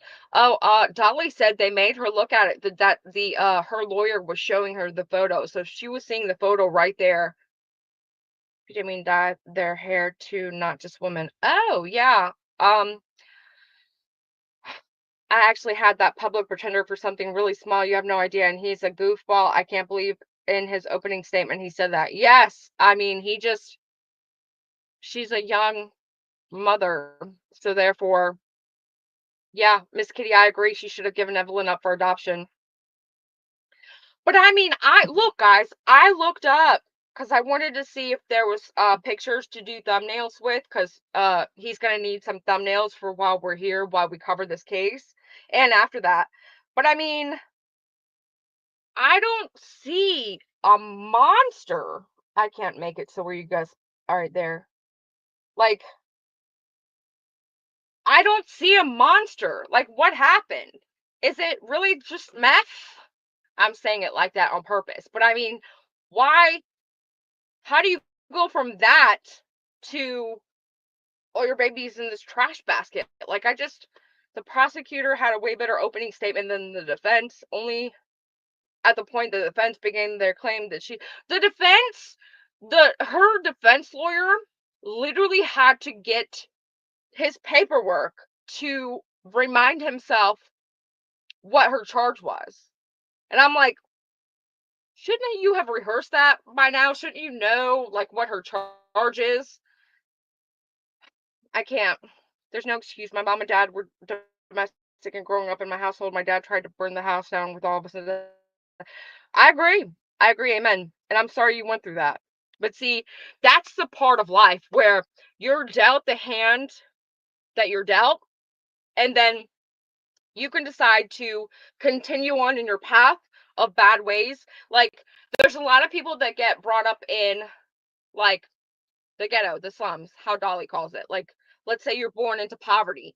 There's a lot of people that simply just go with what they have been shown and what they are born with or what they're born into. And then there's people that work hard to get out of what it is that they're in when they're born. And so, like, it takes a little bit of extra work. And Lori, Ethan Perry is not the dad. They said it in the opening statement that Megan had lied to everybody and told even Ethan that he was the bio dad, and that Ethan Perry is not, in fact, the bio dad. So, who is Evelyn's dad? Is this really like an identical case to Casey Anthony? Because same thing, Casey Anthony told several people that they were the dad, and, like, do we even know who Kaylee's dad is? Is he the brother of Tyler Fuller, the preacher here? I don't know. I don't know. Why would he be? That would be weird. You'd think she would want her daughter to have a better life. Exactly. And a lot of people it's a lot easier just to take the easy route and just continue to do what you've known and what your life has been. But I mean, it takes a little bit of extra work to actually try to do better. Thank you. You went to Hardee's. How's is only drive through? Oh, okay. I was on foot. Okay. So I just showed a chat, like, because I was looking up pictures because I knew you were going to need thumbnails and stuff. So I was just looking up pictures and stuff when I went to look up this man that was there. And yeah, like this, how do you go from this to, like, to what she is in there now. right? How? I don't mean, know. this looks like a normal mother-child bonding, loving relate. Like, I would never be able to look at this. Of course. Thank you. and say, okay, yeah, this lady's gonna off her child. Ever. You know, I ate a cheeseburger in 6 months. It's the only thing to eat. No. Sharon said Pals is better. Yeah, he can't. We can't take the big trailer out of the parking spot. It's a pain in the butt to take the generator, put it back in, and then like so. It was easier for him to just run across the street, and they only did drive through.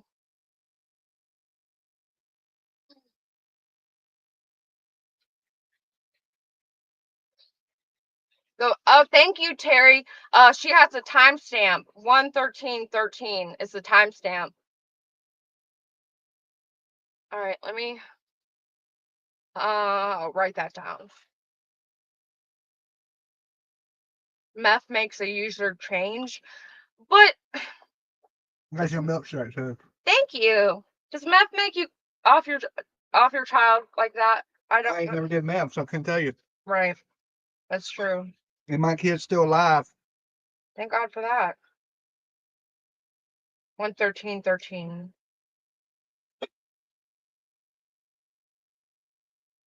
I just can't even imagine, like, at what part. It's like, what, like, what mindset do you have to be in to be like, okay, yeah, I'll just throw this kid away and go live life? Like, it's just like, wow. You got a turtle? Yeah. Oh, And that lady said she wants to meet you before we leave. okay. I want to go to Evelyn's grave site or memorial. Okay. Thank you, Nina. Harmony's dad did it and he offed her violently. He didn't leave her alive somewhere suffering. I think it's even this. I really truly think this is even like it's on the same level at least. I thought her lawyer was on the prosecution side for a minute. He was like, well, I ain't saying, she's innocent. Her lawyer is terrible. I know. First, he said that she was not guilty of all charges, or she pleaded not guilty to all charges. And then he said what you just said, that he's not saying she's innocent. And then he said that they believe she could have rolled over on the baby. And then so like, that's not innocent. What got me, he goes, she's scared at 18. That's why she didn't report it. He goes, but, I thought to myself, if I did it at 18, I would have reported it. Why would he say something like that if he's trying to defend her? He should have said, I don't know if I would have reported it at 18. But that ain't what he said. He said, I probably would have, even at 18, I probably would have reported it. I was like, this dude, who's paying him? Who's paying this guy? Well, she's going to have an appeal.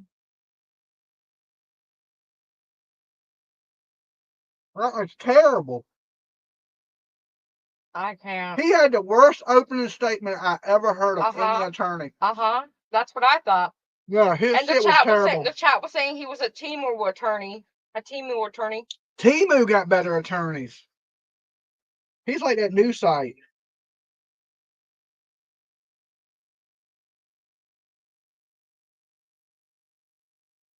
I couldn't believe that. Them pictures, it's the worst thing I've ever seen. And I watch horror movies. They really showed everything. They showed everything. I'm talking about bodily fluid, her head. But you tell it was still a baby? She was, trigger warning, guys, trigger warning. Her skin was completely black, okay? Except for that little piece of her leg you seen, the rest of her was, thank you, Chris, was completely black. I mean, black is what my shirt. Look, I'm wearing a black shirt. It was that black. Her hand was pitch black. Her head was, it was like, I hate to say this, it looked like her head, with all the fluid, it looked like her head was melting. Like it was that bad. And her head, her neck looked broke and her head was contorted behind her. It was the worst thing I've ever seen in my whole entire life. I've never seen it. And I used to watch, I've seen people get cut up with chainsaws. You know what I'm saying? I watch horror movies. I have never seen nothing like this. Ever. Sorry to gross you out. It was that bad. And they just kept showing them one after another. Boom, boom, boom. Like they showed every layer of stuff they took off till it was just a baby. Drink. Yeah, I got that too. Straw on it, please. And that judge don't play, boy. People are scared to breathe in that courtroom.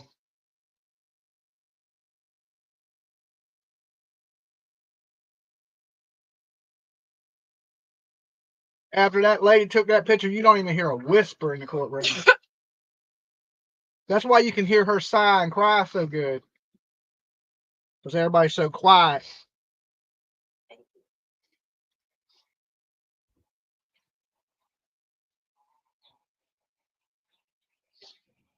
What was the point of the foil? I think she used it to suffocate her.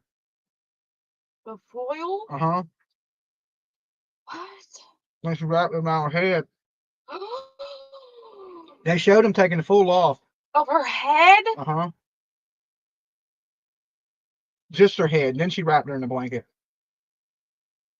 Oh my God. And she was alive. The TBI guy? That's Summer Wells' #1 investigator. If you see him, we need to fucking ask his ass where's the investigation for Summer. I thought Summer Wells was Detective Pruitt. The TBI head investigator for Summer Wells is that guy. I think I seen Beautiful Sunflower. I would have to look it back up. But Pruitt I thought was I mean, I'll talk to him when he walks out. yeah. I'll say, hey, can I ask you something about something else out Yeah. here that is unrelated? The chat said he would probably deflect you to the local agency, but whatever. Probably.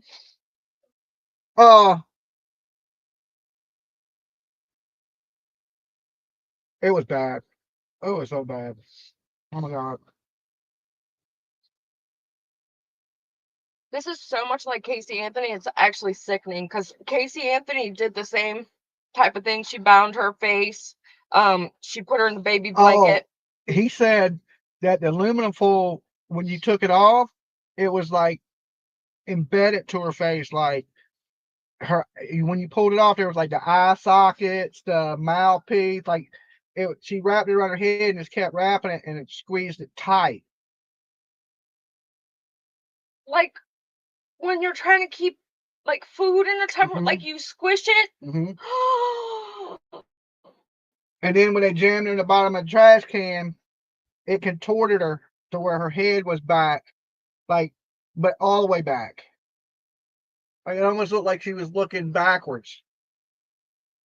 Oh my Her God. neck had to be broke. If it didn't, it's like she had a rubber neck. I mean, it looked, I've never seen that. It looked like something straight out of a horror movie. Because that's another thing. The chat was saying that it didn't look like a size of a trash can, like you would be able to put a baby into. But if they pushed her down in there, She put in a oh little my white. She put God. in, you know them little bags we get that they kind of stretch, the trash bags for the trash can? She was in one of those bags. She looked this big. Because My God. she's probably that big. Oh my God. And her little hands were black. It was brutal. I watched a 60-year-old man on the jury start crying. I mean, The lady next to him was my crying. dad would have cried. My dad. I mean, would've- bawling out crying. I mean, my dad has a granddaughter. My dad would have cried. If I it would have promise you he ended would've right cried. there, if it would have ended right there, she'd be going to prison in 20 minutes. She's still going to prison. Oh, I know, but it would have been over right there. If they would have just stopped it right there, she'd be going to prison for the next fucking 100 years. How, like, why are they saying this is going to be a 2 to 4 week case? I don't see it. She clears date. Like, there's no, I can see that some of her family possibly could have helped some sort of way, but, and for them to even attempt, I'm just so mad that her stupid ass lawyer said, oh, they could have rolled over on it. The baby is 13 months old. It's not a newborn. It's not going to have problems holding up her neck. She's not going to have problems crying whenever you freaking tap her in her sleep. Small. She wasn't small when she was I'm telling 22 you now, pounds, they when said. they pulled her out of that trash can, she was small. She was the size of a turkey. Yeah, but did she still have skin? Still had skin, but it was pitch black. Everything but her leg. Like, Well, why was her leg not? it was decaying? purplish. It was because all the fluid, I guess, was Well, I rolling mean, to yeah, her. rigor mortis, but It was rotten from the bottom up. because she was preserved. She was upside down. Upside down. Oh my God. It brutal. I mean, people couldn't even look at the pictures. It was that People are bad. saying she was 16 months. She was 13 months when she was put in the trash. Yeah. When she was reported missing, she might have been 16 months. Yeah. Does it matter? It's like, holy shit. Does it matter how old Megan was? My 13-year-old would know better. I don't give a damn how old she was. And the fact that he had the nerve to come out opening statement, her defense, you're right. I think that's the worst defense. There's one opening of the statement. jury looks younger than her. There's one jury member. She can't be, if she's, I mean, she could be 20, but I think she's 18 at the most. I mean, the girl's so young, it's like, she looks like a little kid sitting up there. This dog is really about to go up there, and I don't care if he tries to bite me again. Look here, you little asshole.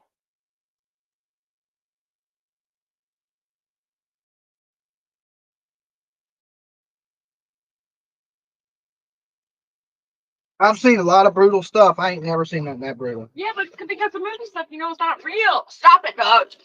Go. Get. Don't even try and jump down. Don't do it. The lady even beside me, she said, "Did you get up and leave because you didn't want to see the pictures?" Yeah, kind of. Let me try and see if I can eat again without dying. Oh my So, worse than Harmony, the images, yeah, because they Harmony didn't. was the smell, wasn't it? Yeah, Harmony was it was a stain on the ceiling tiles that you could smell it, but they didn't show Harmony. Well, it was bad. They never showed Harmony's body because they never had Harmony's body. So they had this child's body, and they were showing images of it in the body bag. Oh my God, it was brutal. It was brutal. Oh my God. You know how you see something and you wish you hadn't have seen it? It's like that. Like I'll never get that out of my mind, ever. Like it was that bad. The way her head was. Look, Jody Sue's laughing. She has it to where you can't talk unless you've been a member of her channel for 5 years. 5 years. Yeah, guys, I ain't never seen nothing like this. They should strap her right into the electric chair. They should run over there with some aluminum foil and wrap it around her head. I mean, an eye for an eye.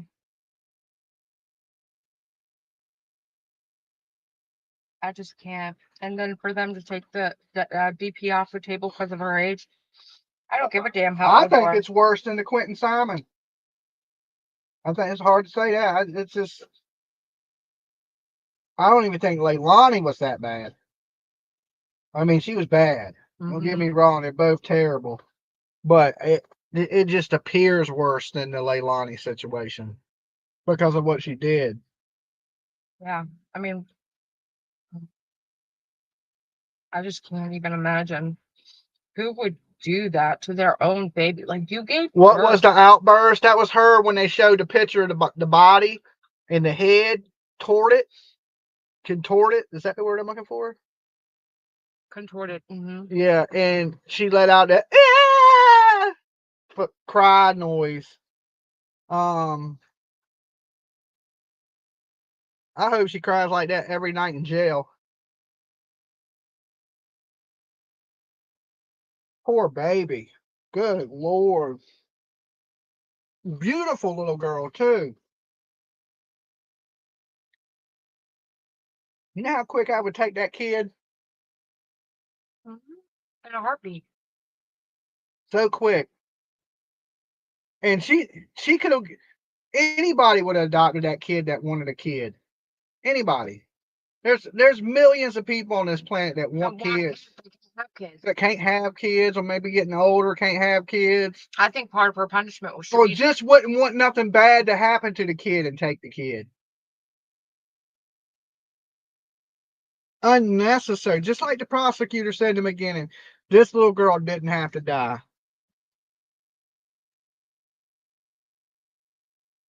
Shame on that monster. God. I knew she was a piece of work before we even got here, but after just that, oh my Lord. and it just started. Jay, they came in hot. They came in hot. They came in not playing.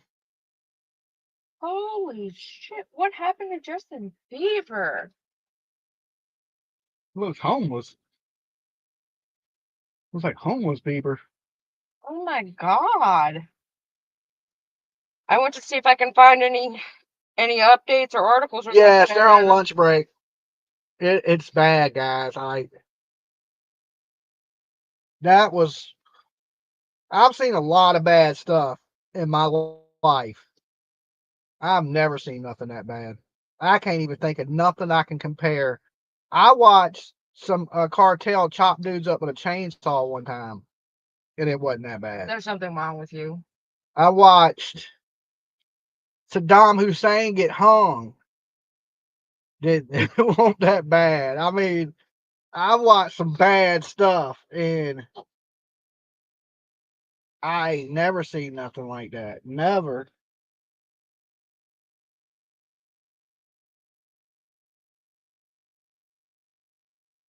There's her going to prison's not justice for that. She's gonna get her education and dental. You know, medical. in the Quentin Simon case, we got to see bones, right? That's really what we had is bones. In this case, we had a decomposing body, and it was bad. I mean, bad. This wasn't just a decomposed body. This was A like, decomposed baby. right in a plastic bag with freaking. I can't even say it. You literally like you're freaking putting away the leftover pasta. You smush the freaking thing around the child. Really? I mean, layers of it. Like she took the whole roll out and rolled the baby's head with it. Yeah. While she was alive. Do you know how sick? I mean, I don't know if the baby was alive. They said she was alive. They're saying she was alive, yeah. It's brutal. Oh my God. Like how sick and twisted you have to be able You to got to do think that. about when you see a man that's 60 years old and lived on this planet for 60 years, they probably done seen a little bit of everything. If you can break a 60-year-old man down into tears in a matter of a couple minutes, you done. You done. I mean, they're over there shaking their heads like, why we got to listen to any more of it? Yeah. Right. This ain't no Casey Anthony shit. She don't stand a chance in hell of walking. Yeah. She will never walk. Yeah. If anything, hung jury, right? At the max. But she won't. Hung jury where? No, I'm saying there's jury members that would never find her innocent. No, there's Never. never. So it's never going to be a situation where she's innocent. That's all. When I seen them people crying, I was like, you done, girl. You are absolutely done. These are men crying. You know, and what did I say about men crying? You can't be out in public crying like that as a man. And they're over there just, I'm talking, reaching for the hankies and shit, like crying. And these are mostly men. And other men are trying not to look at them crying. Like, you know what I'm saying? You get awkward when two dudes are sitting there crying. Megan is 23 years old. Oh my God, that was horrific. That's horrific. I wasn't expecting day one to be like that. I wasn't expecting day one to be like, oh my God. Like, how do you? Yeah, Cricket Day said you don't deserve to breathe fresh air. I agree. I would freaking wrap her in freaking aluminum foil. They need to get some jumper cables and strap them right to her head. With the aluminum foil around her head? Right in the courtroom in front of everybody. I just can't understand. I really can't. Like that. I've seen some horrific stuff. I've just like I said, I've never seen nothing that horrific. Nothing. I'll never get that image out of my mind. Oh my God. No wonder court TV. Thank God they didn't show that stuff. I just can't even understand. Like, is that a mental illness? Or, I mean, like, is that psychopath? Like, what level And you of. know, okay, here's the thing is the whole time, like inside the court, I don't know if you guys know this, but inside the court, she has a computer that sits right in front of her, right? And I'm sitting right behind her to the right. And on the screen is the image of her foot for like 30, 40 straight minutes. Just sitting there looking at it? Just sitting there looking at it. I'm glad she looked. I thought she had her head down like she wasn't looking at it. I was like, they better make her look at that shit. But if it's in front of her and she can see it, then yeah, good. She ain't got no needs to choice have to see she it. needs to have a picture blown up on her cell wall that she can look at for the rest of her life. Nothing. It doesn't really even actually seems like she cares though. Like, would that even affect her? I mean, I know she's crying now. Yeah, yeah. It's definitely show. Like I said, the one thing that stood out really to me was when the young girl was just mugging her. I mean, that the young girl looked like she's over there yawning, not paying much attention. But when they got to them pictures, and they handed them to her her lawyer, and he was kind of flipping through them with her. This girl was locked on like eye on the prize, right? Like she was just staring there, like she wanted to get up and fight her. You know, and I was like, because you know that's young people's mentality too. They want to get you. You know what I'm saying? I was like, Well, wow. that's why I was mad they were showing the guy that was talking about the pictures, but they didn't show her half of the time. And that's what I wanted to see. I would be staring her down too because I want to know what her reaction is to it. Yeah. So that's why. But I'm behind her, so I can't really see her good. I can see like the side of her face when she's like wiping her snot. But the way I'm sitting, it's hard for me to see her.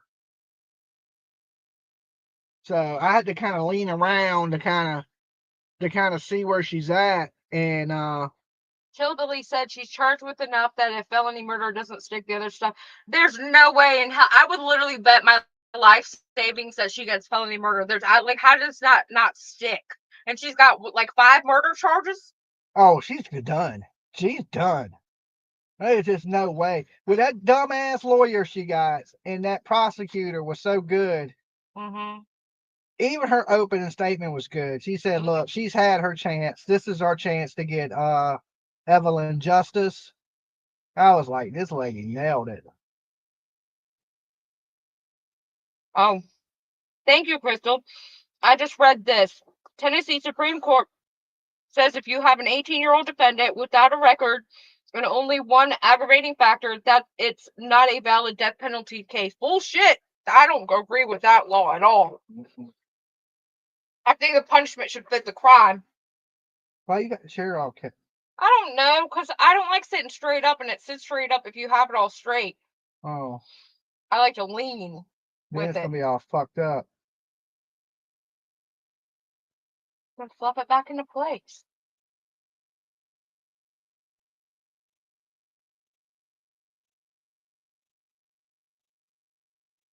Hey, Dolly. And the jury would have to not know Drop house. Okay, we had to, I can't, you had to do drive through. I walked over there, and so I couldn't go through the drive through. I think she qualifies, yep. Are there no tissues at her table? I don't think she deserves tissues. I don't give a hand. Use your hand. I don't give a damn. You want some milkshake? Yes, please. Come on with that. You gonna eat that? Or you crunching it up? Just put it over there. I just wrapped it back up. Don't even say it. It just made me think of that now. Now I really can't even think of aluminum foil the same anymore. That was bad. We got to get a piece of Velcro. Get Yeah, him that's so he don't. Well, I can take a look. I got some little eyes. Little turtle.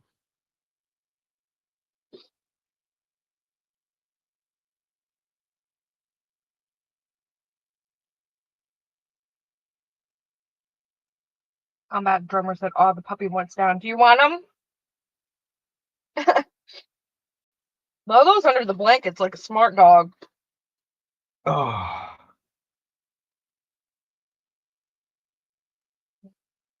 This tastes like a Move, Wrangler. like a Get on this. Yeah, my face. thank you, Elena. He's attacking.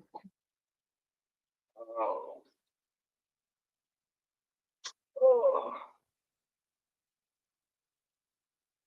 There was a lot of people that knew who the guy in cuffs was. They said his name before he walked in, I guess. I didn't hear it.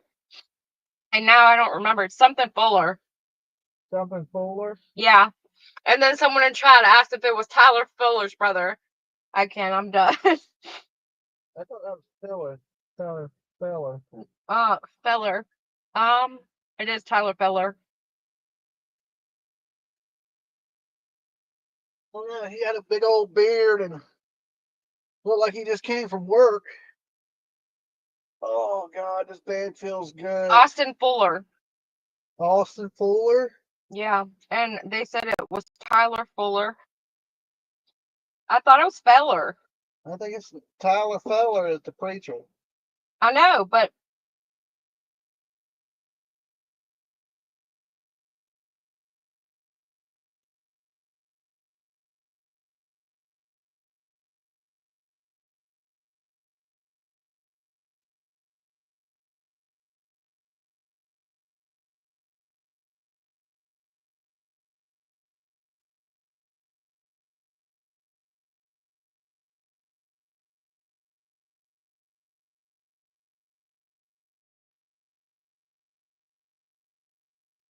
who said they could pull up his Facebook page? Now I'm curious. Well, I did look at me in the face more, dude. You gotta get your dog hair off of me now.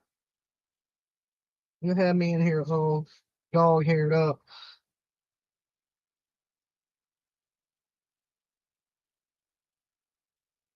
Ugh. Same. I was over here wanting to fall asleep.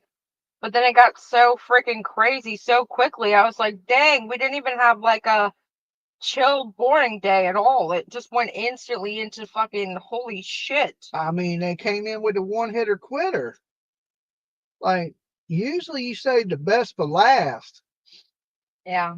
And the reason you do that is because that's when the jury goes back. You want to shock the jury right at the end so that they find you guilty. They came out guns a blazing, boy. And they're just like, is that a court-appointed lawyer? Yeah. I thought so, because he is dumb as a rock. Oh my God. Oh God. It's like they pulled him out from behind a shed at Don Wells's house.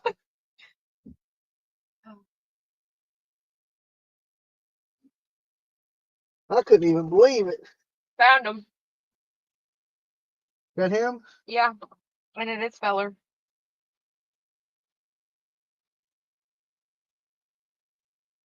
Is he the daddy? No, I don't think so. That's not Evelyn. That doesn't look like Evelyn. Some other little girl.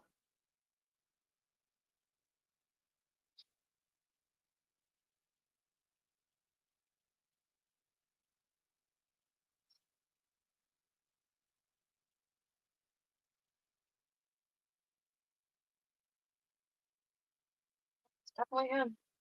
Yeah, that's him. I wonder how he's involved in this.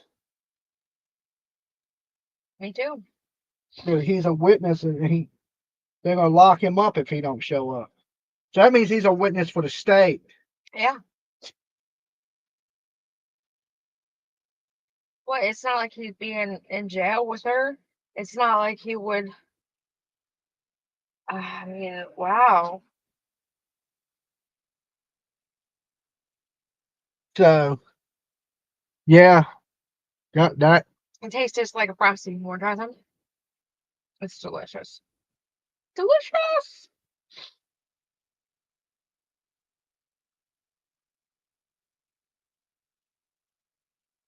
It makes me sick to think about what happened to baby Evelyn. Listen, there's a special place in hell for people like this, and they're gonna get what's coming to them.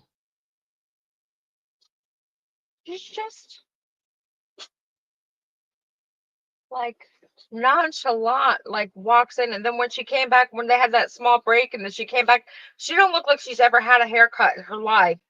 Her hair's like down to her freaking ankles, Mm-hmm. and then she just kind of like flips her hair, like she's just not a care in the world, and then she's crying. Yeah, but I mean, it's only for show. You could tell it's for show.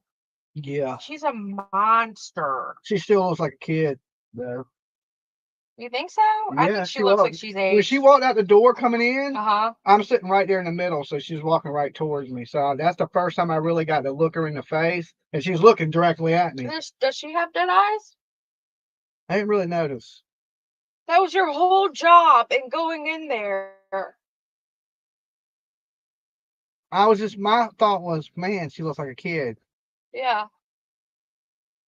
I just can't. I can't. I really couldn't get past that. Yeah. I get that. It's like, Tiff wow. looks older than her. Yeah. Tiff is a little older than her. She's 23. Well, if she was 18 when she had the baby. She was 17 going on. She was in foster care. Oh, 17, yeah, 18. 18, yeah. She would be 23, yeah. Tiff is older than her. But Tiff looks, I mean, like, majorly. She's young looking like Brianna, Tiff's friend. She's got that baby face. That's all it is. Did we see her reaction when Austin was brought on the stand? Who was the Austin dude? Who is he? I don't know. I don't know.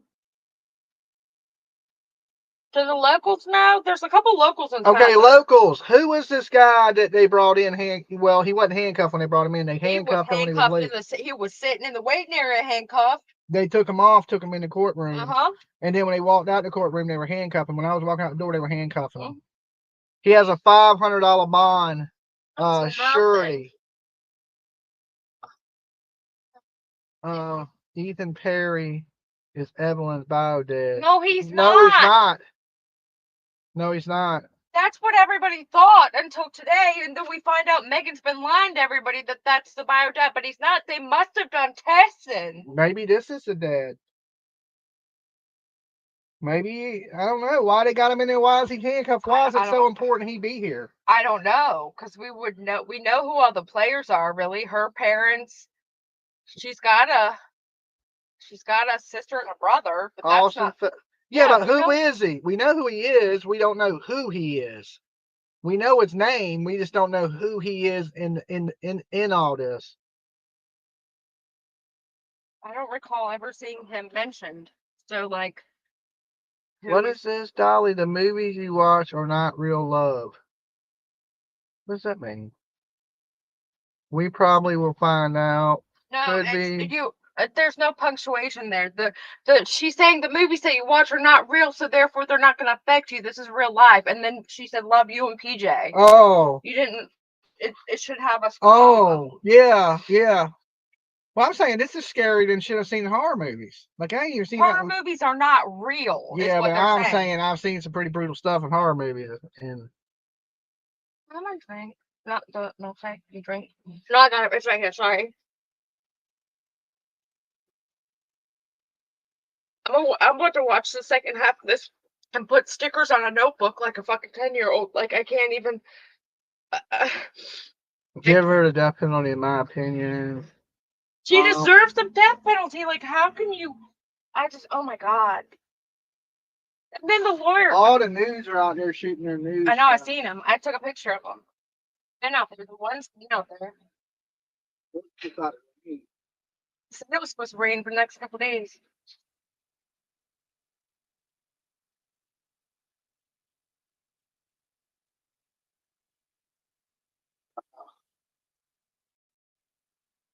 His baby looks like Evelyn. Okay. He's one of her ex-boyfriends. Okay. I think he's her booty call, like Tone Capone. Maybe Jimmy likes art too. Yeah, you know how brutal Art the Clown is. Well, I watched some pretty brutal stuff. This looks fake as hell. I laughed when I watched that first Art in the morning. Okay.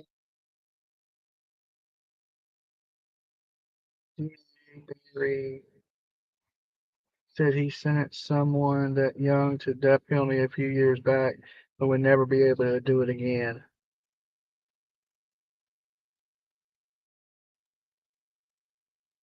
Probably has a lifetime arc. Life size. Life size, yeah.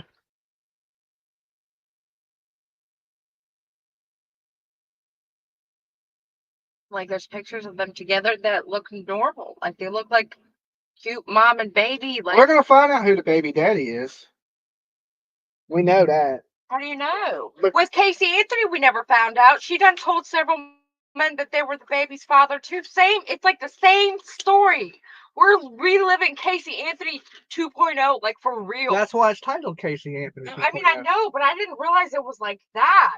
I knew it was like that. That's why I titled it the way I did. I mean, no, and it's like I knew it had similarities, and I knew, but I saw similarities in a couple of different cases, like Adam Montgomery and some Leilani, like she was doing similar stuff, but she did the whole like wrapped her in a blanket. Same thing with Kaylee.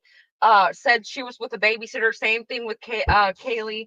It's like the same exact story. How can there be two people on the planet that did the same thing? I swear it's Did our like generator cut off finally? it did. Oh, we ran out again. Okay, good thing Zachary's 100%. Oh, I'm not cold, so I'm fine. And you're leaving, so And the battery is good. Just keep a look at that battery.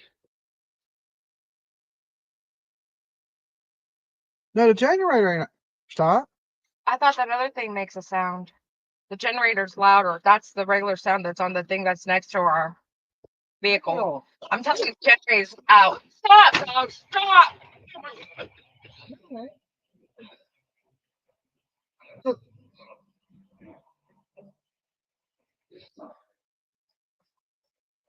You are not. I'm gonna put a fence up, and then you're gonna have to stay up there, dude. Oh, what's up? We're gonna do deadlifts. One, look, say hi. Say hi. Yeah, he has. I actually made a YouTube channel that I named Wrangler the Frenchie or whatever. I just never did anything with it because he's a pain in my butt. It ain't dead yet, but it's about to be. I just checked the gas and it's low as shit. Hey, Destiny.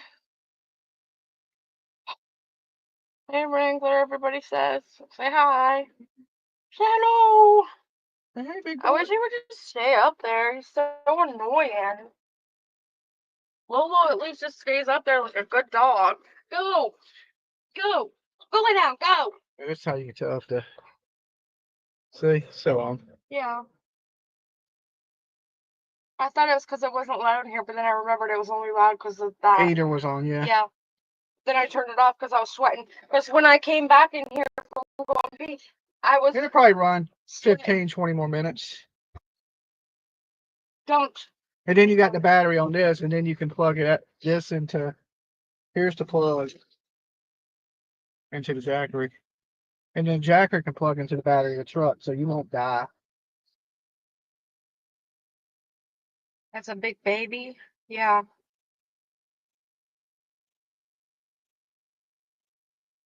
It's a big giant monster baby.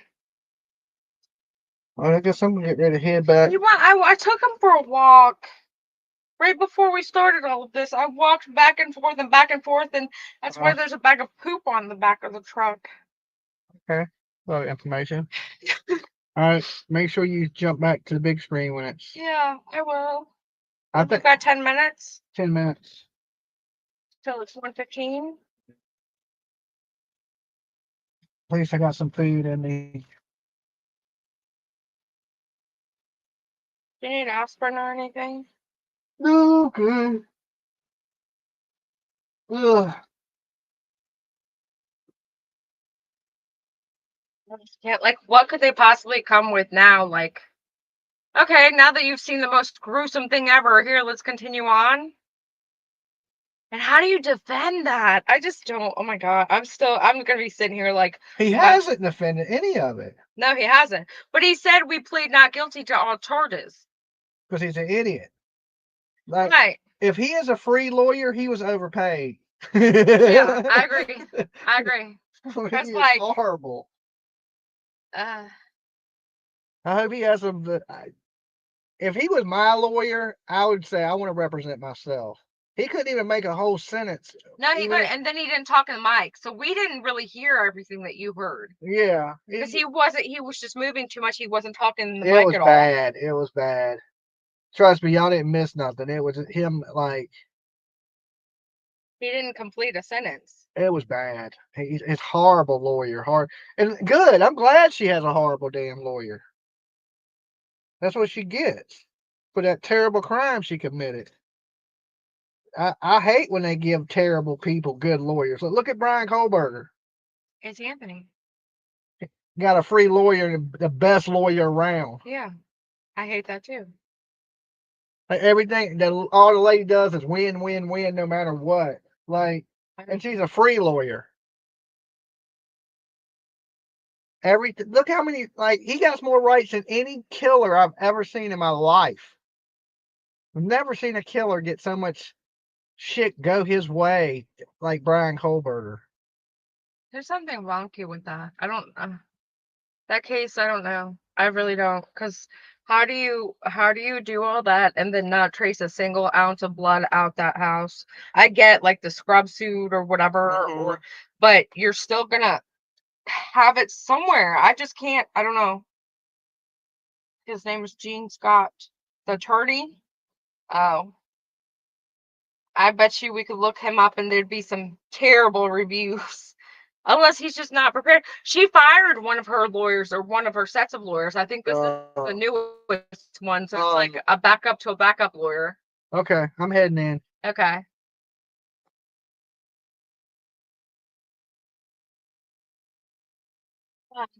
Good luck. Good luck. Yeah. I'm not on trial. I know, but oh, you only assume he's guilty. Um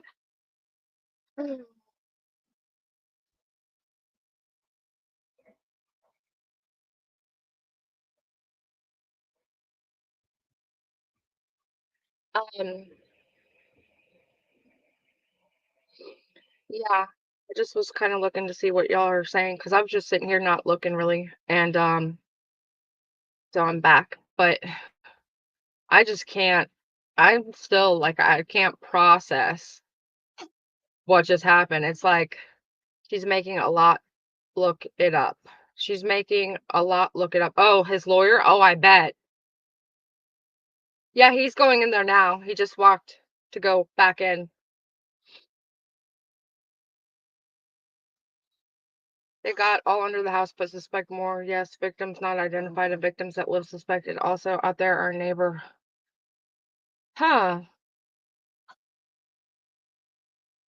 Be quiet. He'll have to probably go back out. When it starts, I'll walk out there with him. Where do you go from here? Is this supposed to be a 2 to 4 week case?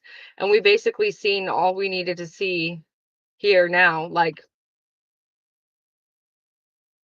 and then for them, how dare they? Like, do you guys think it's possible that her and her boyfriend could have possibly rolled over on her and that's what happened?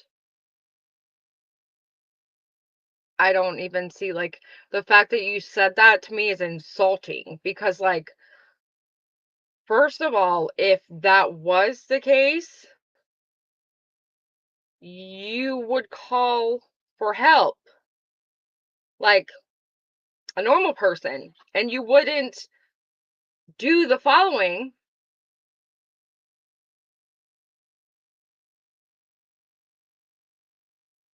Austin Feller didn't show up for court yesterday and has a $500 bond. The judge said if he doesn't make bond before court restarts, he's going to jail. But who is he? This is the thing. I mean, we knew all of that. What are you doing, sir? He just crawled up to the counter and, he's trying to get my milkshake.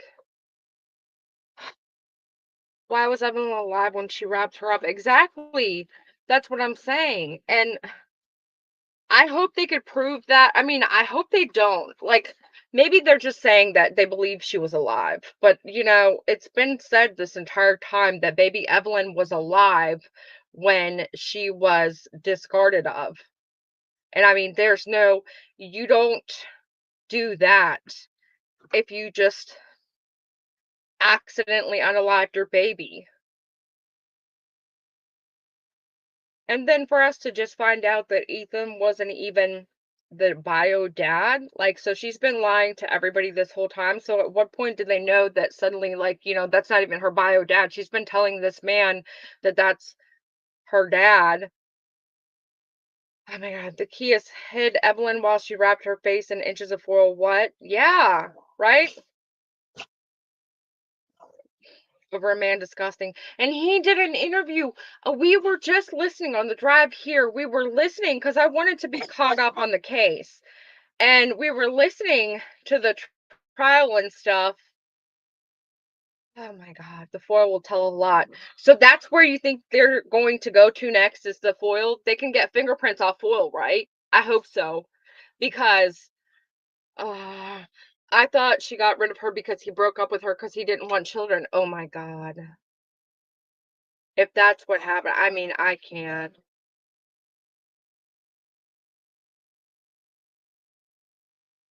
Do they know who the bio dad is? I don't know which guy was in the military. It was the guy that she had said was the bio dad, Ethan Perry. But in the opening statements, they said that that wasn't the bio dad. And so I'm like, well, that's a new thing. Ethan Perry in the military. Yeah. And well, Megan had been telling everybody that he was the bio dad, just like Casey Anthony. This is the exact same. It's like she used this whole entire playbook. Evelyn May Boswell was 13 months old when she was unalived. And when they were looking for her, when the Amber Alert went out, she was 15 or 16 months old. But it had been 3 months for them to, like, it took them 3 months to freaking file an Amber Alert or report her missing even. The mother described the clothing Evelyn was wearing. That's exactly what she was found in. Yeah. So, like, you're not like dumb. Like, it's like she can't do insanity. She can't do post-mortem, or not post-mortem, postpartum, because I mean, it's a time frame, I think, that I guess you could possibly still have postpartum, but she died on Christmas. How do you know? See, how do you know that? How come chat won't show on lives anymore on TV? Oh, I don't know. Yes, again, they will tie it to the body. Oh my God. Are her parents there? I don't think so. From what I could see on the TV, I didn't see anyone that looked like her parents. This Austin feller Facebook showed he was engaged back in 2020. Isn't this the same year that all happened? It is. Evelyn was not that damn long ago, PJ. That's over a year. By her interview, she said she was wearing that on Christmas. Oh. This wasn't done in emotional rage. It was deliberate and thought out. I agree. Wow. So, like, why were her parents not looking, like Megan's parents, why were they not looking for the baby on Christmas? I mean, I know my parents, sometimes we don't get along, but they do a lot for me and my kid. And my parents would literally be at my front door. Like, if I didn't show my kid one year, especially at 13 months old, my parents would be pounding, like, on that date, like Christmas Day, my parents would literally be like, Evelyn, open the door. We are here to get you and your daughter. That's what my mom sounds like. But it's like none of these people sat and thought, like, there's the baby. We got some gifts for the baby. Hello, can we see the baby? I mean, this is the grandbaby. I just can't. Megan said the baby was with her daddy in Louisiana at Christmas. Said mom had her at the. So this is literally just like Casey Anthony. She probably told him since the dad hasn't seen her, having her for Christmas. But that's not even her dad. That's the thing. Like, if she lies like this, how do you not, like, okay. It's like certain people lie. Like, a certain YouTuber falls asleep all the time, swears they're not sleeping. We're not stupid. We know, Oh my God. I knew I was going to do this. Hold on, guys. No, it's not back.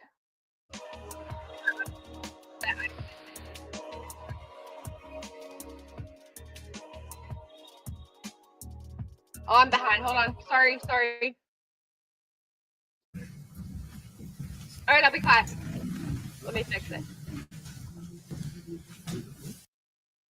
No. No,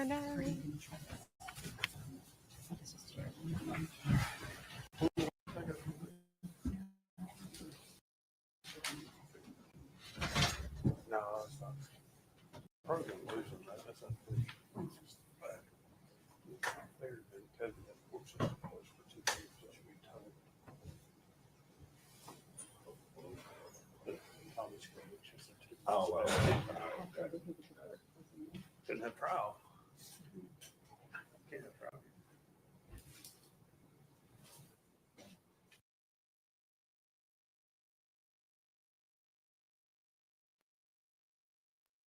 One of the issues that came up when the state dismissed one count of the indictment, and asked that prior to me cross-examining or asking Mr. Fraley about any statements that Ms. Boswell made to him, that I bring that up outside of the presence of the jury.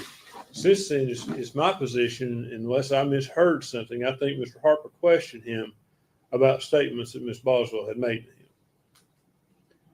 And I think that opens the door for me to be able to cross-examine him about the statements that were made. As a doctrine of completeness, you've been a part of a statement, the whole statement.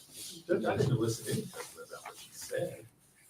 You asked if in a statement to him, she ultimately admitted that the child was dead. Okay. But I mean, for him to listen, I mean, it's self-serving hearsay. I mean, it's, Well, I had to see the statement. well, there's no written statement. Once There's they, no written statement. it's recorded, it's 2 hours long, thereabouts. But once they ask, I think I'm entitled to ask about the entirety of the statement. I think that's the law. It's called, in the court's well aware, it's the doctrine of completeness. The case law is complete with it. Judge, it's hearsay. I mean, just it's flat out hearsay for him to try to put that in. It's,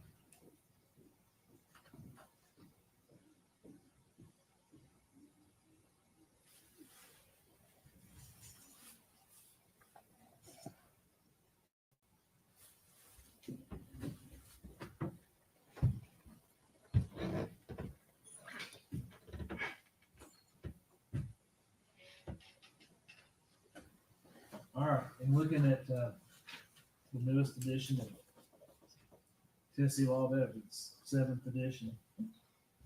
I'm on page 8-60.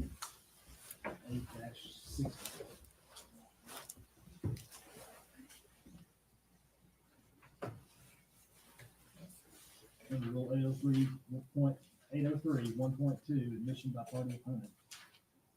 A statement offered against a party that is A, the party's own statement, is not excluded by the hearsay rule. And in the entirety of 806, I'm sorry, of the discussion of Rule 803, 1.2,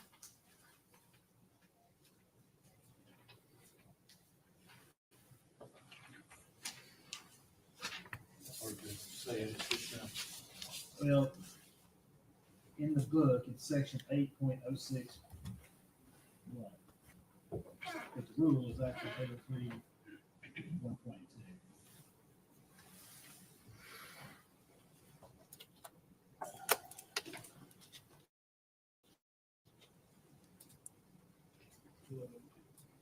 There is no discussion of the rule of completeness as applied to the exclusion of a party opponent admission.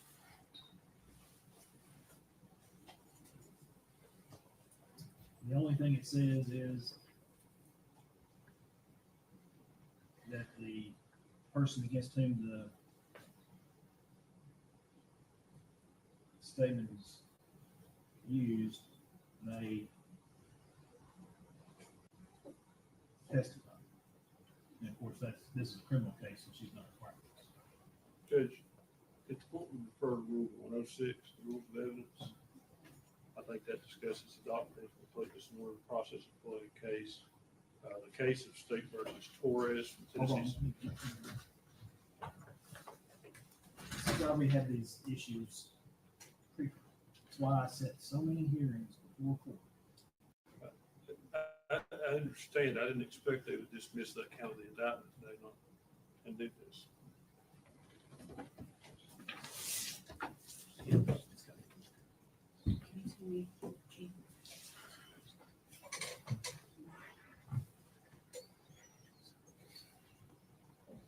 One what? 106, Your Honor.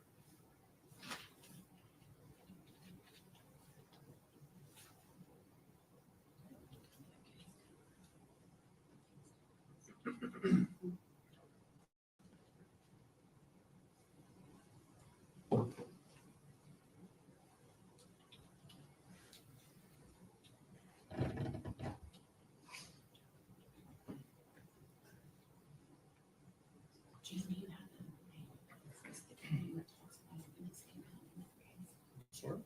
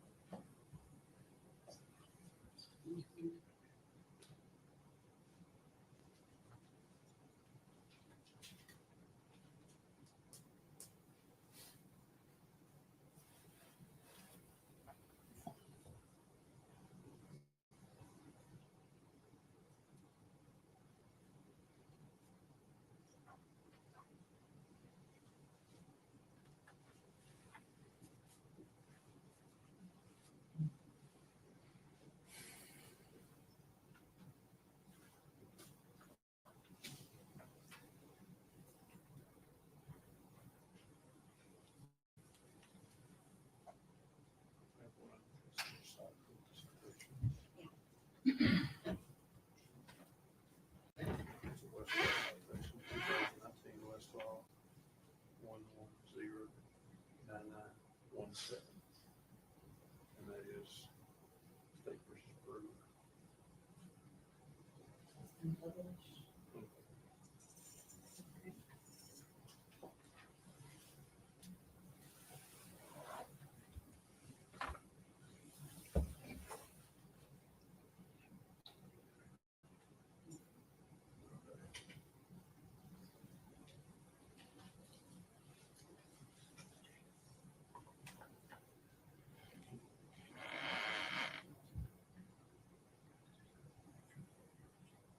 So, under a 106 evaluation,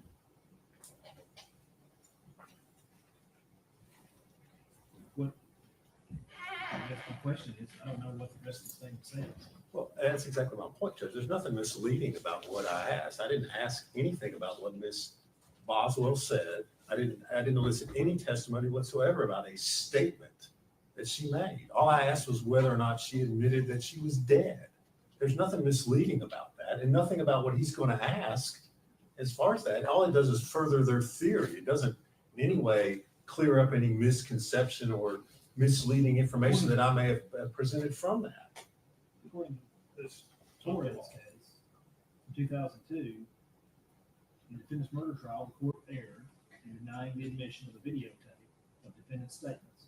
However, the error was harmless because the evidence of defendant's guilt was overwhelming and nothing on the videotape remotely implied that the defendant was innocent of the crime. So, not knowing, I don't know what's on this tape. I haven't seen it. Today, hearing about it. So that's what I'm asking. Judge?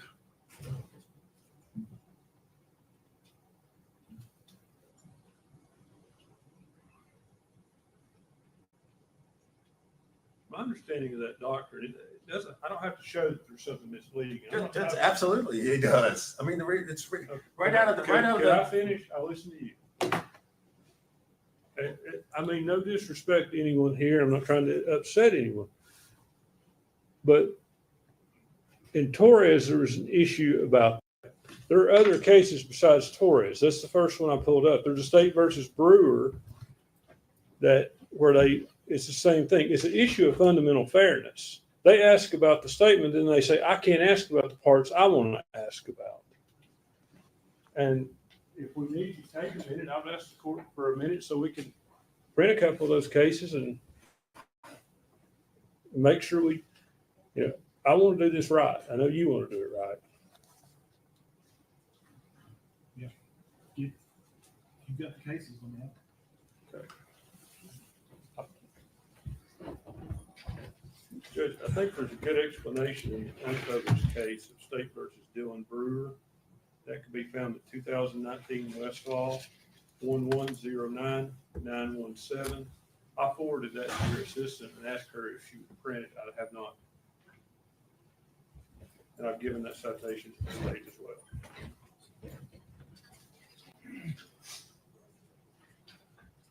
And Judge, I would go back to the part, the rule requires that a writing or recorded statement or part thereof be introduced by a party. I did not introduce any part of her statement. I asked Detective Fraley if she ultimately admitted that her child was dead. I didn't ask what she said. I didn't ask how she did, if she did it, if she admitted she did it, if she said she didn't do it. What you asked was if she made that statement to you, in which she get. I mean, I have her go back. If that's what you want me to do, I mean. I would further point the court, the footnotes to the rule of completeness 106 clearly talks. Mr. Scott said it didn't, but it clearly says, rule providing that when a writing or written recorded statement or part thereof is introduced by a party, an adverse party may require the introduction at that time of any other part or any other writing which ought in fairness to be considered contemporaneously with it, provides an adverse party a mechanism for putting portions of the writing into context if the portions would otherwise be misleading. There's nothing misleading about what I asked Agent Fraley. He's not trying to clarify anything.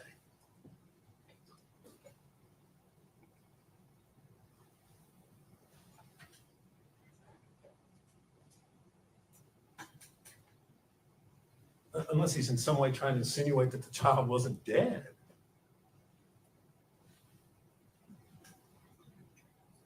Well, we're gonna take a minute, I'm gonna look at whatever cases.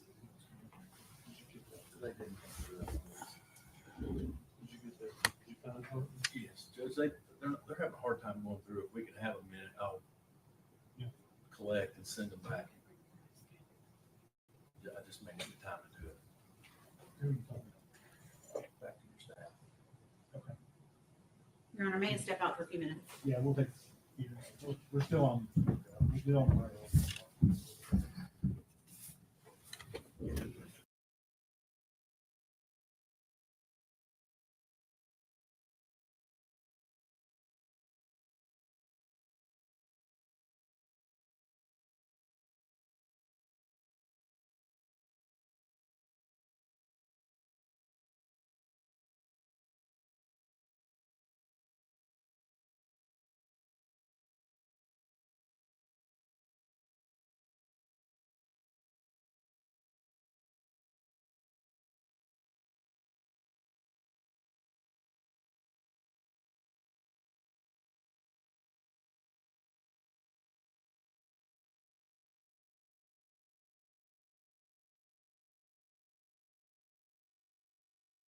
Long Prime, they don't like their whole videos being shown. That's why we're doing court TV.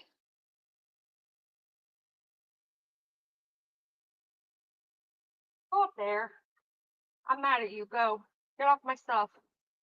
You're molting all over my stuff. Get off of it. Go. So what's the holdup? Does anybody know what we're waiting on? What's happening? The defense is making it worse on her case. I wonder what the gray hair prosecutor's name is. Man, I just got dragged up and down this freaking road by my dog. I'm serious. I need to take him and like, I need Caesar Milan. I know a lot of people think he's not a good dog handler, but he seems to know something about something. Arguments about inclusion of evidence. Okay. Huh.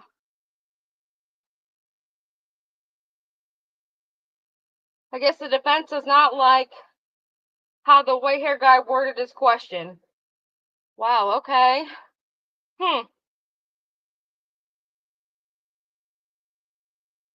He didn't, when I walked out, he was arguing something, and her defense attorney doesn't seem confident. It's like he doesn't seem like he believes in what he's saying. So it's really, I don't know. It's going to be hard to get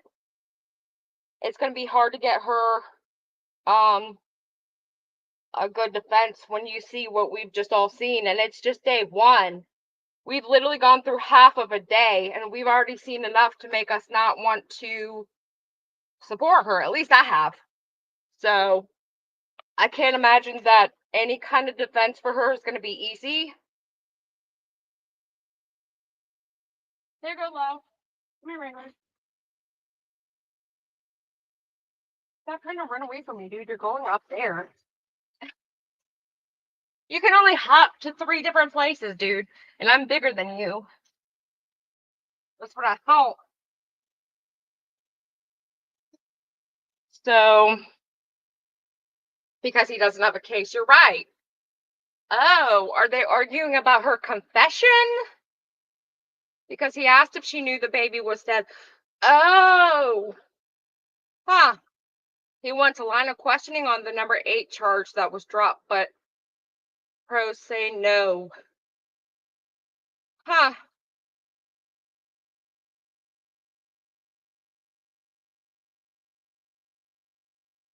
She said on the record that her baby was deceased, but I think defense is arguing it.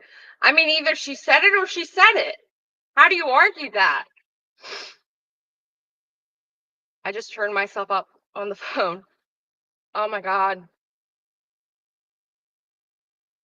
Getting into it? Huh. She will end up firing this lawyer as well as prolonging the trial. We have another case here as well that has done the same. Wow. Well, didn't she just fire a lawyer? So this is the new lawyer. It's like when you're getting a free lawyer, I don't really think that you should have that much of a choice. I mean, I get that you have a right to proper representation, but at the same time, it's like there's no real way that you can try this other than to show what's there. And if it points to her being guilty, I mean, how do you defend that? Like, you're guilty, dude. I don't know what to tell you.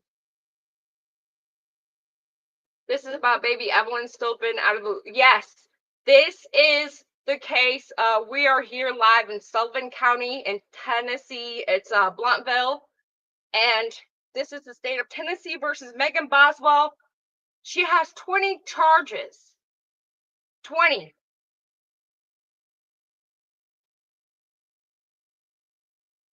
What? Believe it or not, there are a few people that believe she's innocent and someone else did the unaliving. Wow. Really? See, that scares me because I can see where people could believe that maybe she had help or maybe that her mom or her boyfriend at the time knew about it. But for the most part, she was in charge of that baby. It's her baby. It's her responsibility. It doesn't matter how old she was. There's basically I have a 13-year-old. If you asked her, if it was okay to unalive your baby because you don't feel like dealing with her no more, she would know better.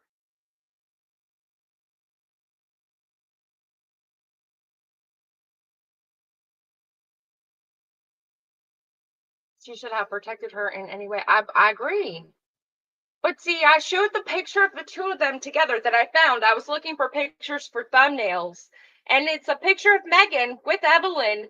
They're both got this big, happy smile. It just makes you really wonder, like, you never know what somebody's going, like, what a household is going through behind the screen. Like,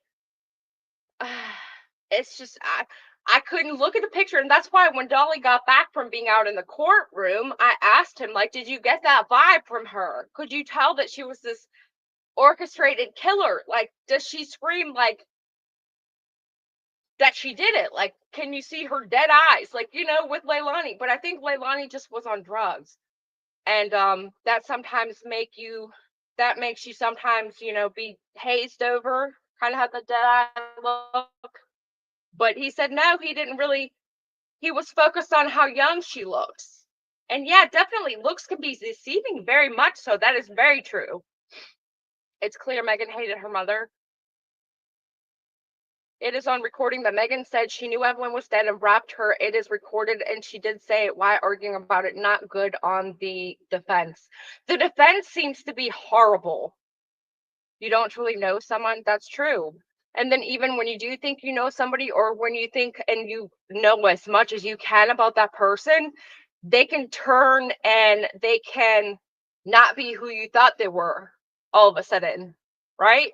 It's her behavior. Yeah, I agree. It is her behavior. But I mean, you even saw videos, Evelyn, of the baby just playing and dancing and singing along to little songs.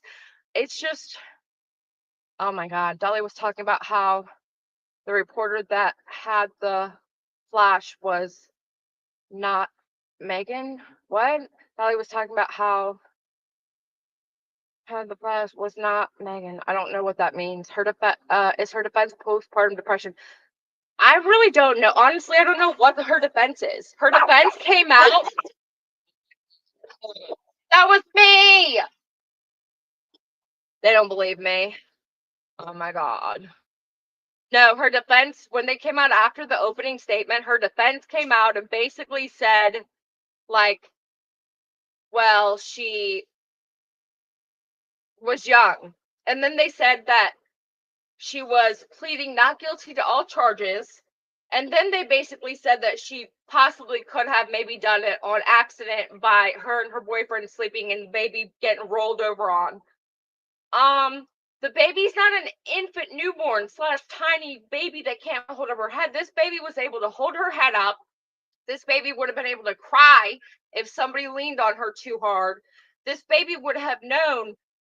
I mean, unless you have an elephant roll over her. I mean, I'm sorry, but that just sounds so far-fetched to be a defense. Even in the opening statements that you said that out of your mouth, I can't. And then now they're saying this case is going to be 2 to 4 weeks. How? It's clear as day. I mean, I can see where they're going to maybe point to another person as doing it or point to another person as helping to do it. Fine. But they didn't mention postpartum at all. Aren't you supposed to, in the opening statements, aren't you supposed to give the courtroom an idea of what this is going to be, like what the case is, what you're presenting, what you're going to show as an evidence as to why you claim certain things? I mean, so you call EMS, right? Exactly. You don't wrap tinfoil around your baby's head and then push it down like you're putting away leftovers. I mean, I'm sorry. Trigger warning, it's so disturbing to me.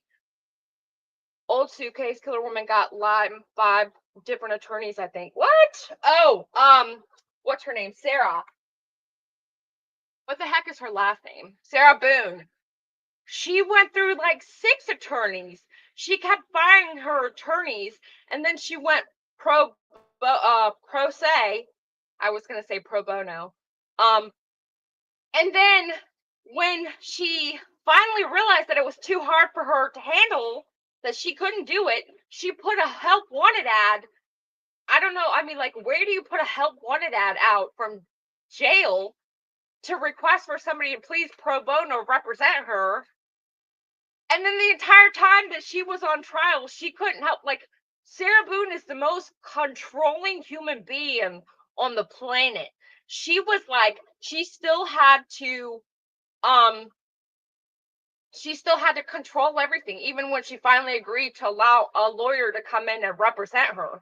And so she was never going to get away with what she did because she doesn't think she did anything wrong. Sarah Boone, I mean, but switching back over to Evelyn Boswell, this baby never had a chance. This baby just wanted love from her parents. This baby just, her favorite song was Baby Shark. It's like, and Megan was on a live interview talking about how Evelyn loved sweet potatoes. They were her favorite, and she didn't go by anybody without giving them kisses on the cheek. And Evelyn was such the best baby. And Evelyn, she was starting to walk, and she was getting her footing because she was probably walking on her toes because that's what all little babies do. But she's in this interview talking about her baby and how she just wants her back, which I don't think Megan ever cried. Every single time I've seen an interview of Megan Boswell, you can clearly tell there's something disconnected there, but she didn't really cry. To me, it was like she just kind of fake did the woohoo, like, you know, but it's just, I don't know. How do you defend that? And now her defense attorney, I guess, is arguing over the fact that she stated that she knew that Evelyn was deceased. So, and the chat is saying that they have her on recording stating that she knew that Evelyn was deceased and that she got rid of her, which there's a big difference. Okay, there's a big difference. Let's say, okay, something happened. She had this whole like, oh my God, what do I do? Do I call 911 or do I just throw the baby away? And then she's like, I can't call 911 because I'll just be in so much trouble and I'll have to go to prison for life. And oh my God, poor me, blah, blah, blah. So instead, I'll just throw the baby away. Fine. Not that it's fine. I'm not saying it's fine. I'm saying, fine, okay, that happened. But Susan, I'll get to that in a second. Let me just finish my thought. We take the whole just getting rid of the baby because she died accidentally away to what we actually got is that this baby, which Dolly did come out and talk during lunch break about how the jury reacted to the photos. One elderly man cried, like actually sobbed. A lady next to him cried. And there was a juror that was he says younger looking than Megan, that was just hard eyeballing Megan the whole time. So, it was horrific. He described some of what was shown. Thank God we didn't see it. We just saw one image kind of where you could see a thigh, a leg. But trigger warning, Jax, where are you? Post all the trigger warnings because this is just horrific. He said it seemed as if they had stuffed her in the trash can, that her neck was contorted to where like her head was bent backwards. I mean, it's just horrific. So to go from saying, oh, she accidentally passed away and we just didn't know what to do, so we just pretended like it didn't happen, to what actually happened is this baby was bound by a blanket and aluminum foil was taken and wrapped around her head and then pressed tightly, like an entire box full of it. And then the medical examiner determined the baby was alive and died of asphyxiation, to, oh, whoopsie, we just had an accident. Like, those are two completely different things. You can't have them at the same time, in my opinion. So for them to try and go that direction, like, oops, we accidentally rolled over the baby, it's not plausible. The baby was found bound.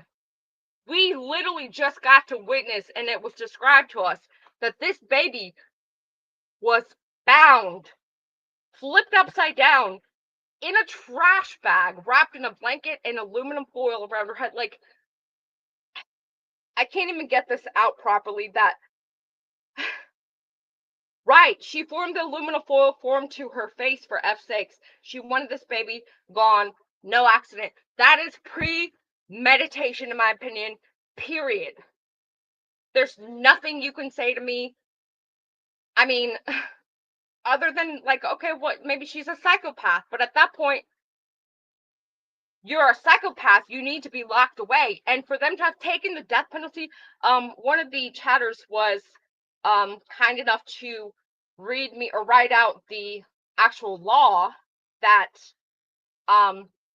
stated why she wasn't eligible for the death penalty. And it said that she was ineligible because of her age and because she didn't have prior charges, which, I mean, I'm sure if she was a little bit older, she would have. But I just can't. I mean, this is just so disturbing. This is way worse than any other case. This mirrors Casey Anthony a lot. But with this case, we actually physically see the remains. Well, not us. The people that are in the courtroom got to see the physical remains. And you could clear as day see this baby's neck contorted to a position that it doesn't naturally belong in. And so we actually get to form our opinion based off of that. Dolly's back. Here you go.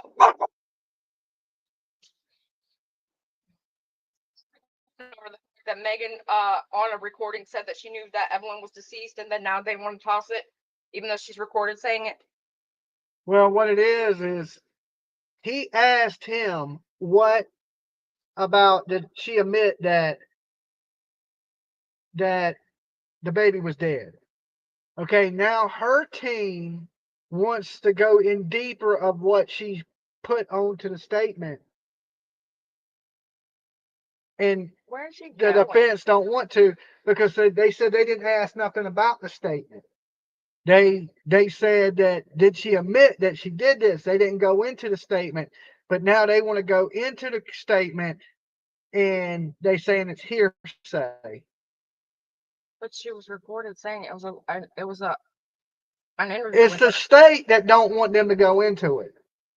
The defense wants to go into what she said for some crazy reason. No, the defense wants to be able to cross-examine or to ask questions police. of the person. Yeah. Yes, I understand now. Which, I mean, why won't they just, but I mean, it's just buying time at this point. I mean, she's cooked either way. Yeah, she's toasty. Hey guys, thank y'all. There's still 1,000 of you here. That's cool. The case is still, it just started. How many likes do we got on the video? More than 1,000. I'd say 1.1, but it should be more than that. Okay. 1.1. All right. So, well, if y'all just tuning in, make sure y'all like the video for us. And of course, you know, we're going to bring you more stuff like this over the year of us going to court cases or, you know, covering this stuff for you guys live so you know what's going on. She needs to be fixed. Something needs to That happen. needs to, I mean, no, like she should not be able to reproduce after this. You had to run around and now you're back. I had to walk out. I didn't stretch. You know, them wooden seats be hurting your tailbone if you sit there too long. Take the thing and fold it a couple times and sit on that. I could have sat on my jacket, but and then they're just arguing over like case log and cases, and the judge is in the back reading cases. So, and he looked pissed off about it. He said, "This is why we had so many motions before this trial, so stuff like this didn't happen." Yeah.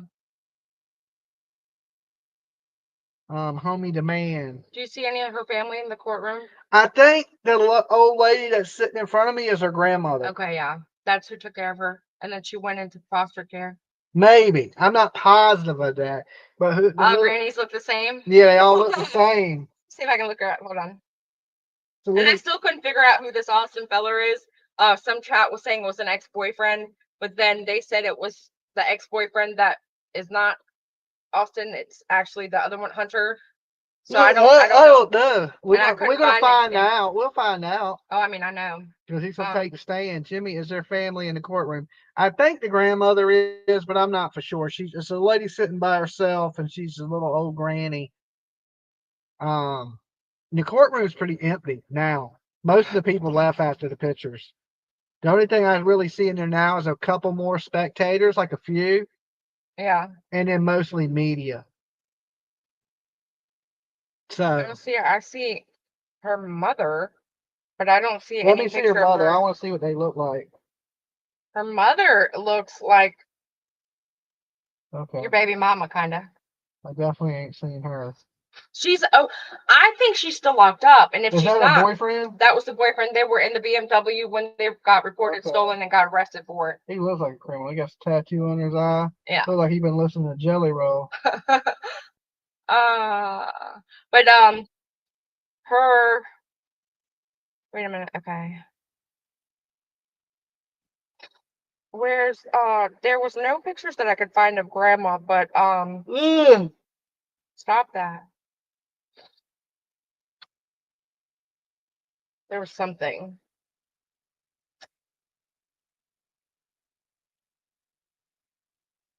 Oh, it feels good to sit on a cushion. Oh man. Let me tell you. Her father's, that's what I was going to say. Someone said and reminded me that her father's most likely going to testify. And if you testify, you're not going to be sitting in court. He is going to testify. Yeah, so he's not going to be in the stand. He's in the back, in the room. They have a witness room. Yeah. So, PJ, remind Dolly to get you guys dinner tonight on me. Thanks again. She sent a cash app, I think she said. One of the pay apps. Okay. And then everybody keeps asking you about your Venmo. I don't know. I said to send it to me because I don't like, because remember there was issues with it, but she said she was just going to send both, or she had already sent yours. And I said, you check it later because they want to know that you got it once they send it. I had to check it on my laptop and I'm streaming from the laptop right now. I'll check it right after we're done. As long as you send it to JAMZ TV. They should be sending it to the link we post because I mean, that's a direct link. Yeah, or the Give, Send, Go is probably the best way because that goes to us too. I posted that a couple times, but we didn't pin it, so it's gotten lost. And I know that Sage had posted it a couple times. But yeah, that's the best way to help us out on the road is to Give, Send, Go. Don't come back down, dude. I walked him back and forth. He would not come back in. I had to literally physically pick him up while he growled at me to put him back in here. Here's one French fries. No, I don't want him to have French fries. He don't deserve French fries, and those are way too salty for you and for him. We'll die together. Shut up. Don't say that. Dumb ring. Thank you, Rosemary. Tell him, Rang, we're going down with the ship. Stop.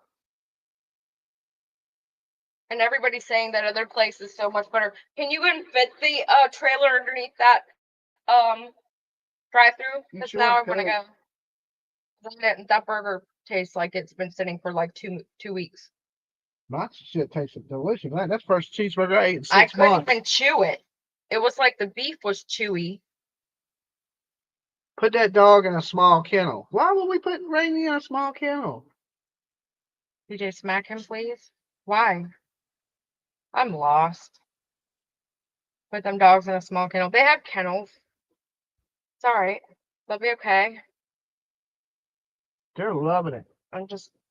I don't have patience. He needs to go see Caesar Milan, but then even then, I need to go get trained after him because I'm the problem.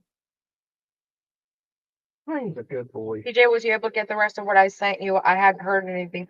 No, actually, I got a Starbucks gift card, and I don't believe that.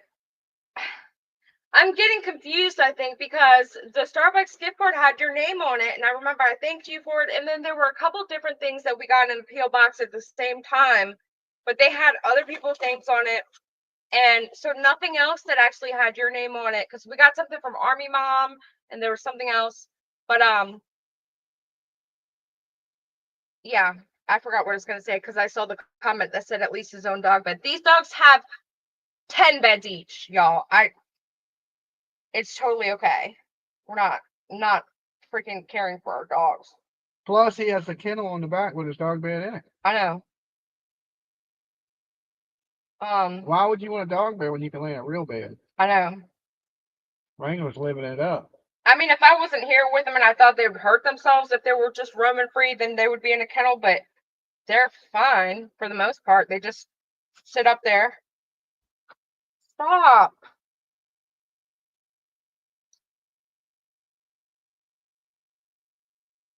No, it's so lazy.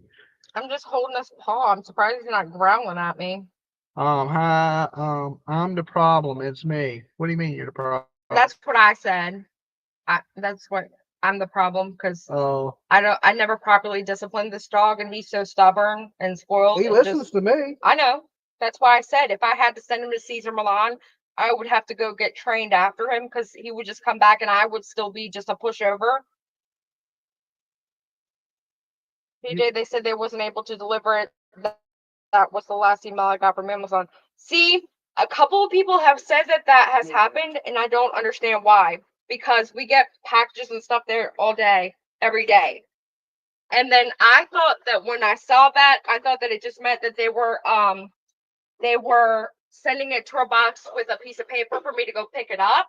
But that wasn't the case. I've been checking it before we left yesterday. I've been checking it every day. So I don't know.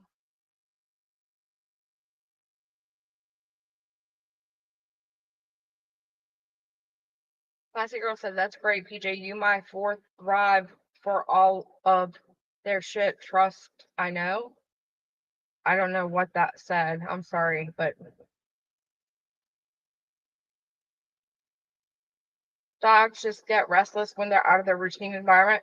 Yeah, and they're brats. At least Wrangler's a brat. Lolo is an angel.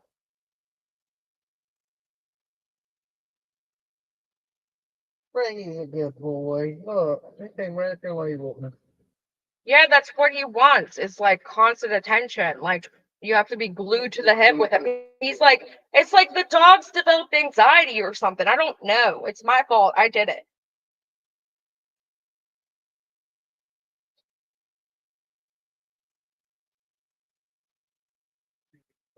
Yeah. Court is still in session lines. I don't know how it's going. They're arguing over why Megan said that she knew the baby was dead and how it was asked of her or whatever. I don't know. He loves Dolly more. Yeah.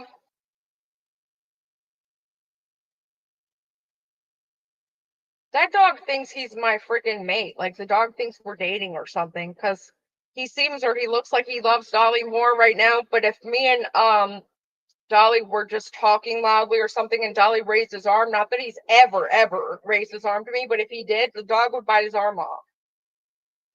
for no reason. Like, not even, like, he doesn't even have to make any kind of threatening movement or sound or anything. He just, like, oh my God. He might have anxiety. I'm sure he does. It's like a common trait for the human race and the freaking animal kingdom, apparently.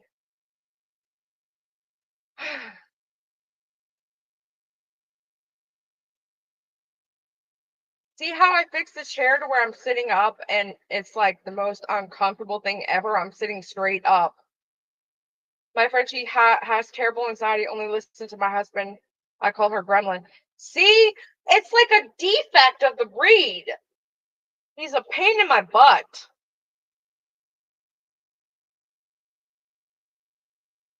He's a big love bug. Except for when he wants to eat your face off. You need a good trainer who will train both you and the dog at the same time. Yes, I agree. But I mean, who has time for that? I mean, I guess you have to make time if you love the dog. I'm sitting here talking to myself. Did you not notice? And why didn't you tell me I'm sitting here having a full-blown conversation and answering myself? You know it's bad. I just wish they would get back to the good stuff in the court case. I mean, I'm sitting in there just staring at a wall. Oh, I know. What is her age when this happened? Whose age? Megan's? 17. She was 18. She just turned 18. Yeah, she had just turned 18. And Evelyn was 13 months. Do you like Dunkin' Donuts or Starbucks more? I rotate. I get tired of one or the other if I just did one all of the time. But I guess if I had to pick, it would probably be Starbucks. But only because they have cheese danishes. And I tell them all the time, but I said I would ask you where the cheese danishes live. In your belly? See? I told you. My Elvis is spoiled silly. What are they doing? Oh, they can't see you. You're just over there in the chat's just having to watch and look at. They wanted to talking to us. Oh, hey. Can they see me now? I don't know. I can't move it anymore. The cord will get messed up. They can see me somehow. See how, but they can see my forehead, my head. Well, I ain't gonna shut up. I'm just put it this way. Oh, we think she's a movie star. I think the officer's statement was very convincing, convicting to Megan. Okay, Sonia, I'll check it in just a second. It looks comfy in here. It's very comfy. It ain't bad. I mean, in the camper, it ain't terrible. I mean, it ain't as comfortable as a hotel room, but it's comfy. Sometimes people who own French bulldogs will house their pet at their home like a kennel. Okay. They wouldn't want to house mine. I don't give a damn how many French bulldogs you've had. Wrangler's a good dog. I don't know where you get all this. He ain't a good dog. It's just me. He's a really good dog. He listens to everything I say most of the time. And Jelena wants to know why the cord is on break, please. Because they're arguing case law. Can they hear me? I hope so. I don't know. Tell them what I just said. Can you guys hear Dolly? The judge, they sent 3 cases over to the judge. So the judge is back there reading those 3 cases to see if he can bring in the hearsay. So they're sending case law to each other, and they should have done this when they had motions before this, but he didn't know that the prosecutor was going to ask, did she say she killed that the baby was dead? So now that they say the baby is dead, then that opens them up to cross-examine the police officer. And the state don't want them to cross-examine the police officer, and they're arguing. So now they're looking up case law to see if it's okay for them to cross-examine the police officer. Why would that be a big deal, though? I don't know, but they turned it into like the judge got mad because he said it should have already been done. Well, the judge seems to be mad in general. I know.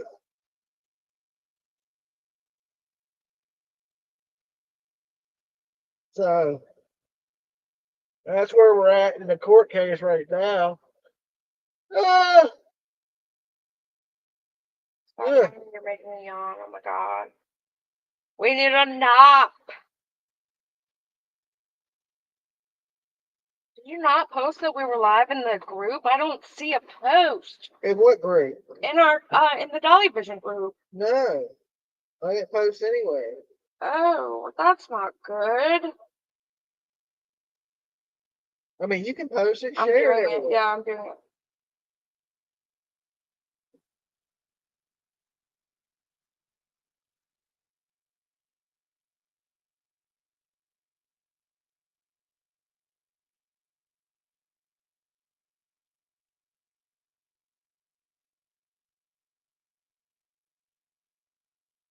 I just can't understand. Like, how do you defend that? I still don't. It's like mind-boggling. She don't have a tear in her eye now. Of course she doesn't. They dried right up, and that jury's gone. She's sitting in there like they just took her to the back, but before they took her to the back, she was in there just smiling, no tears in her eyes.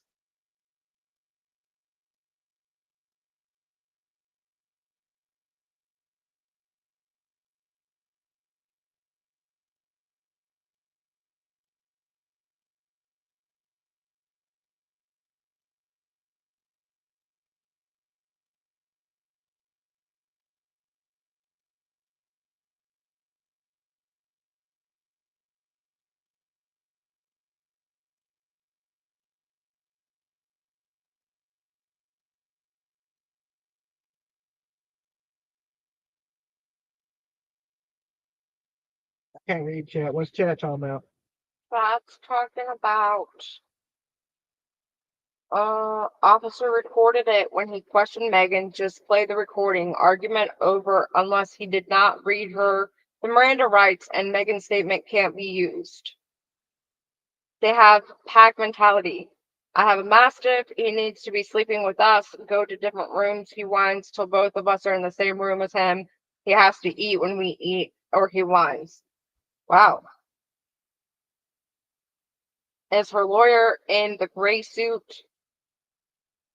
No, he's in the dark color Blue. suit. Blue, next to the one in the tan suit or the gray suit. Why the defense and prosecutor having a powwow? He just said why. They're arguing case law over the defense wanting to cross-examine the police officer that took her statement where she said she knew the baby was deceased. Yep. Thank you for whoever said that, so I didn't have to say it again. I said that. Oh. They asked why the defense prosecution was having a powwow, and I said the answer. You're welcome. Oh, okay. Someone said chat isn't on TV and lives anymore. I don't know what YouTube is doing. Neither do we. What else?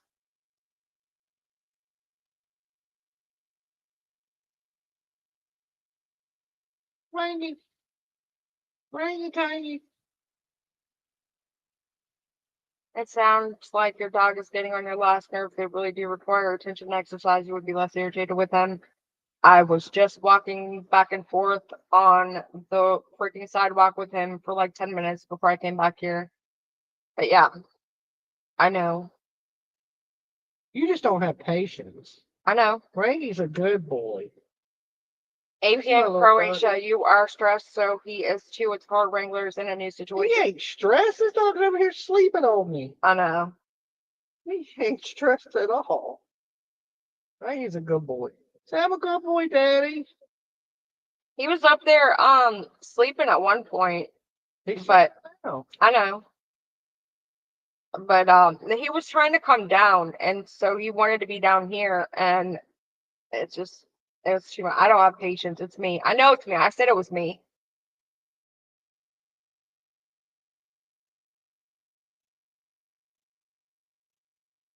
I know they've had 5 years to work this shit out, right? That's what I said. And welcome, Justice Jane. Welcome back to Murder Crew. Oh. Oh, goodness. Lolo, she don't even like to be bothered. She just gets up on her blanket. She's like, the F y'all. I tried to let her out. I need to get her a little leash too because she just wants to just It's take in off. that bucket right over there. Oh, okay. She just wants to take off running. Because she's noises are scaring her. I know. That's why I kind of tried to I walked all the way down there thinking like it wouldn't be so trafficy and it wouldn't be loud. But yeah, it still was loud. And she still wanted to run. Probably hugging on Wrangler instead of PJ. Yeah, sure. I'm just lounging because I gotta go sit on that hard wooden bench. He has been giving PJ a hard time for most of the time you're gone. He just wants my attention, and it's just hard to have a dog on my lap while I'm doing other stuff. That's all. Like, he would literally sit in my lap the whole time. That's what he wanted to do when we were driving. For those of you guys that watched Dolly's live when he was streaming and I was driving, he kept trying to. You were wrestling with the dog the whole time. He kept trying to walk over you to get over to me to sit on my lap. If he had it his way, he would literally be sitting in my lap while I drove, like he's driving the car. They need to let the defense question the officer. I think the officer can handle it unless the Miranda rights weren't read to Megan and then her statement cannot be used, maybe. Right. You would think it would just be that easy. It still don't change that the baby's dead. I know. And she said it and her lawyer's using that. I know. So what does it matter? PJ, my daughter worked for a vet, and it's okay to give a dog melatonin on bed until it really calms him, just in case you didn't know. Actually, I did know he's got a little bit of a skin allergy, and so every now and then I'll give him Benadryl. I was gonna give him Benadryl because he seems like he's agitated to something again. He's itchy.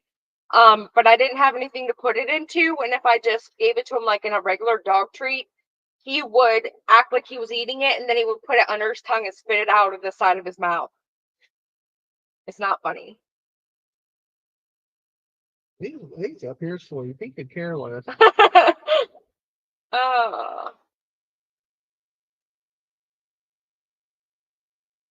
Buy her doggy earmuffs. Oh, like the anxiety doggy earmuff things. I think he needs one of them hug yourself jackets. They have like a anti-anxiety huggy jacket thing. It kind of like wraps around their ears, and there's ones that like go around the whole body. He needs one of those. We need to go to the pet store. What time is court in here? 4? I have no idea. They can sense when you're stressed. Oh, I know. I'm not really stressed. I don't have patience. I'm always like this.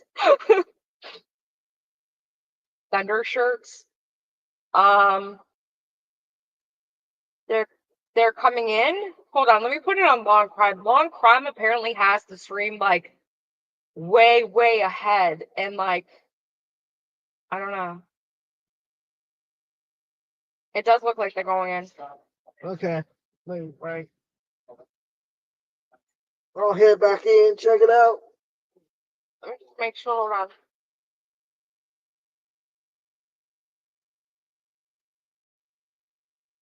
We're back. State versus Brewer. And Brewer. That's a Justin Brewer case. explanation is that is just stopped several. Oh. That he's talking about.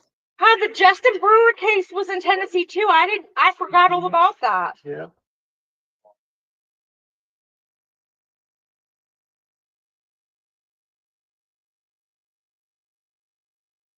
We're gonna talk there. Give me the last paragraph of page 12 talks about 106 rules. I'm back on the thing. I don't know if Court TV came back.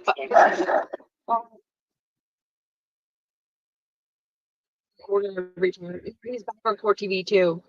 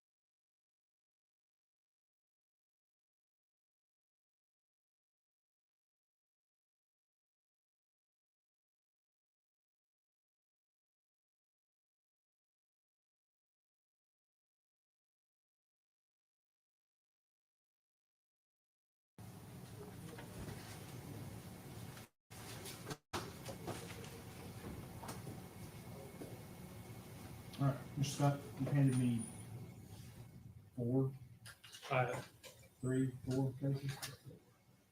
Four, I think. They're right here. Judge, I handed you the unpublished case of State versus Brewer, and that case contains a pretty good explanation that it does cite to several published cases. If you go to, if the version you have of Brewer has a page 12 at the bottom, does it?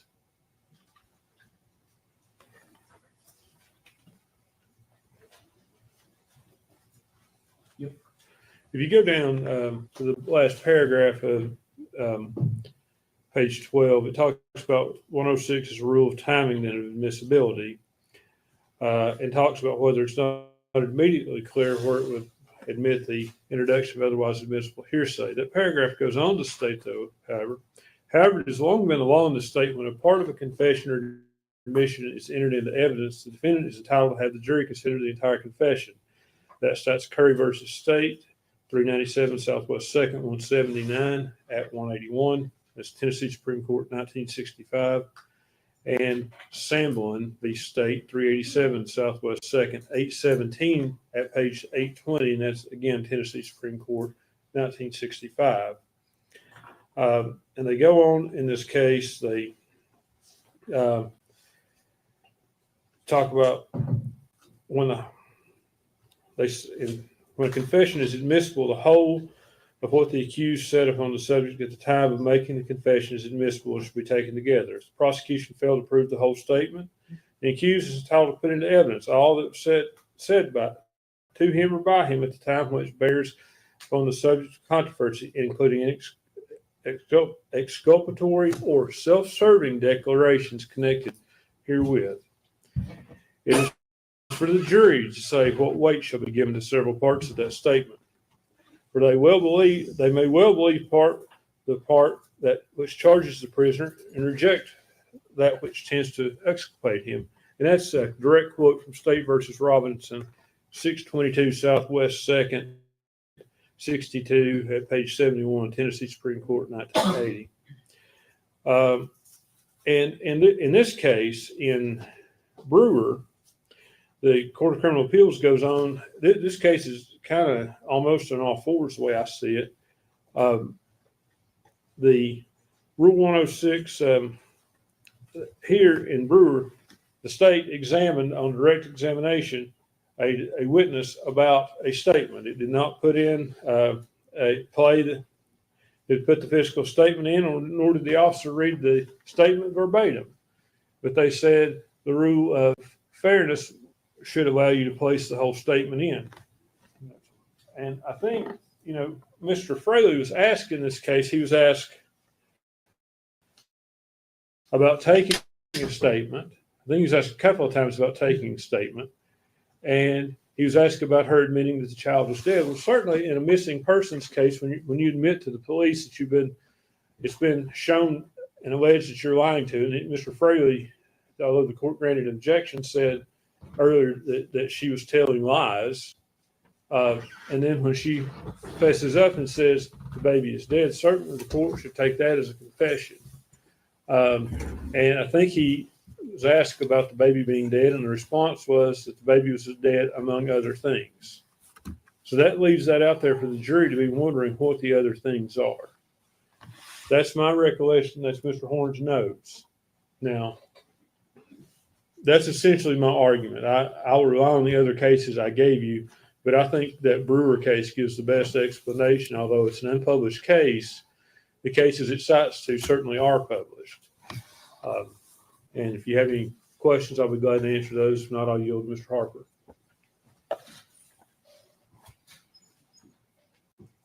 Yeah.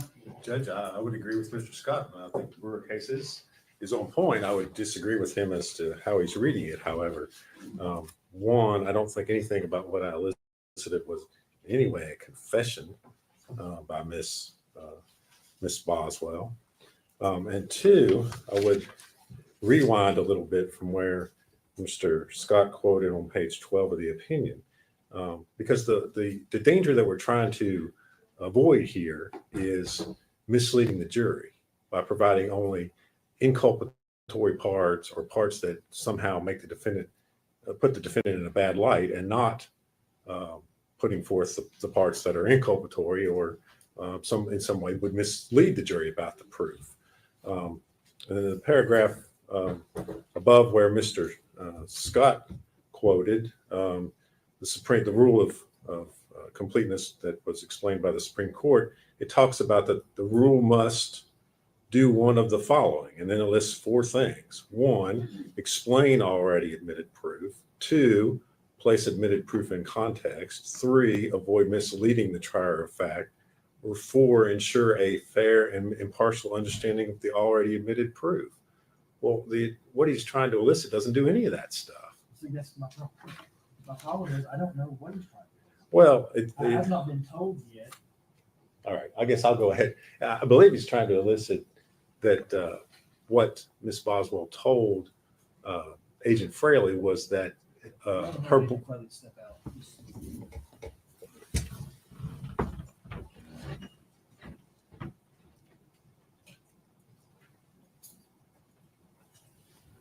And Mr. Stock can correct me if I'm wrong, but I believe what he's trying to elicit is that Miss Boswell told Agent Fraley that Hunter Wood, the defendant's boyfriend, rolled over and killed the child.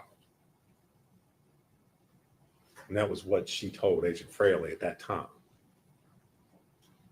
I don't know how that corrects in any way his statement that she admitted the child was dead. I mean, if anything, that's the fact she was there is more inculpatory to elicit that than it is correcting any sort of misleading impression that might be out there as a result of what Agent Fraley's already testified to.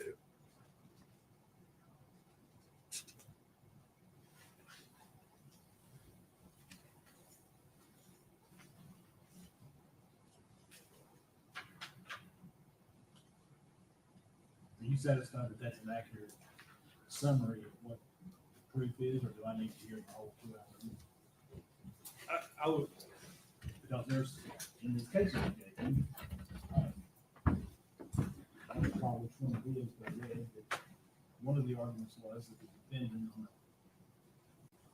possibly the post-conviction case, there was argument that because the judge relied on the summary of the proof instead of reviewing the entirety of it, that the judge couldn't make that decision. I think, and Mr. Harper can correct me if I'm wrong, I think I'm generally satisfied with what he's saying, but she explained how the baby died, where the baby, or maybe not where the baby went, but I think that Hunter took it in that statement. Am I right about that? She gives an explanation. And I guess what I'm trying to say right now is it's fundamentally unfair. And I think it does satisfy at least 1 or 2 of those things that Mr. Harper's talking about in the paragraph above from Brewer. Explains the already admitted proof and puts it in context. Well, right now, you have a case where the jury's heard this TBI agent say, yes, she's lied, and she's basically led us on wild goose chases, but she finally admits the baby's dead without putting in the full explanation of what she told them. And I think for the jury to hear that, there's no mention of anyone else and what was put in. She tries to explain to him what happens, and I think it explains it, and it avoids misleading the trier of fact from the standpoint of the jury. You don't know what this proof is. Mr. Harper and me, Mr. Harper, Ms. Maskill, we know it. And I think you said that's where you're struggling. Well, you have obviously it's where I'm struggling, because the test that the Tennessee Supreme Court is given to the trial judge is that it is an issue of fundamental fairness. it isn't an issue of one snippet of one statement misleads the jury. That's not the test. That's not the question. The question is it fundamentally unfair if I, as a trial, don't allow you to put in the entirety of the statement based on the very narrow, and I understand General Harper was being very careful and cautious in what he was asking. So what I think where we're at is that I'm going to have to, is it transcribed? Is it audio? Is it video? It's 2 hours. Well, I guess we could fast forward to I that. think I've got a clip of just that portion. Well, here's the other thing. If you want to give me just a clip, obviously it speeds it up today. But then if the jury ultimately convicts, then on post-conviction or during the appeal, the argument's going to be, oh, well, the judge he didn't review the entirety of the statement. And therefore, he couldn't have made an appropriate determination. So here's where we're at. It's my opinion, and believe me, there's nobody in this courtroom who wants to keep this case moving. But it's my opinion that you're going to have to give me the audio, video, whatever it is, and I'm going to have to go back in chambers, and I'm going to have to review it. And then I can come out here and make a decision based on this law. I think that's where we're at. I don't want to send the jury away, but I'm not going to make them sit out here for 2 hours.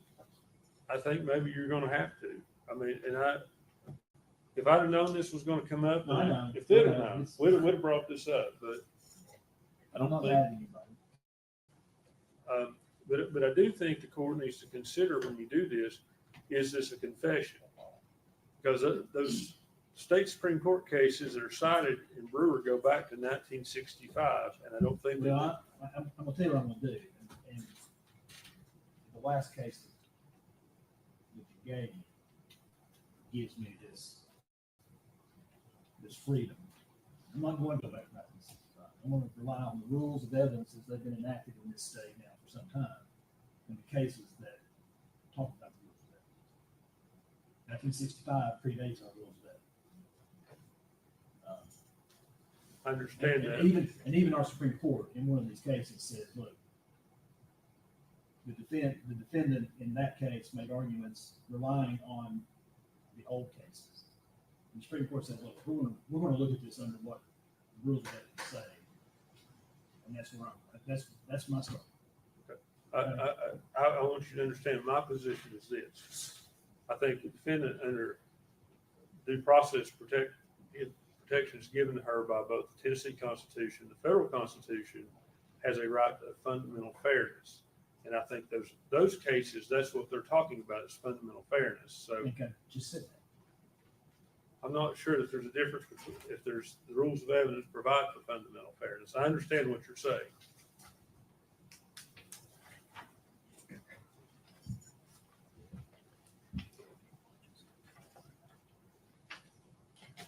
Let's make this. And if I'm wrong, I think we're on the same page at least. Is what needs to be done.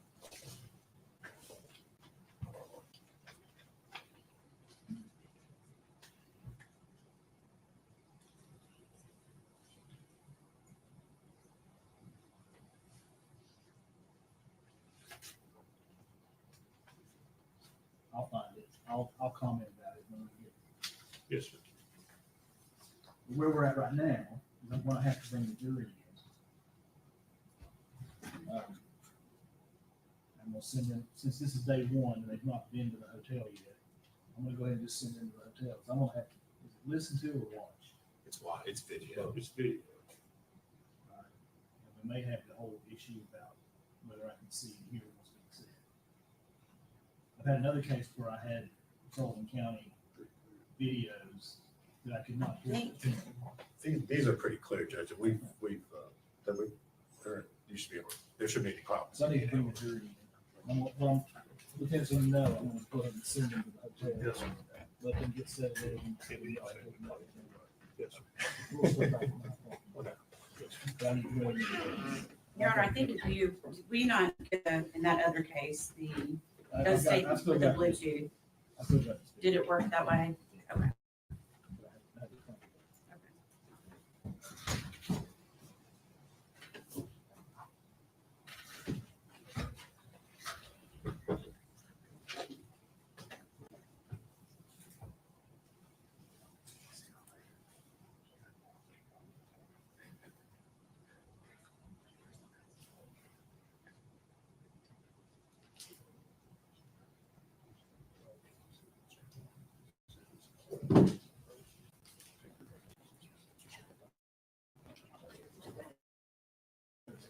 One second, please.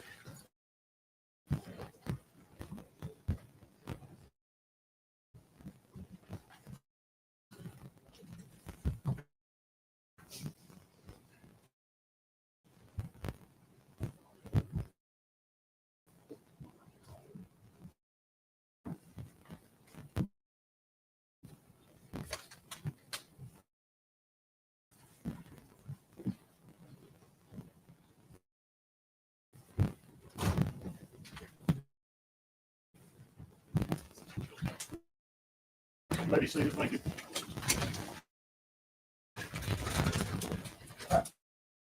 Ladies and gentlemen. Thank you very much first. Second,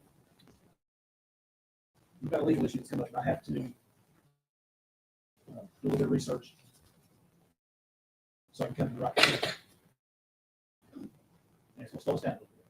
But since this is the first day of sequestration, we'll go ahead and have the officers take you to the hotel so you can get settled. Your luggage should already be there. I think they've already told you all that. And they'll take you out to dinner tonight to some undisclosed restaurant. Somewhere in Tri-City. But before you go, I'm required by law to give you certain admonitions. One, you're not to communicate with other jurors or anyone else regarding any subject connected with this trial. You're not to form or express any opinion about the case until it is finally submitted to the jury. You're to report promptly to this court any incident involving an attempt by any person to improperly influence any member of the jury. You're also to report promptly to the court a juror's violation of any of these admonitions. You're not to read, watch, or listen to any news reports concerning this case.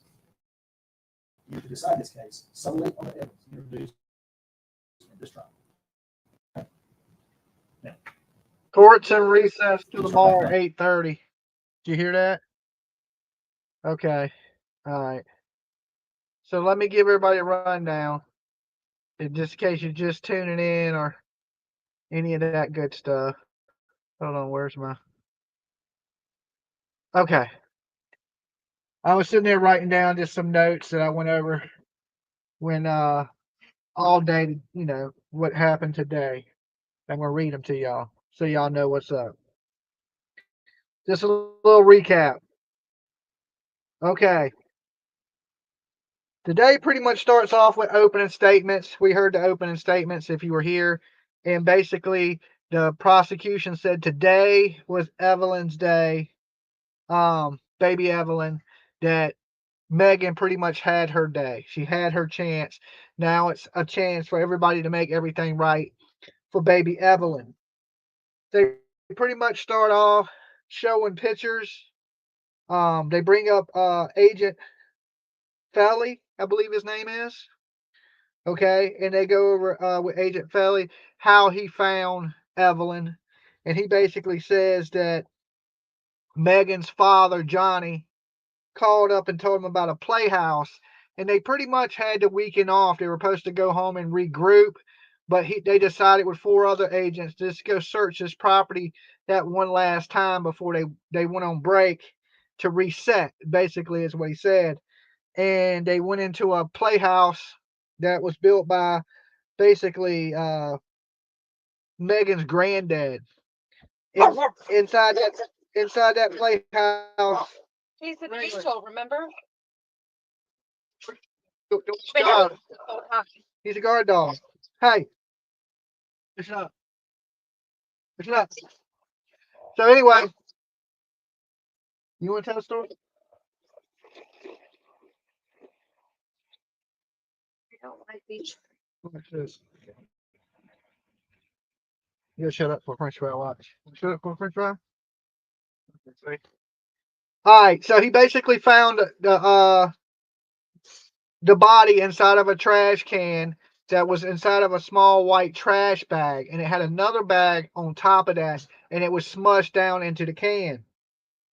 Okay, so they basically went over the pictures of what they found, picture by picture, which were pretty graphic, showing Evelyn's body and the condition of her body.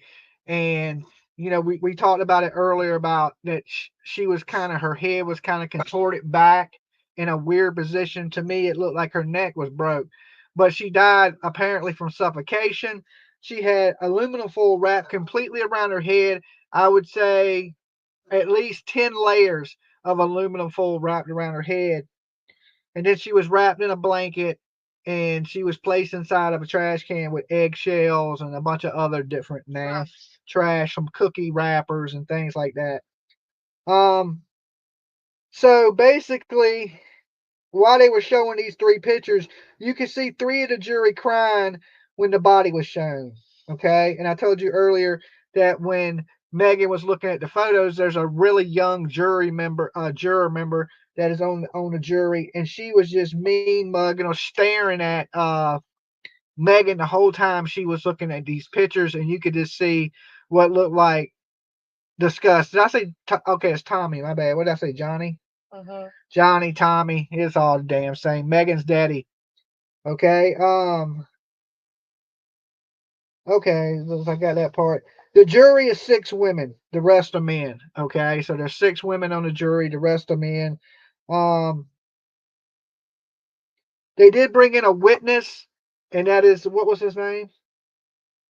Austin Feller. Austin Feller. He is in there right now inside the lobby. I just walked right past him as I was coming out. Is he cuffed? He got out. No, he got out on bond. He is out on bond now. Okay. He got out. He came to the court like the judge told him to. Well, they brought in the witness. Let me fill everybody in. They brought him in.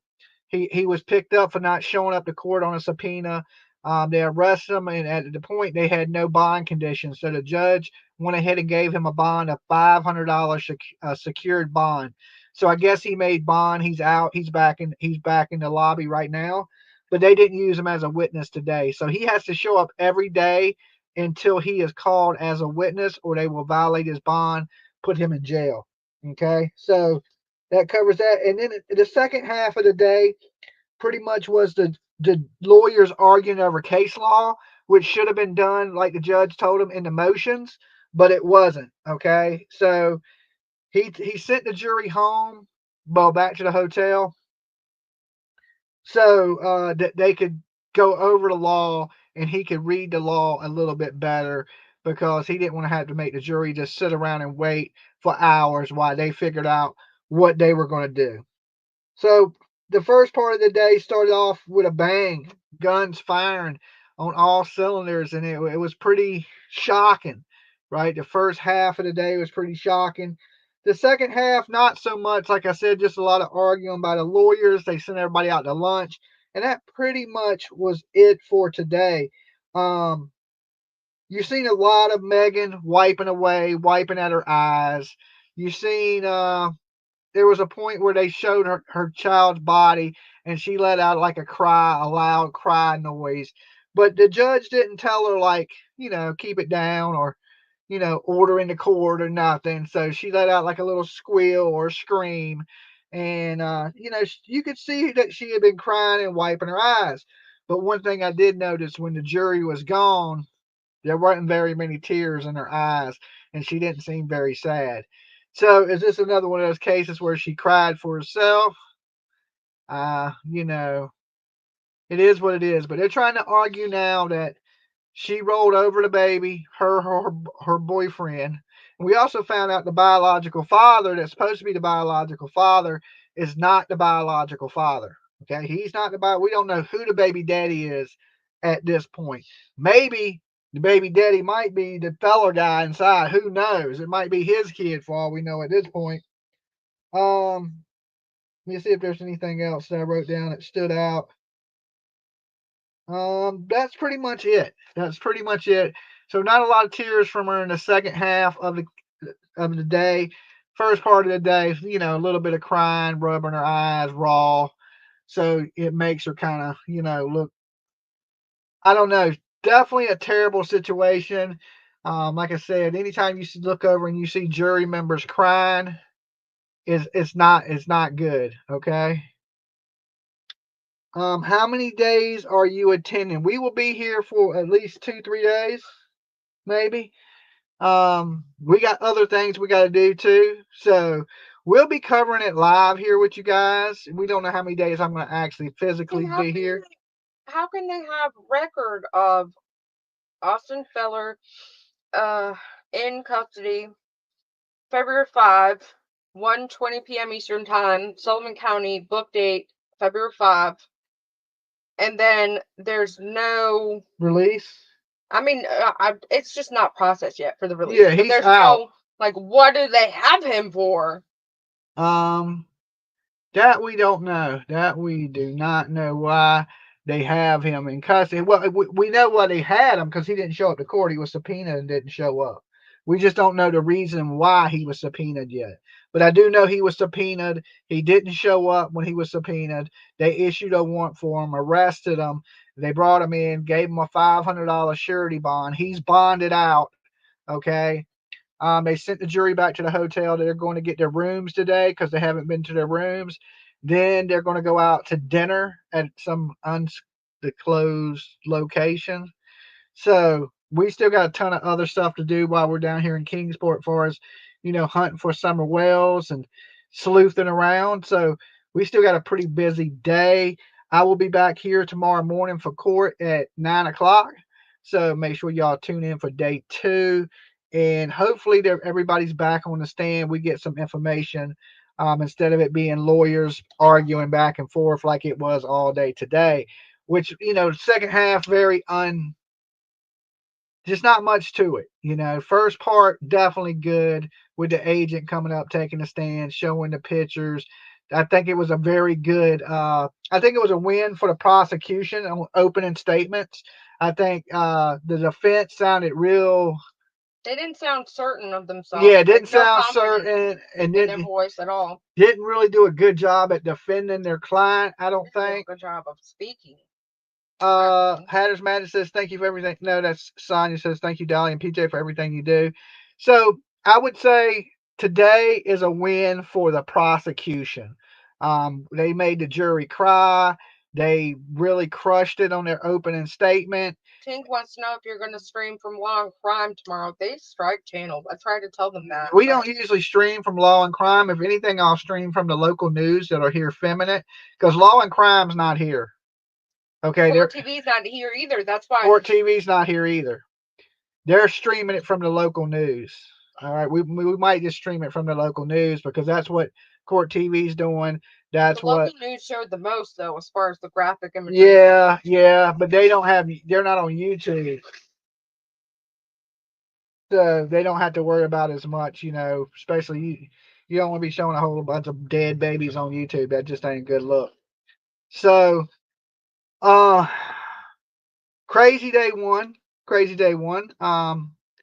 So we will be back tomorrow to cover some more of this trial for you guys.